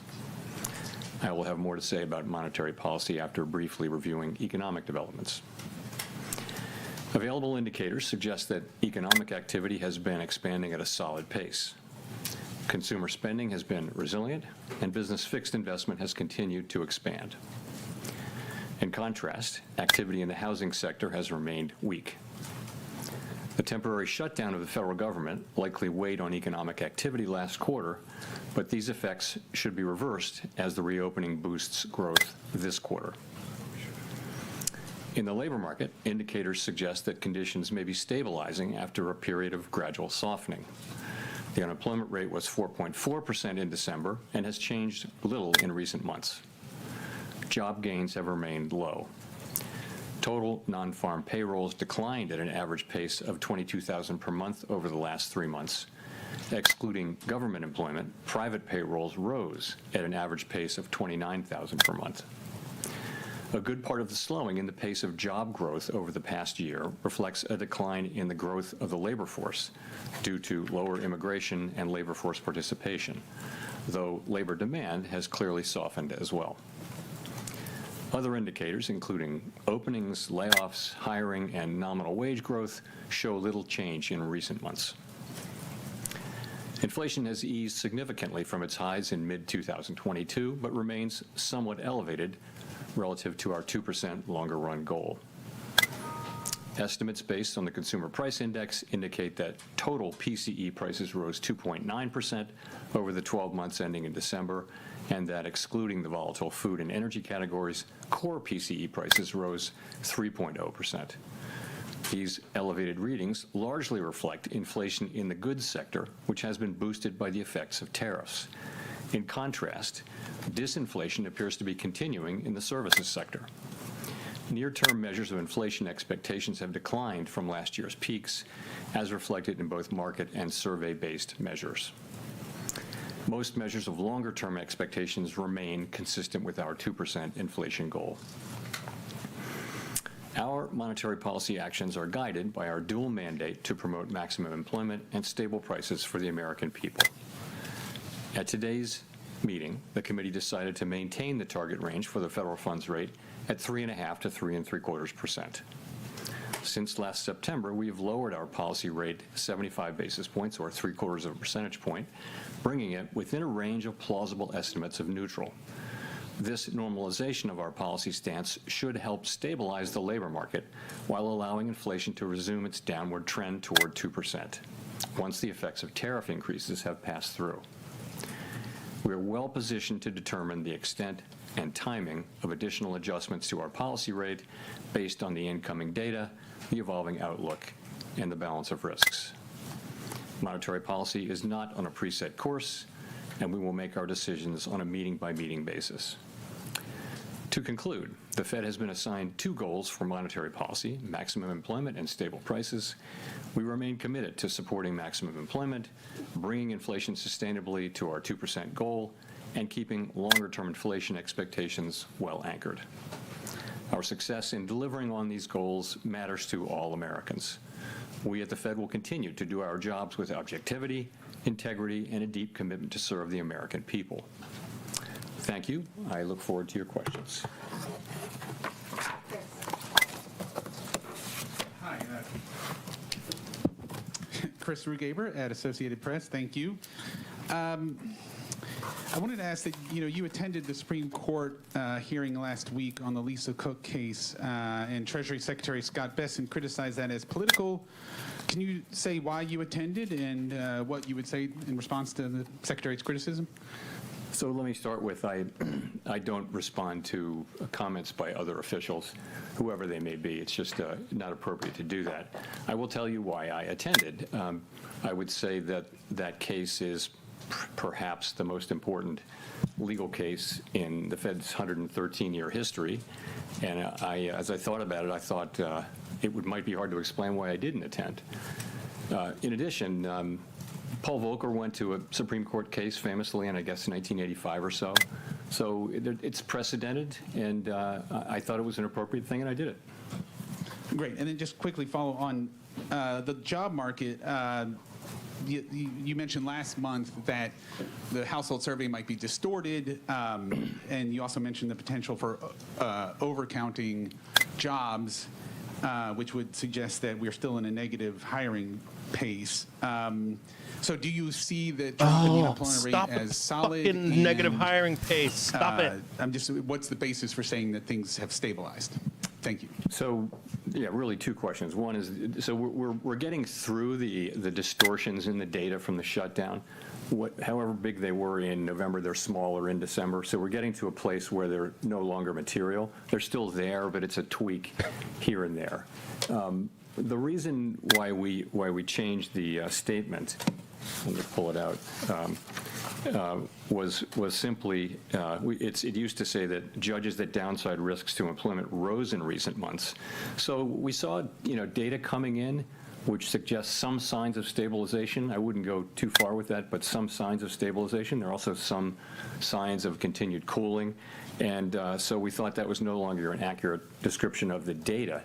In addition, the outlook for economic activity has clearly improved since the last meeting, and that should matter for labor demand and for employment over time. So for those 2 reasons, we thought we would take that language out of the statement. Nick. So he kind of bullshitted that last FOMC saying employment was bad and it wasn't. Chair Powell, you've generally avoided engaging with political controversies directly, and the video statement on January 11th was a departure. What made this different, and are you concerned it could draw the institution further into political debates? So today I'm simply going to refer you to the statement that I made on January 11. I'm not going to expand on it or repeat it.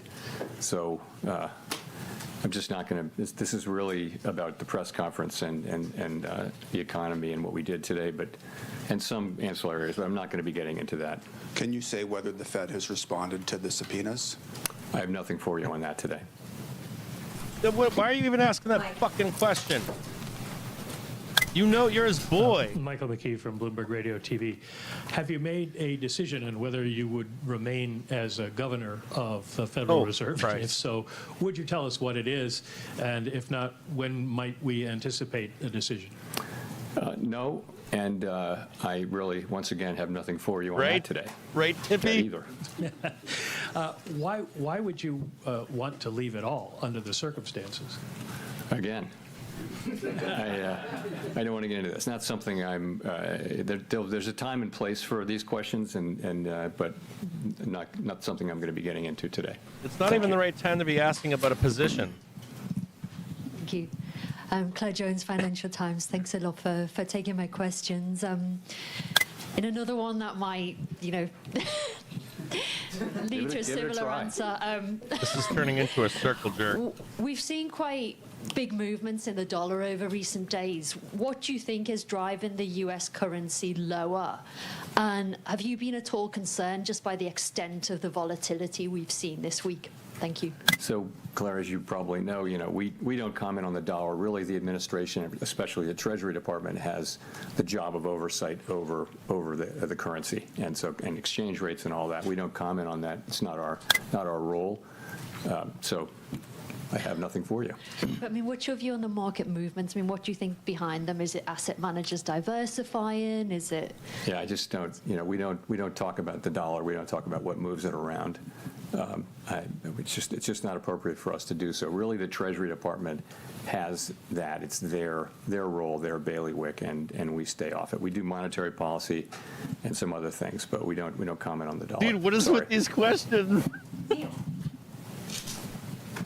Hi, Chair Powell. Neil Irwin with Axios. Obviously, no SEP in this meeting, but in light of the slight firming up of the language around growth in the labor market in the statement, should we assume that the timeline for any further rate cuts is pushed back compared to what people might have thought in December? Oh, God.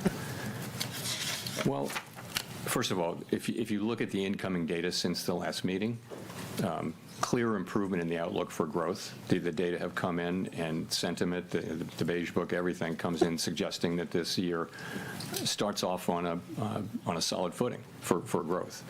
Inflation performed about as expected, and as I mentioned, some of the labor market data came in suggesting we're evidence of stabilization. So it's overall a stronger forecast, really, if that's your question. I'm not sure I answered your question. But in terms of timing or pacing of any additional easing? So we haven't made, what we'd say about this was that last FOMC, I was like, they're fucking lying right now. We're well positioned to address the great. risks that we face on both sides of our dual mandate, and we'll continue to make our decisions meeting by meeting based on the incoming data, the implications for and the outlook and the balance of risks. Haven't made any decisions about future meetings, but the economy is growing at a solid pace. The unemployment rate has been broadly stable, and inflation remains somewhat elevated. So we'll you be weren't looking saying that to last our time, bro. goal variables and letting the data light the way for us. Steve. Steve Leisman, CNBC, and sticking with questions you might answer. Thank you. You had previously, I believe, described the current policy rate being at the higher end of neutral. And if you look at the longer run, the SEP and the longer run rate, 16 of 19 officials are actually below there on their long run. Is the Fed still in a process of bringing it down towards a middle range of neutral? And what would it take to get there? So the count I did was that 4 of the 19 were at or above that. Maybe I missed by 1, but I thought it was 4. And if you look at the dealer survey, it was 10 out of 58 where we're at or above. So you're right. It's the higher end of the range. What we say is it's within the range of plausible estimates. This is the higher end of that range, but so for some people they think it's neutral. I think, and many of my colleagues think, it's hard to look at the incoming data and say that policy's significantly restrictive at this time. It may be sort of loosely neutral, or it may be somewhat restrictive. It's in the eye of the beholder, and of course no one knows with any precision. So is that, you had a follow-up? I get what you're saying, but some officials have described the Fed being in a mode of bringing it down eventually over time. Are you still in that mode, or is this a place to hang out? Yeah, no, I would say if you look at the SEP from December, most people had additional normalization. But at the same time, we've done a lot of the process of normalizing. A good piece of it is done with 75 basis points, and before that, 100. It's 175 basis points we've cut since we began cutting in September of 2024. So you've moved now to, Fed funds is running just a little below 3.65%. So you've moved a good way, and we think we're well positioned here to watch how the economy performs, look at the data. We're not making decisions about future meetings, but we do think we're well positioned after those 3 cuts to let the data speak to us. Amira. Thank you, Chair Powell. Mara Mokwe from Bloomberg News. To what extent did the committee discuss the possibility of cutting at this meeting or in March? And how are you all thinking about the conditions that would merit another rate cut? Is there broad agreement on the committee about what it would take? So there was broad support on the committee for holding today. Broad, I would say, including among non-voters. So that's where that was. Of course, some people did want to cut and dissented, but committee pretty broadly for holding today. We're not trying to articulate a test for when to next cut or whether to cut at the next meeting. What we're saying is we're well positioned as we make decisions meeting by meeting, looking at the incoming data, evolving outlook, and all that. And we're in a position where we still have some tension between employment and inflation, but it's less than it was. I think that the upside risks to inflation and the downside risks to have probably both diminished a bit. So we'll be looking at that. It's about how you weigh the risks to the two goals and how big those, and quantify them. And so there are different views on the committee, and we'll find our way forward as the data evolve.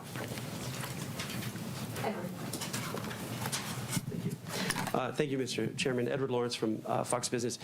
Has the effects of tariffs already moved through the economy on prices? A lot of it has. So basically, there are many different estimates, and they're all highly uncertain. But most of the overrun in goods prices is from tariffs. And that's actually good news, because if it weren't from tariffs, it might mean it's from demand. This is false. And, that's a harder problem to solve. We do think tariffs are likely to move through and be a one-time price increase. So most of the overshoot, if you were to take that out, inflation, core PCE inflation is running just a bit above 2%, x the effects of tariffs on goods. And the other good news is, if you look away from goods and look at services, you do see ongoing disinflation in all the categories of services. So that's a healthy development. So that's what's going on. The expectation is that we will see the effects of tariffs flowing through goods prices, peaking, and then starting to come down, assuming there are no new major tariff increases that are begun. And that's what we expect to see over the course of this year. If we see that, that would be something that tells us I want to warn you guys of something. Also, this is your durable goods right here. It's been on track. It's not stabilizing. That in fact, the downside. It's literally on the same plane it's been on. Just get worse. We'd have to look at both of those. We have a two-sided mandate. If I could, if President Trump does pick a new Fed chairman before May, what does that look like? How would you work with that person, and what does that transition period look like? I don't have anything for you on that. That will depend on Congress's actions and things I can't speculate on. Howard Schneider with Reuters. Thank you for taking our questions. Given the changes in the statement and all you've said so far, is it fair to describe risks to both sides of the Band-Aid as roughly balanced right now? And is the next move necessarily down? I'd say that the upside risks to inflation and the downside risks to employment have diminished. But they still exist, so there's still some tension between the mandates. Are they fully in balance? Hard to say. And we think our policy's in a good place. I've just discussed reasons why we might change our policy, and we'll just have to see how the data lead us. I'm wondering, you a minute ago you said you felt expectations were consistent with your mandate, that the 2 and the 10-year break-evens have moved quite notably in the last couple of weeks, I believe. Is there any concern on that front? I mean, I recently looked at all of the both survey and market-based short-term inflation expectations have come way down. They were in a good place at the beginning of last year. They spiked around Liberation Day, and now they've fully retraced in the last few months. So that's very comforting. And the longer-term inflation expectations have remained in places that are very consistent with 2% inflation over time. So expectations have been solid, and they reflect confidence in the return to 2% inflation. Andrew. Apologies if this is a little bit repetitive, but in the past you've said that the reason you cut rates was that the risk to the labor market was greater than the risk to the inflation side. Is that still true? You know, we haven't made, you're right, we saw the labor market weakening and we acted. And I think that was the appropriate thing to do. We will always act to address what we see as the economy moving away from our goals. Risks to both of the variables are a little less. I think the upside risk to inflation, again, a little bit less, and the downside risk to employment, a little less. I just would say that I'm not making a judgment about how, one of them is more at risk than the other, just that the risks to both of them have diminished. Okay, thanks. BIS wrote a paper last summer which concluded that global investors were hedging their dollar exposures in ways that previously they hadn't because of policy uncertainty. Do you agree with BIS?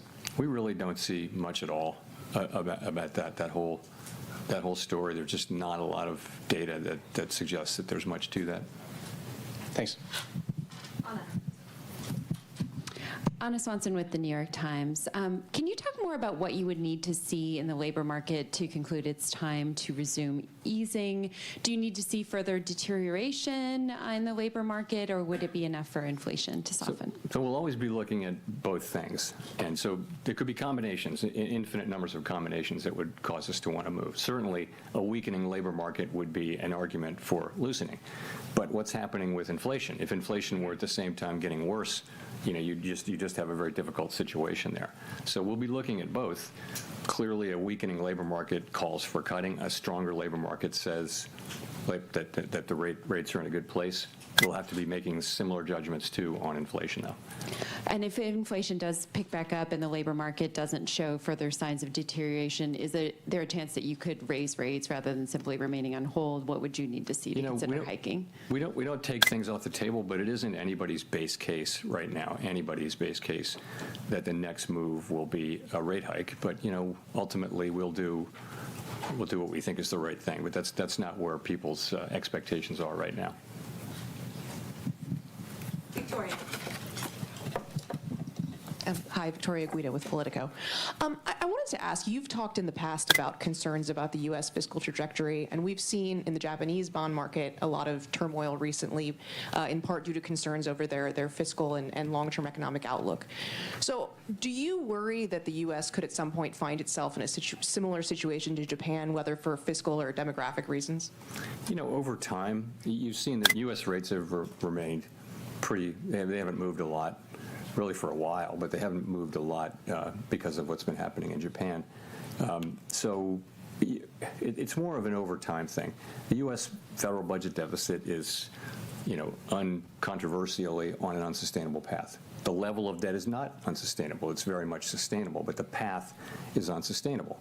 And the sooner we work on it, the better. But right now we're running a very large deficit at essentially full employment, and so the fiscal picture needs to be addressed, and it's not really being addressed. So that's important. I'm not in any way connecting it to some sort of near-term market event, but ultimately it's something we'll have to deal with, and that in the end game, that's where you wind up, is in some kind of a difficult thing. But that's not where we are. It's not where Japan is either.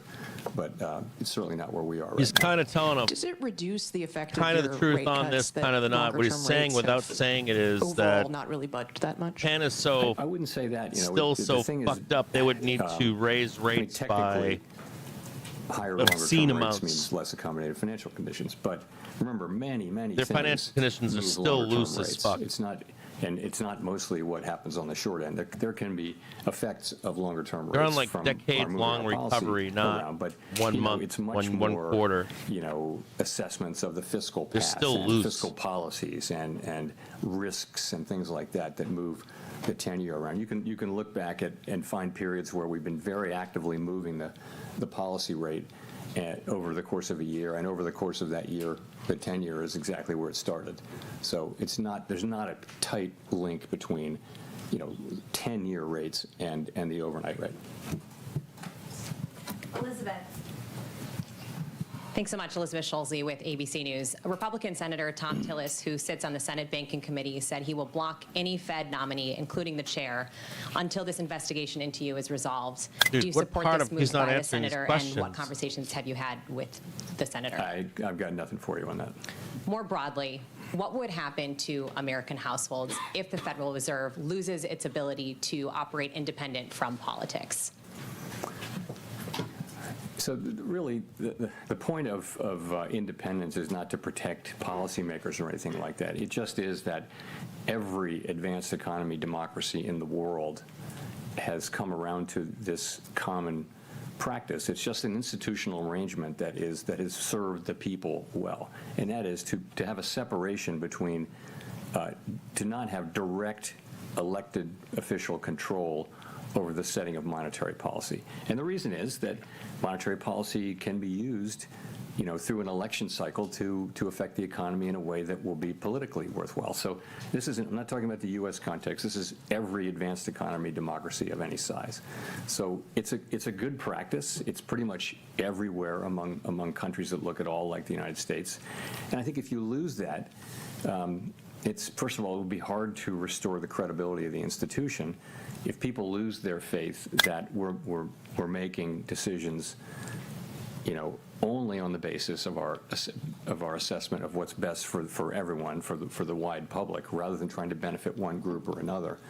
If you lose that, it's going to be hard to retain it. And we haven't lost it. I don't believe we will. I certainly hope we won't. But it's very important, and the reason it's important is that it's enabled central banks generally not to be perfect, but to serve the public well. You're confident it can maintain that independence at this point? Yes.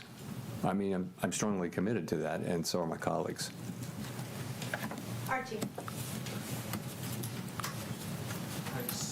Archie Hall from The Economist. On that sort of stabilization of the labor market question, how much do you see the weakening we saw over the past 6 months, year, as a kind of data mirage around immigration and the government shutdown and so on that's now resolved? Or how much have we seen a kind of real underlying firming up in the state of the labor market, do you think? Well, part of it is, to your point, part of it just is that labor supply, growth in labor supply has come to essentially a halt from a fairly fast clip of growth over the last couple of years, driven by immigration, and then the halt being driven by a very sudden stop in immigration. So many outcomes were possible with that. Supply came way down. It turns out that demand for labor also came down a very similar amount, maybe just a little bit more, which is why the unemployment rate has gone up. So I don't know whether that's a coincidence or not, but that's what's happened with that part. But if you look at other things, like, for example, just to pick a couple, the Conference Board's measure of job availability that came out, I don't know, was it yesterday or today? But, it shows, it's a survey showing that workers feel like job availability it's a very low reading. Just one reading, but it's an indication of softening. People, part-time for economic reasons, which is a category within the broader U6 category measure, has moved up significantly. So there are lots of, and I could go on and on, there are lots of little places that suggest that the labor market has softened.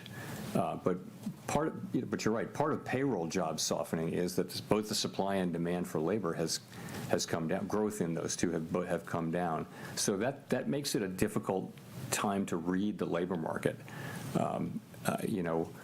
So imagine they both came down a lot to the point where there is no job growth. Is that full employment? In a sense, it is. If demand and supply are in balance, that you could say that's full employment. At the same time, do we really feel like that's a maximum employment economy? It's very challenging and quite unusual situation. Thanks. And one more on growth and the kind of strong growth outlook, your strengthening growth outlook you're now seeing. How much of that is the fiscal stimulus we're seeing from the beautiful bill, the tax cuts, and all of that? So you're seeing it already. You don't have much of the fiscal. I think the outlook, you're right. It's financial conditions, and it's fiscal policy for 26. But you've got strong consumption that's been happening before financial conditions have been supportive, but before the fiscal effects really are shown. So essentially the economy has once again surprised us with its strength, not for the first time. And, consumer spending, although it's uneven across income categories, but consumer spending overall numbers are good, and we're benefiting from the AI build out of data centers. That's another thing we're benefiting from. But the economy overall, growth is on a solid footing. It looks like, and it's not just those things. It's just tell them, Jerome. The consumer is filling out. Stop fucking pussyfooting, dude. We know what you said the last two fucking meetings, which were fucking there's been lies. a disconnect for some time between downbeat surveys and reasonably good spending data. Thanks, Chair Powell. Christine Romans from NBC News. You talked about how consumer spending is uneven. The president calls inflation defeated and solved. The FOMC says it's a somewhat elevated inflation. But you talked about those customer survey or those consumer sentiment surveys and public opinion polls that show that most families say the cost of living is still issue number one. What is the conversation around the table with your colleagues about how wealthier consumers seem to be driving so much of the economy, and why so many families still feel like they just can't make ends meet after 5 years of rising prices? What is that discussion like? So a couple things. One, there's something to it in that we know that higher income households that tend to own real estate and tend to own stocks, securities, and those assets have been going up in value, and increases in wealth do support spending over time. So, and that's clearly a part of the story. We also know that for some time now, for a year or more, we've been hearing from retailers, for example, that serve lower income customers, whether it be food or the big box stores or anything. They're saying the same thing, which is our consumers are looking to economize. They're trading down from brands, and they're buying less, and it's changing their buying habits and that kind of thing. So we're seeing that, and that is a reality of what we're seeing. They're still consuming, but they're feeling it in a different way. I would say more broadly on affordability, we have a vast network through the reserve banks and also through the Board of Governors, where we talk to small and large businesses and households, and so we do hear a lot about affordability, and we take that very seriously, and we take it to heart, because one of our jobs is price stability, and so the best thing we can do for people who are feeling that squeeze is to keep inflation under control, and frankly, to finish the job of getting inflation back down to 2%. You mentioned the AI build-out as being positive for economic growth this year. I wonder, as you look at the weakest year last year for job creation of a non-recession year since like 2003, are you concerned about AI maybe supplanting more entry-level work and entry-level jobs, and how does that play into what you're watching about the labor market? So everyone, of course, is watching AI and the deployment and, trying to understand exactly what's happening. And there's a wide range of possibilities. It's hard to say. And of course, anyone who uses it is amazed at what it can accomplish, right? So every technological wave will eliminate some jobs and create other jobs. And it's always been the case. If you look back, wave after wave after wave, there will be some disruption, but ultimately technology increases productivity, which is the basis for rising wages. And it may not all happen immediately, but over time, it's what enables incomes to rise over time, is rising productivity. So and we always ask, well, this is going to be different, is it going to be different? And we don't know. And we may, in any case, see in the short term jobs that are being eliminated by the capabilities of AI. We may see that. We just don't know what the overall effect is going to be. So how to think about it in macroeconomic terms, it's very hard. We can look at the aggregate data. We can analyze, for example, there is some connection, it appears, between the low hiring rate for recent college grads and AI, but it's not the main or only driver. You hear large companies, though, many of them saying that they either won't be hiring for some time, or that they're hiring less, or that they're laying people off, and they tend to refer to AI when they do that. So we're all watching and learning, and it could certainly have pretty significant effects on the economy, the workforce, and our society. We don't really have the tools to address the concerns that may arise, but we have a lot of people who focus on analyzing it and try to understand what the macroeconomic implications are, which is our job. Beyi. Thank you, Chair Powell. Beyi from AFP News Agency. You mentioned earlier that on inflation, the broad expectation was for a one-time price increase and then for inflation to come down. And I was wondering, is your expectation still for inflation to start cooling in the second half of 2026? And if you could elaborate how far we are from target currently. Thank you. So how far we are from target is, as I mentioned in my opening remarks, we had 3.0% core PCE inflation over the 12 months ending in December, and that's pretty much what we had the year before. So on net, no progress, but the story behind that is modestly positive in that most of the overshoot was in goods prices, which we think is related to tariffs, and ultimately we think those will not result in inflation as opposed to a one-time price increase. Okay, so that's where it is. In terms of, you asked, so no one thinks they will,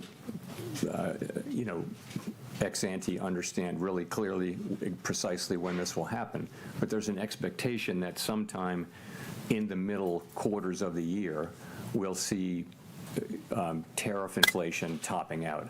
So what we do is when a tariff is put in place, we track the effect of those tariffs over a 6, 7, 8, 9-month period, and you can see for that tariff how long it takes to reach a place where it's affected the price level, and that's it.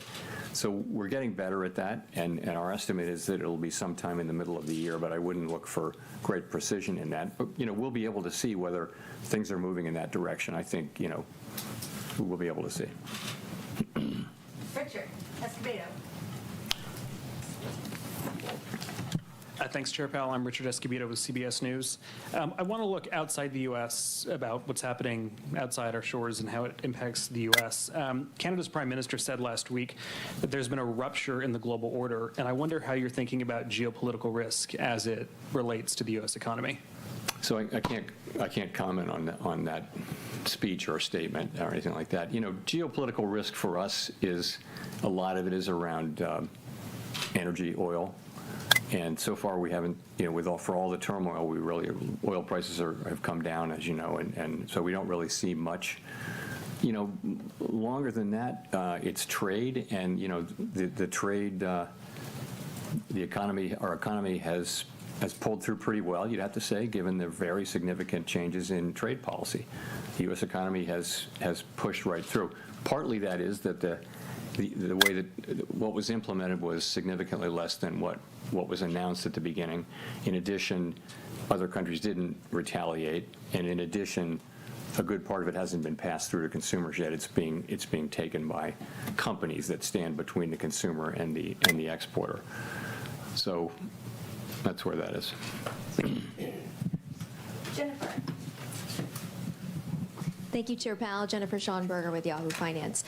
With third quarter GDP growing at 4.4% and the fourth quarter expected to have a 5 handle on it as to what the Atlanta Fed is predicting, at a time when you had a government shutdown and we thought that was going to shave off some growth, you've also got the fiscal tailwinds you've talked about, big tax refunds coming, potential tariff dividend. How could you cut rates and not spur inflation in that environment? Well, we didn't cut rates today, but it depends on how fast potential output is growing, right? I'm just asking in principle. I'm not saying this is what's happening, but there's growth and there's how fast the potential is growing, and at a time of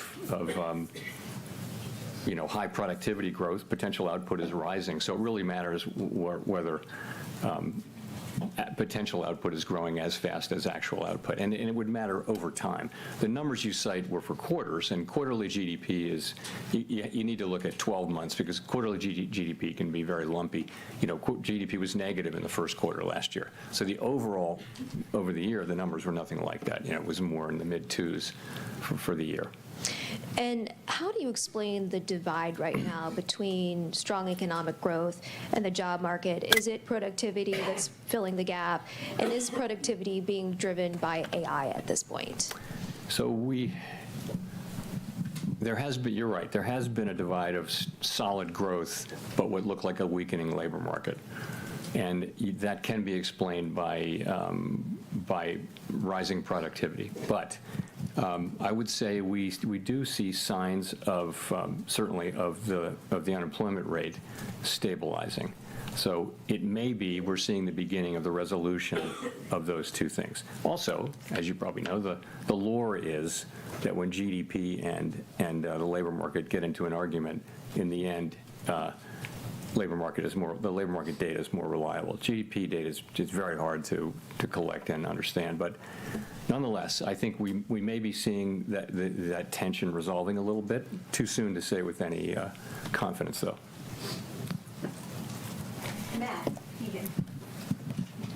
Matt Egan with CNN. Chair Powell, after today, you have 2 meetings left as Fed chair. You've obviously experienced a lot during your time as Fed chair, served under multiple presidents. I'm wondering what advice you have for whoever your successor might be. Honestly, I'd say a couple of things. One is stay out of elected politics. Don't get pulled into elected politics. Look at him! Look at his face. Like, yeah, that's bro. Another is just hookers and cocaine, Jerome. Our window into democratic accountability is Congress, and it's not a passive burden for us to go to Congress and talk to people. It's an affirmative, regular obligation. If you want democratic legitimacy, you earn it by your interactions with our elected overseers. And so it's something you need to work hard at, and I have worked hard at it. So, and the last thing is, it's easy to criticize government institutions so many ways. I will tell whoever it is, you're about to meet the most qualified group of people you not only have ever worked with, you will ever work with. And when you meet Fed staff, and not everybody's perfect, but there isn't a better cadre of professionals more dedicated to the public well-being. He's speaking to career. Thanks for that answer. If I may follow up, as I'm sure you've noticed, gold and silver prices which is like the minions that do this work in data. They don't care about politics. These people just go to their office every day. They do their work. Those moves and what message? I got to post that. I got to have a PhD in statistics, and I go to work every day. I don't give a fuck about politics. And that's true about those people. Macroeconomically. The argument can be made that we're losing credibility or something. It's simply not the case. If you look at where inflation expectations are, our credibility is right where it needs to be. So we look at those things. We don't get spun up over particular asset price changes, although we do monitor them, of course. Nicole, for the last question. Hi, Nicole Goodkind-Barron's. Some prominent critics have charged that the Fed's economic models are somewhat backward-looking, but should be more forward-looking, incorporating things like productivity increases from AI.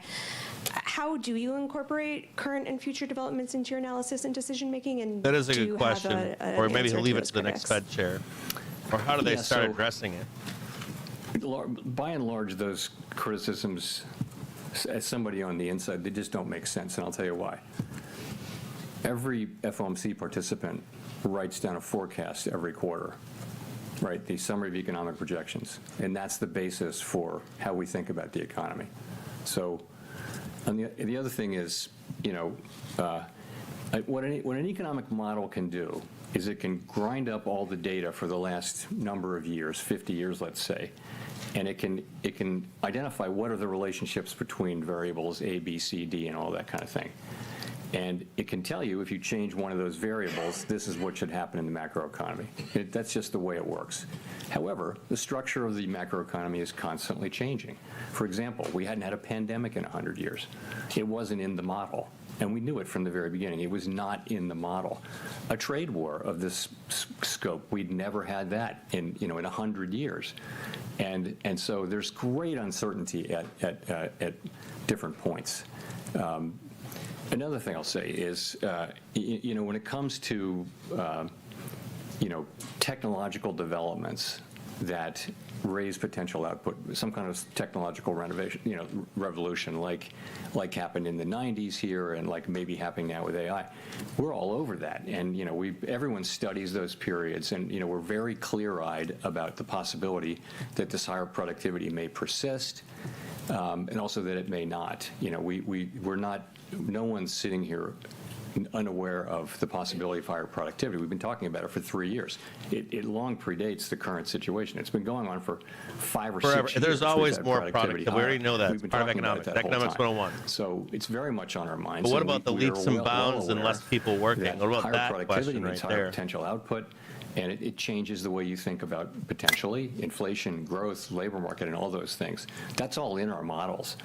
I mean, if it's just a question of using better models, bring them on. Where are they? We'll take them. But I think, we certainly are in contact with anybody who does economic modeling, and we're always looking to do better at that. But that's how I think about that. And just a quick follow-up. We've been talking a lot about tariffs and passing through, and we've been talking a lot about them for the past few months. The trade landscape is still in a constant state of flux. Announcements, threats, negotiations, they're all frequently changing. So I'm wondering how you actually track these, what data or channels are most critical to follow this in real time? Trade? Yeah, the impact of tariffs and how they're changing. Yeah, I think our staff has done a really nice job on that, and they've kind of put it together in real time. So as I mentioned, a tariff gets put in place, you can pretty much track its effects on pricing and on everything, and so you build a model up from all of the tariffs. At the beginning, it was very much of a forecast. Now it's every cycle that goes by, it becomes more informed by actual data, and our forecasts were not far off. What changed was, as I think I said earlier, what was implemented was smaller than what was announced. In addition, we didn't see retaliation internationally, and I think people did generally expect that because we saw that in the past, and that really mattered too. And then the other thing is that pass-through didn't know how fast that was going to be to consumers, didn't know how much exporters would take, how much companies in the middle would take, and how much the consumer would take. And it turns out it's a lot of companies in the middle who, by the way, are pretty strongly committed to passing the rest of it through, which is one of the reasons why we need to keep our eye on inflation and not declare victory prematurely. Thank you. We're done? We're done. Okay. Thank you very much.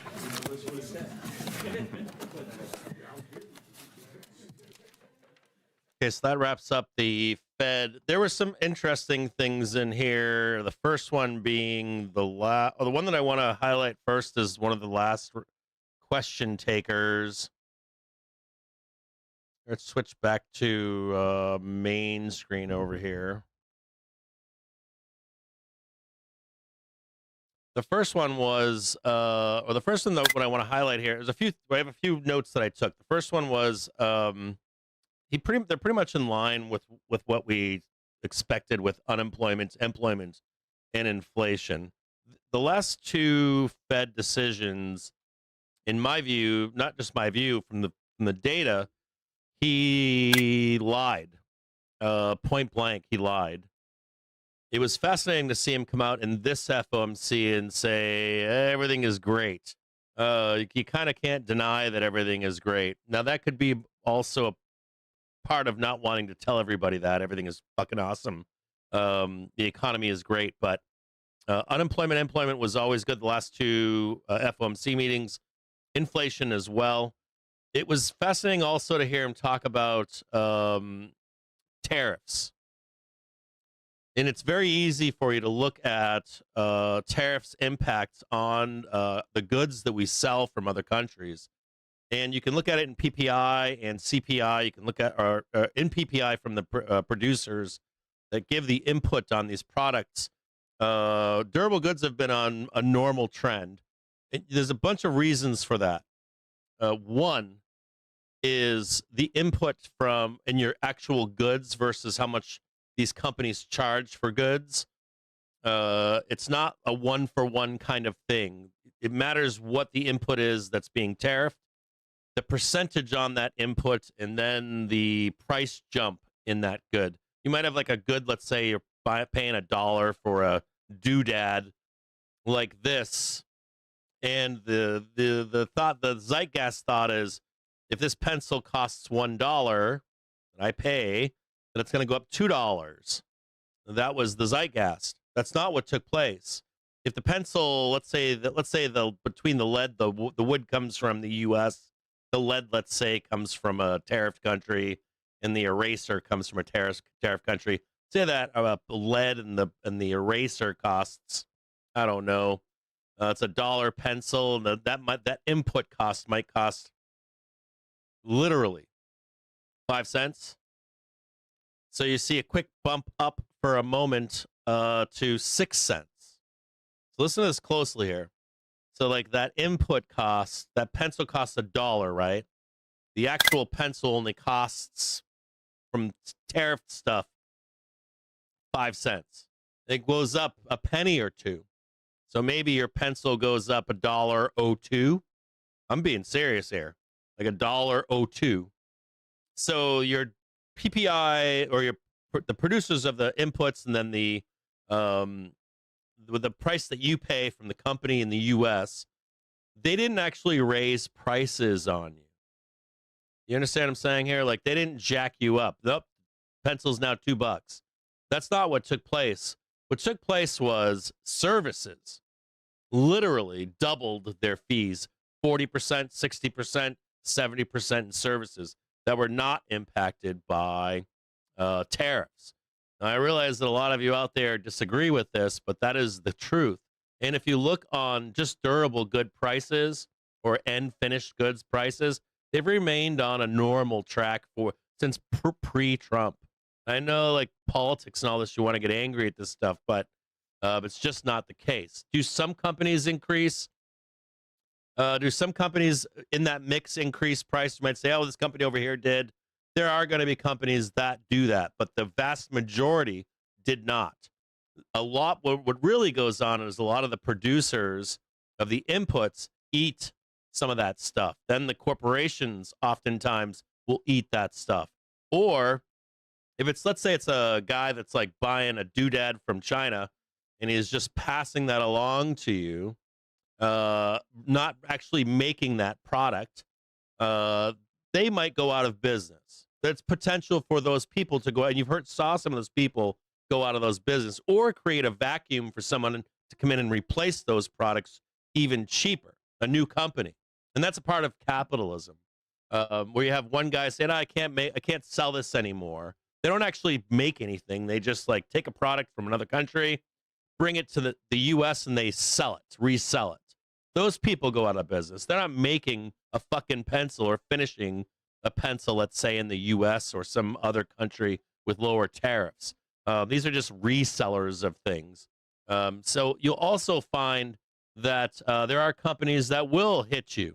They will hit you double, but it's not the vast majority of it. If you watch this stuff closely, he still wants to blame tariffs for inflation rising. In truth, seriously, in truth, it is services. Services were like, oh shit, we're going up, fucking raise prices, when they in fact are not importing anything that is being tariffed. So I still find it interesting that he's not addressing that. I don't know why that is. But if you want more information on that, go out there and find Wolf Richter. He will show you the exact data on that stuff. That's a big time misnomer about tariffs and their impact on the cost of in particular goods in this country. It was minimal price increases. Further, financial services have not come down at all. Of any of the PCE, CPI, any of the inflation, you want to point a finger? Financial services. Even when we sucked all the money out of the system, it's the only, literally the only sector out there that has maintained their high fees. It's wild. And of course, he is from a background in financial services, so he's not going to tell you that either. As far as unemployment, employment, he gave a little bit on that. stating that employment and unemployment are very good. He did talk about people not switching jobs. And it is true that job hiring has slowed in terms of creating new jobs. That is a fact. He addressed that, and that he didn't lie about that. The only other thing that I thought about that was interesting was that last lady that was in there. I think she was trying to more get towards the idea that, hey, are you guys ahead of not only higher, when we already know that everybody, or the economies are built to become more efficient, higher productivity from the workforce. That's been it's a part of life. We don't have miners with shovels in mines in the United States anymore. We got machines that dig out mines these days. So I think she was trying to get more towards the idea that are you more public with a framework for this crazy new efficiency and not needing more workers? And is it public? Is it something we can all look at? And when it really matters, will there be something like, do we stay on the same modeling until something breaks or something bad happens? I think she might be pointing towards this whole AI thing. And this was addressed by Jamie Dimon at Davos. Jamie Dimon made a point, or a case in point, stating that, as an example, there are 2 million truck drivers in the U.S. that make $150,000 in a year on average currently as truck drivers. And Jamie Dimon's point was, if this is all real, this AI robotics is all real, you could, in a very short amount of time, if this isn't fraud, that in a very short period of time, you could not have any trucker jobs left, almost immediately. And this would put in the U.S. 2 million people out of work, making $150,000, and then say to them, oh, well, we'll give you 25 grand a year, your unemployment, all of you right now at this one moment. I think that's what she was more or less speaking to. Is it something where do we have a way to deal with this new data if we get hit with a shovel in the face over job losses? And Dimon said something to that effect, being we cannot, if we get Gen AI, we can't allow it, the implementation of it, to happen so quickly that we put mass people out of work.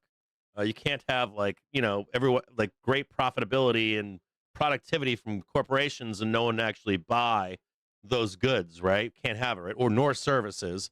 And Jamie Dimon, I think, at Davos said, well, it's better to roll this stuff out slowly, where you only unemploy, let's say, out of 2 million people, 50,000, 250,000, not as many. And he said that was the reason he said for that was because it would beg the question, if we're going to have a civil strife, right, of some kind, if you have to deal with a small percentage of truckers, it's not as bad as dealing with all of them. They would be quite pissed off, wouldn't they? You'd get 2 million unemployed truckers in the road.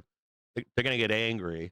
And I think that's more of what she was pointing towards, or trying to get at, without being like, hey, we're going to implode with unemployment at the supposed launch of AI and building robots, building factories, immediately building vehicles that can do anything and everything that Elon's promised for decades. And I think that's more what she was getting at. I'm in agreement with this to some extent, what she brought up. The Fed has said that they are working on it in the past, but they've been vague. I don't know if that's something where that's the Fed's purview, or it's something where until it breaks, they don't look at it, or it's maybe something with the elected officials mandating something like that. And I think he touched on that. If it doesn't happen, do we need the framework? If it is 5 or 10 years off, we have time or not, or if it is closer than we think it is.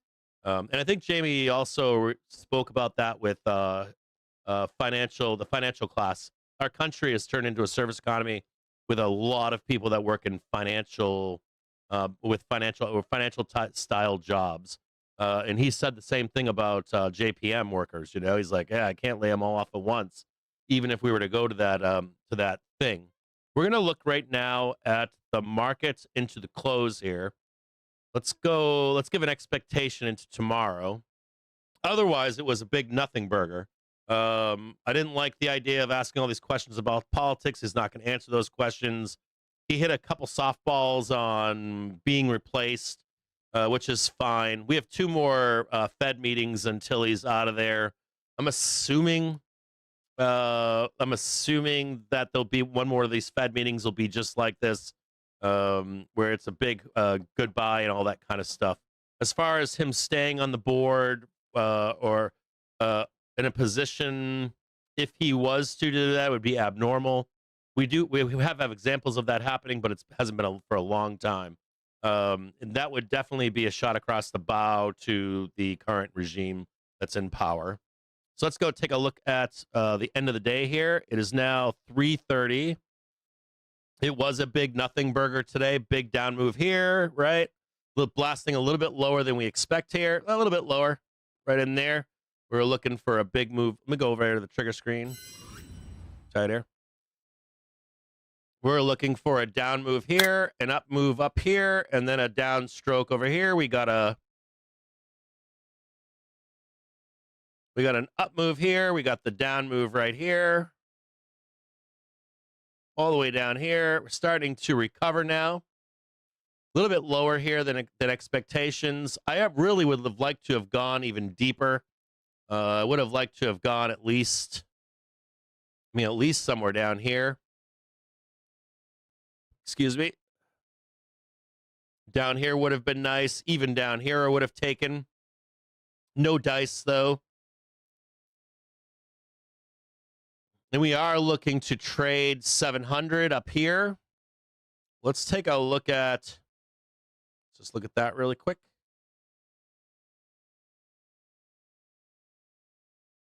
We've got hourly or half-hour trigger coming down.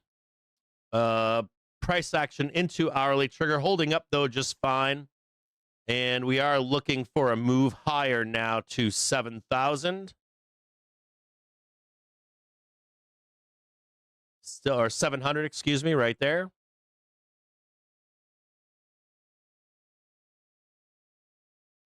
We're going to switch and look at weekly once more. I would just delete that one more time. Way down here. I don't see us going down there at all.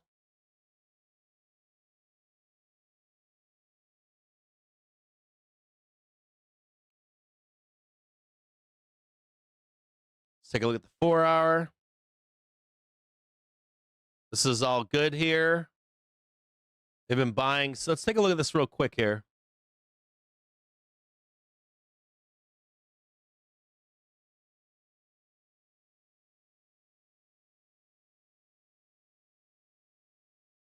So this candle's still preserved here. We haven't gone down.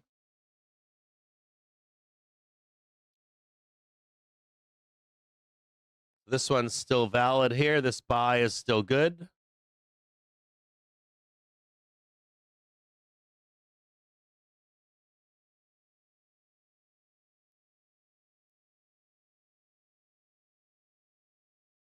We hit this one already. You can see it. You can see that we took out this one right here.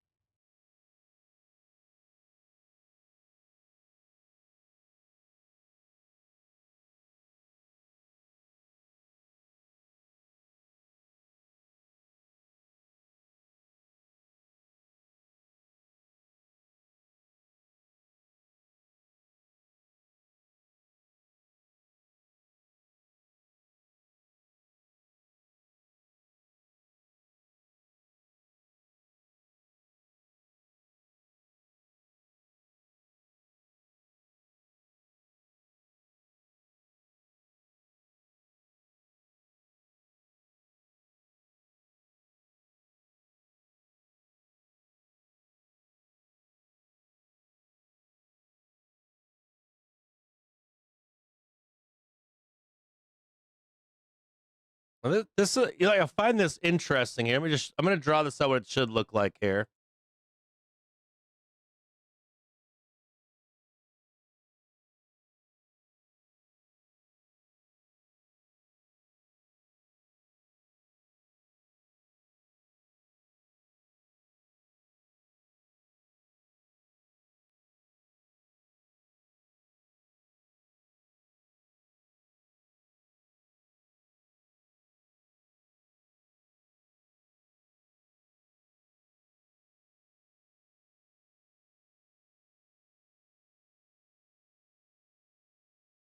I'm going to draw this out, and then I want to show you something here.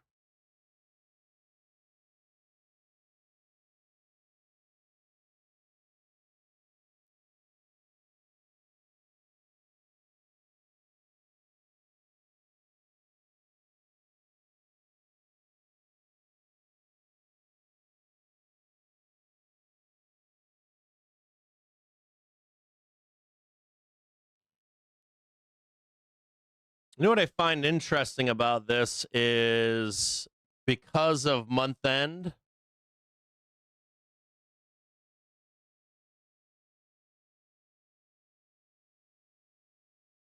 I'm going to give an alternate count here.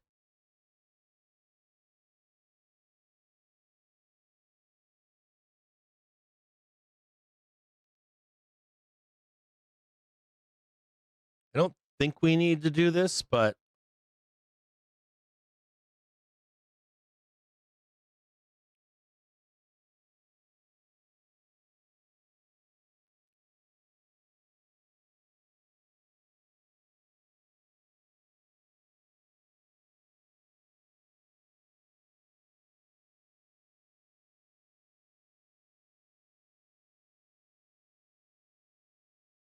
I do wonder if we drag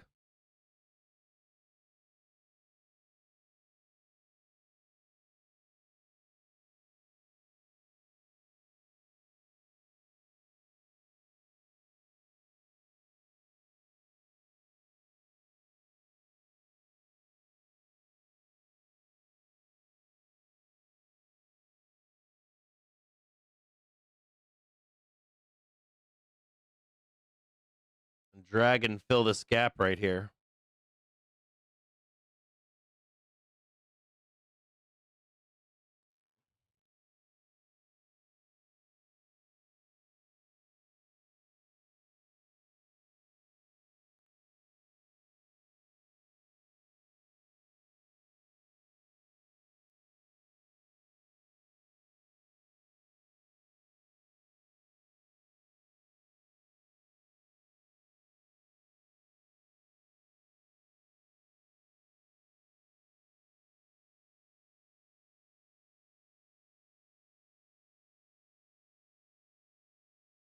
Just like that.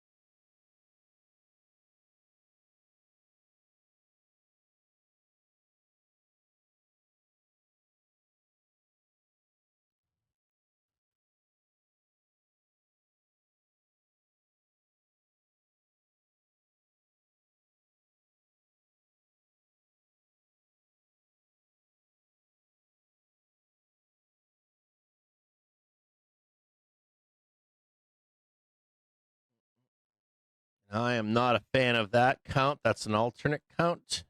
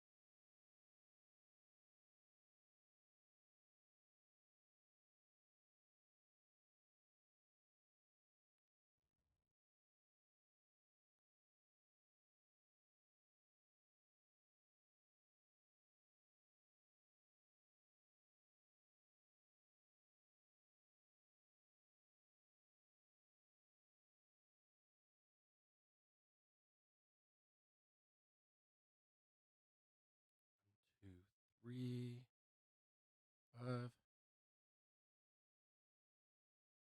There's one. 1, 2, 3, 4, 5 right there.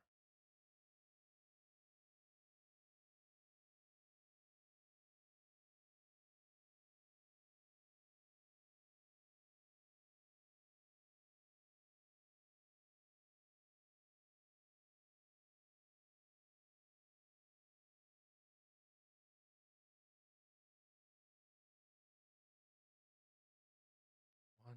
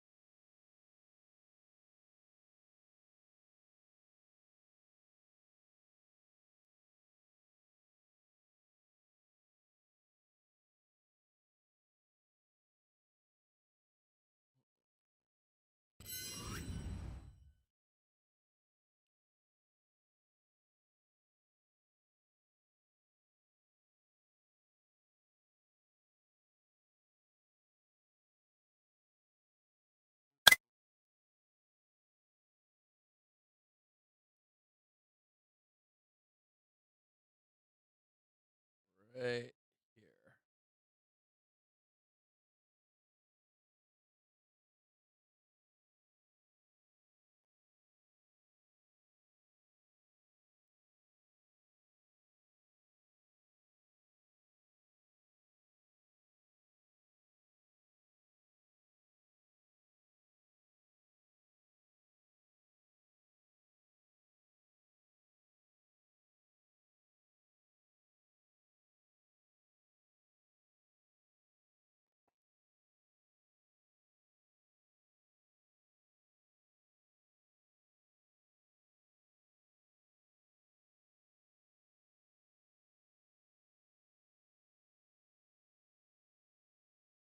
Give a shout out to Who Canadian Bull with Calves. What's going on? One second, I gotta turn this off.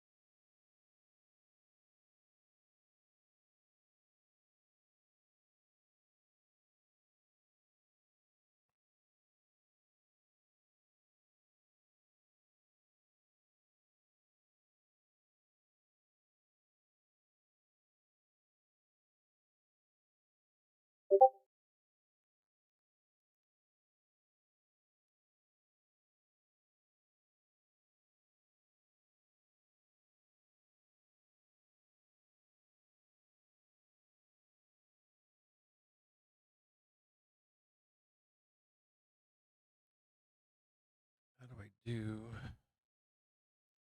meta?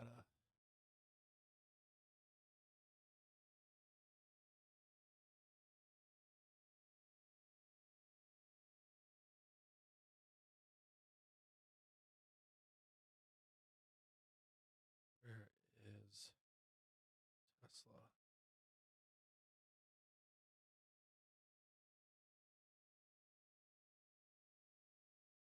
This right here.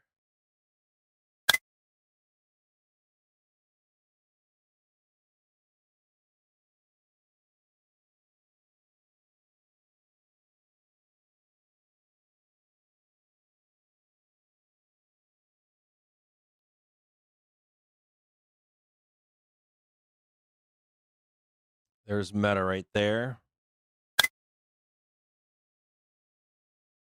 There's Tesla.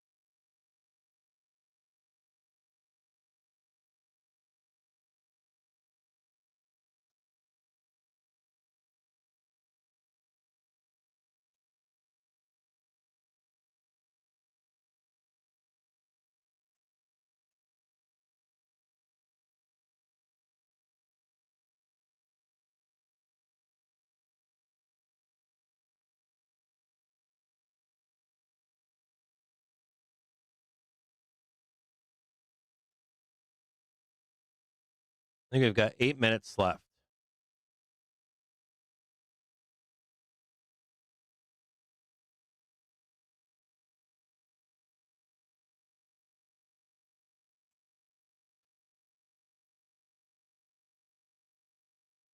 Be on one minute.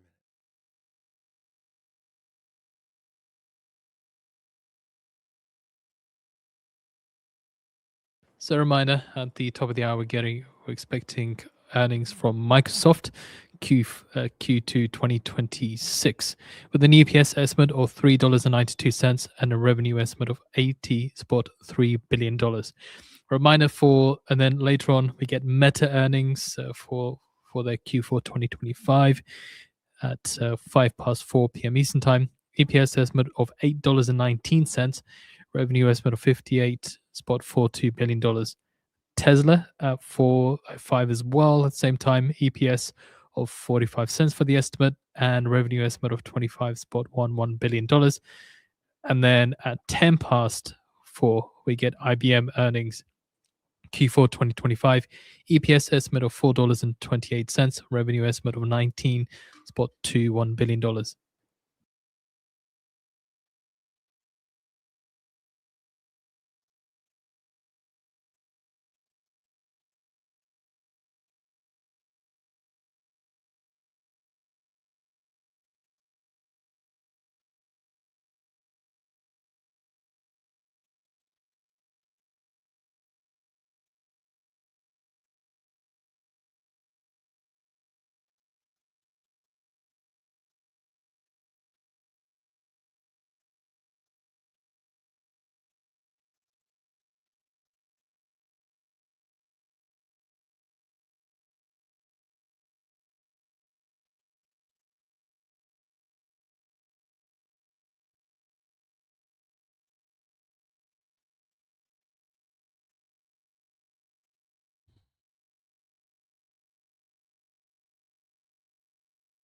According to LA Nikkei polls, Japan's LDP could win majority in elections. So remember, that's for the lower house elections in Japan.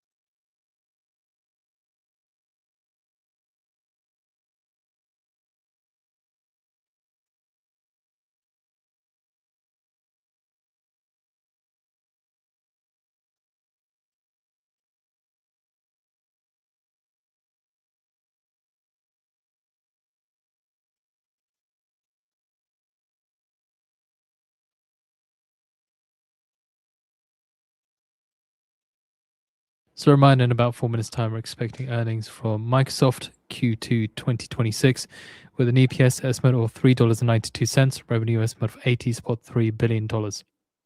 And then in about 9 minutes' time, we're expecting earnings from Meta and Tesla at the same time. Meta EPS forecast estimate is $8.19, rev estimate of $58.42 billion. Tesla EPS estimate of 45 cents, revenue estimate of $25.11 billion. So a reminder, with Meta and Tesla, they'll be reporting Q4 2025 earnings.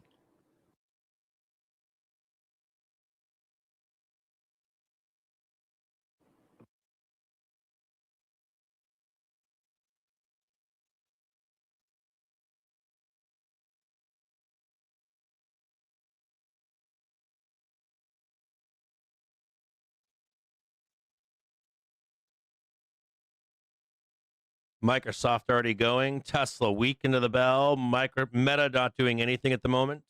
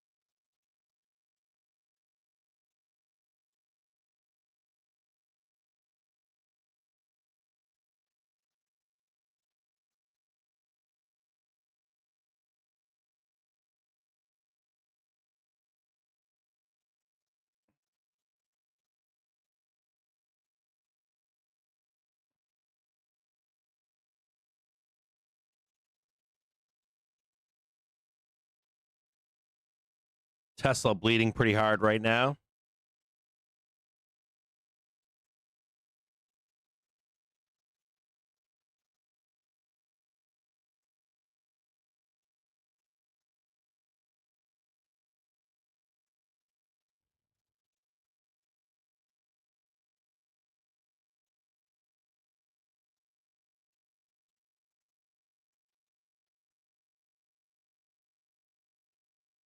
Note that Microsoft is coming into its weekly trigger at 44.16.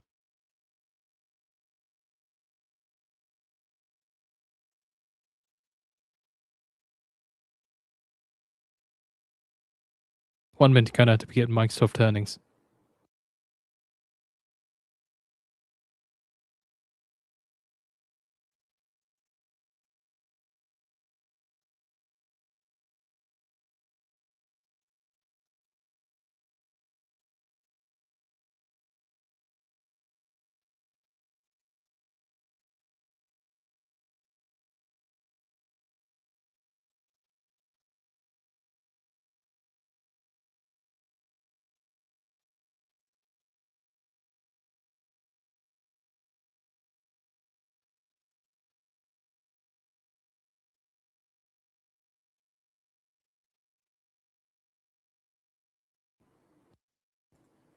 Ten seconds.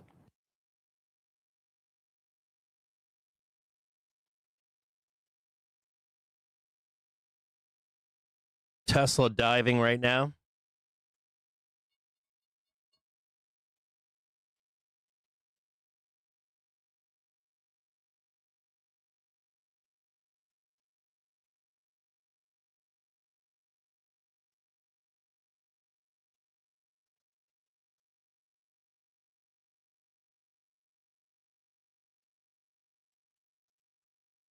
Still waiting on Microsoft earnings to come through. Meta weak, Tesla weak.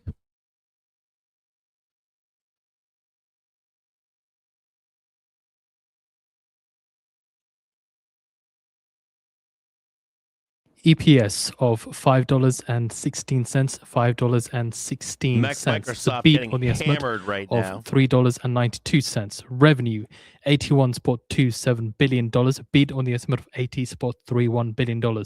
Second quarter intelligent cloud revenue, $32.91 billion, beat on the estimate of $32.39 billion. Second quarter Azure and other cloud revenue, excluding FX, plus 38%, in line with the expectation of 38%. Meta data coming through now with an EPS of $8. So fourth quarter EPS of $8.88 compared to the year-on-year of $8.02. $6.48. And that's a beat on the estimate of $8.19. Revenue of $59.89 billion, beat on the estimate of $58.42 billion. And Meta sees first quarter revenue between $53.5 billion to $56.5 billion. Here, estimate was Microsoft hitting their $51.27 billion. target. Just keeping an eye on the S&P 500 here.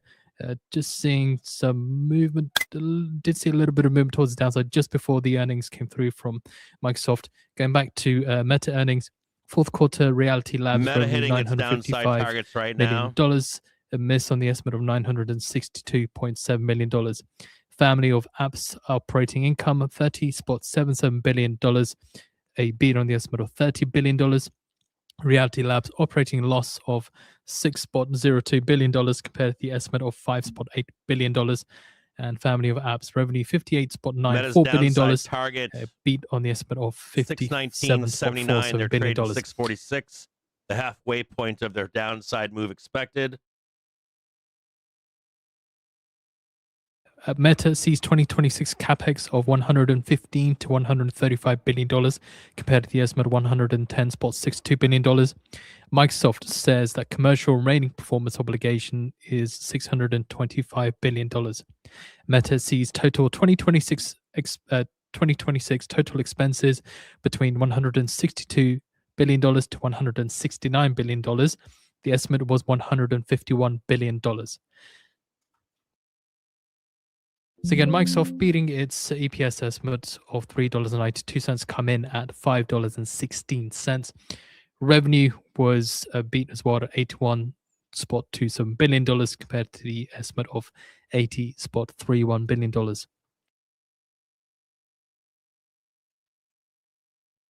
So seeing Meta shares falling 3% as 2026 capex forecast exceeds estimate.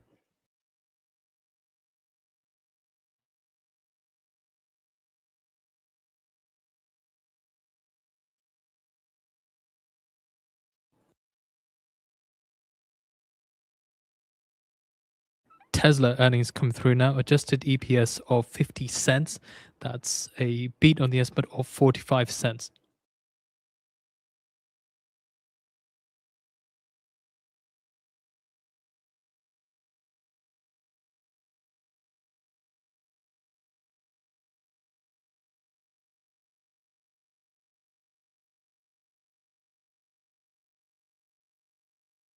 It's waiting for more data to come through now from Tesla.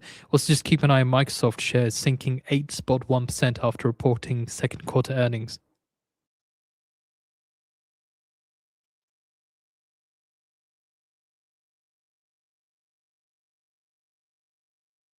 Tesla says in Q1 of this year, we plan to unveil the Gen 3 version of Optimus.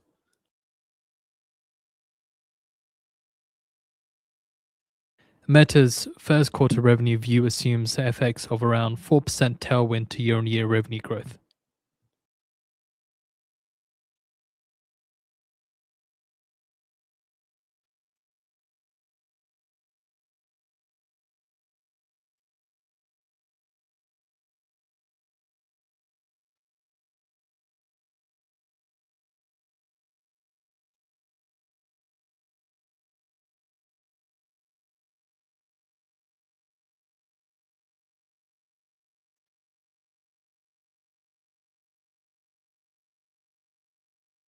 Also seeing Tesla's fourth quarter EPS compared to the year at 24 cents compared to the year-on-year of 66 cents. Fourth quarter revenue, $24.9 billion, a miss on the estimate of $25.11 billion. Fourth quarter gross margin, 20.1%, a beat on the estimate of 17.1%. Fourth quarter operating income of $1.41 billion, a beat on the estimate of $1.32 billion. Tesla fourth quarter free cash flow $1.42 billion, and this on the estimate of $1.59 billion. So Tesla shares edge lower in extended trade following results last down about 0.7%.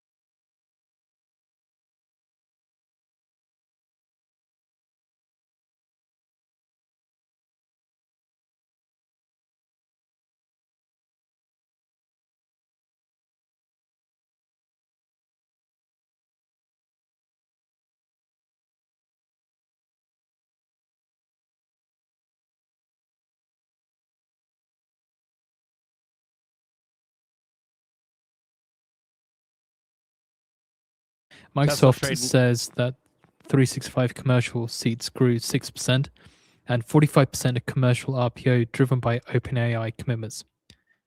And commercial remaining performance obligation, as said earlier, $625 billion.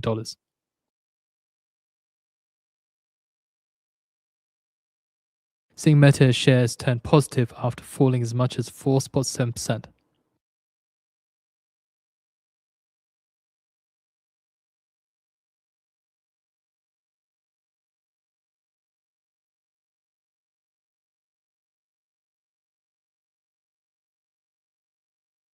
Meta sees fiscal year 2026 operating above fiscal year 2025 operating income.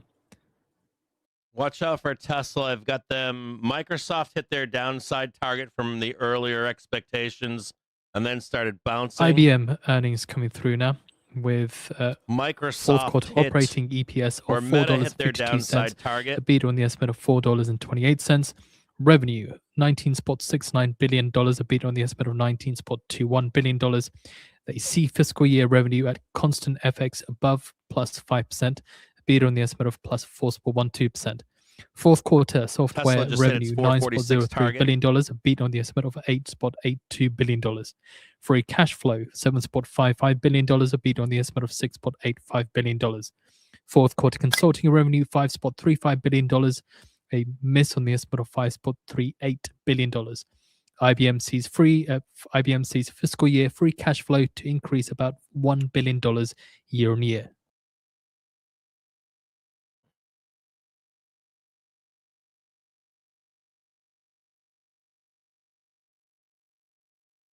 Just a note here one more time.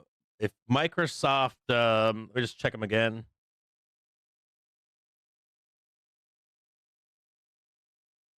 Microsoft hit their downside target. They're projected to go to 505 next. It might pin down here, but 505 next target.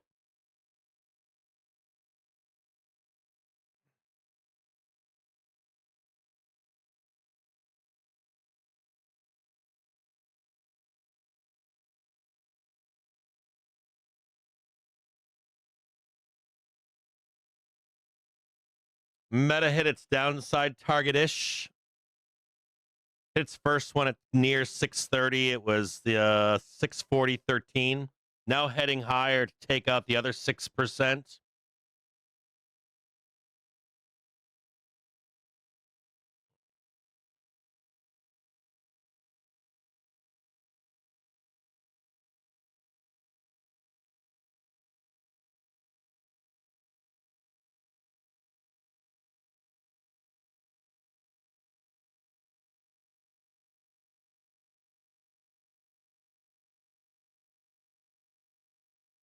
Seeing Microsoft second quarter adjusted EPS coming through now, $4.14. High side target on Meta is 710.86. Trading 694.78 at the moment.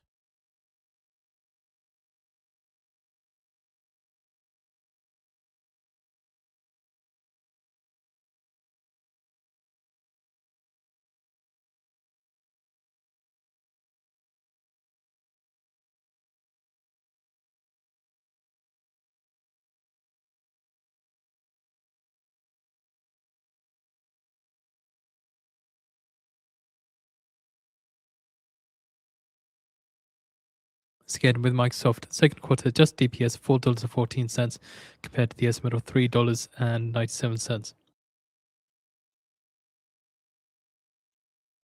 Tesla is to invest $2 billion to buy Series E preferred shares of XAI.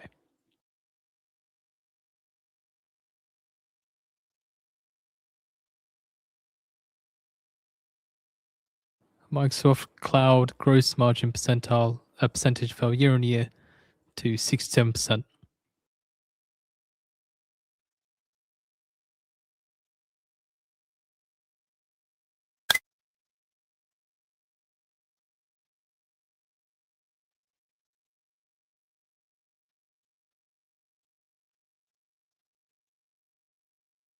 So seeing IBM shares rising 4% after fourth quarter operating EPS and revenue beat estimates.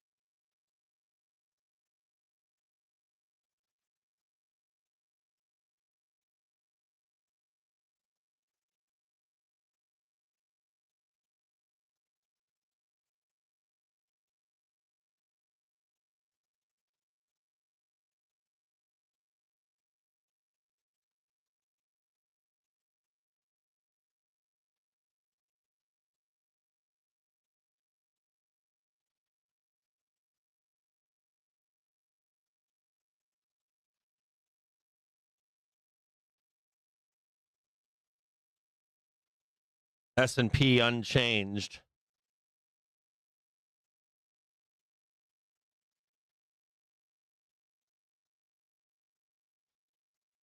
Meta shares extend gained 4.9%.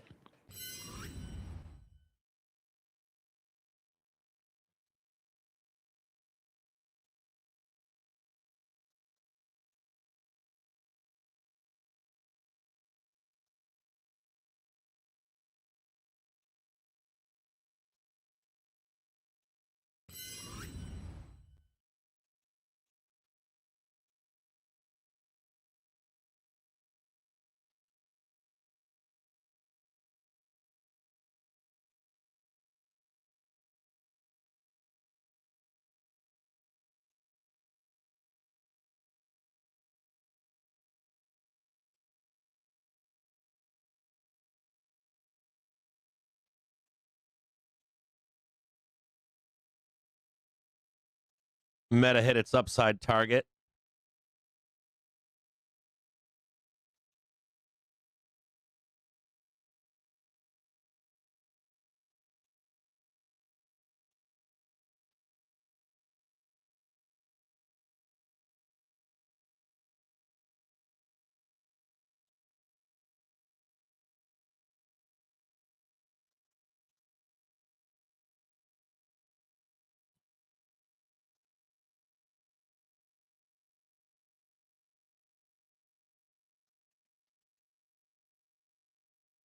Microsoft recovering now.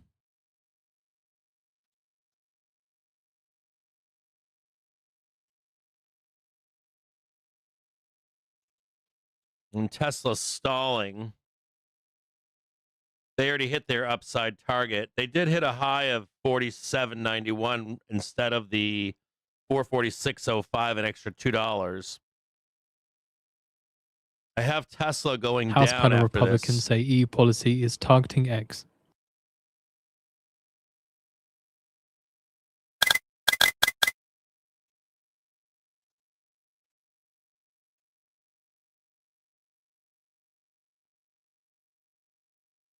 That's it. That's 415. God damn, I got smoked on 0-day calls. Fucking smoted.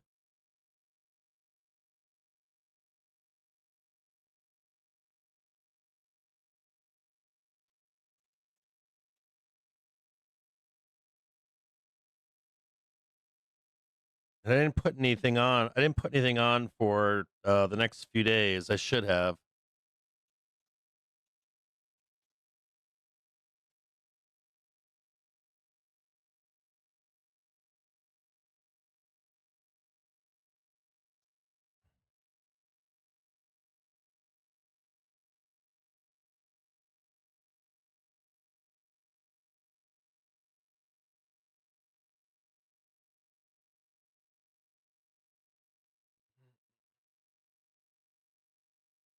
All right, that's all I've got. I'm looking right now at the only thing that I'm looking at here is I should have put something on for tomorrow in here or Friday.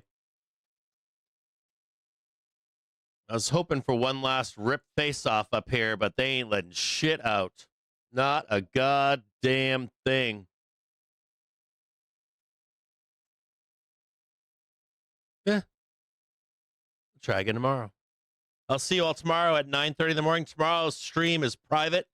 I think it takes all day long, but if it doesn't, I will post something on Twitter on if we take the stream our public tomorrow. We're releasing our year expectations out into at year end. So it will be a long morning for us, but this is the expectation to the upside. We are starting to climb higher after the bell now. I'll see the rest of you